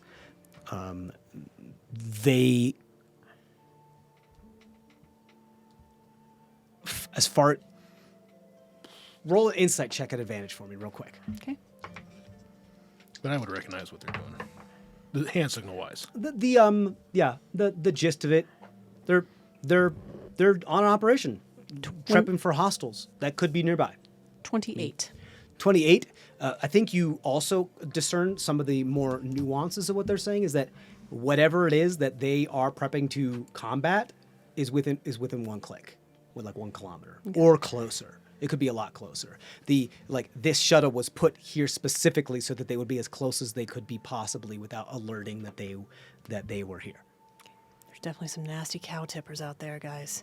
We gotta. If we follow them, we need to keep our distance and not Yeah, tip but I mean, things off to that. if to they need their backup, presence. we got to be close enough that we can help. Close enough to see them, but that's Go. Nope. As Yeah. the door Gotta starts go. to close, We can figure this out. you jumping outside? Yep. Okay. Sure. Why? That's all going to get destroyed back there. And you, All right. So all you jumping outside? Yep. Yeah. It's like 85% gravity. It's not moon, but it still feels a little less than that. It's just the whatever planetoid you happen to be on isn't as large as Earth, but it's still nothing that's going to mechanically affect you as far as being able to swing things, shoot things, all that type of thing. I don't want to do the math for that, so unless you really want to fight me on it, whatever. But Stealth, like following. there like, is an atmosphere, but it is thinner, so. No, I'm gonna pretend like I know what I'm doing and do the same thing that they were doing and like go hide behind walls. Sure. Like, I'm yeah. gonna try Why don't and you- stealth, everybody roll. Are but you trying to I've never been trained. stay hidden by this militarily, military so I don't- contingent? From this military contingent as you jump out? Like 50 yards back. Like Yeah, I'm so like, we can see them. You but can we're- stay back as much as you want. Yeah. I'm just saying, are you trying? we're not important. Are you just going, or are you trying to make it? If they look back, that there's a chance that they couldn't. We're not see worried you. about them. We're just they're being stealthy. We should be stealthy. It's, Okay. It's Yeah. not about Fine. them seeing Sure. us. Yeah. It's Go ahead and roll group stealth for me then. Can I use vanish? Does that benefit me at all? Vanish. What is? Basically, I can vanish and Range I'm not read. familiar with vanish. it's a ranger thing. That's the name of it. They can sort of Vanish? blend. Is it? Is it hide in that's, plain That's sight? hide in plain sight. Oh. The You mean pass without trace? no, there's actually the vanish. Let me grab that real quick. I thought I had already put it. Is that in if you here. like don't move? No, that's That's hiding. I'm not familiar with vanish. What'd you get? Nat 20 for a 22. Jesus. Okay, yeah, sure. yeah, 24, 26. You're kidding me. 24. Sorry. 23. 23. 15 at disadvantage. Right, because Armor. yeah, because a bunch of armor. Yeah, as far as the armor that you guys have, that's fine. It would be something that all of you got onto here through not Illegitimate means. like except for Darby, pretty much. So and of course Darby would have been like, I want to retrofit my armor, my EVA suit to be this and everything. So all of you have customizations to your EVA suit. That's fine. Yeah. So vanish is. I can use the hide action as a bonus action, so that's all. So it's just like a cunning action. Yeah. Yeah, and I can't be tracked by non-magical means. So Okay. Yeah, Yeah. that's more of like for survival stuff. This Yeah. is just go ahead and roll your stealth check. with disadvantage. Yeah, I wish I didn't have disadvantage though. Yeah, my stealth is a 19. 19. That's still amazing. The lowest was a 15, and we got 2 nat 20s.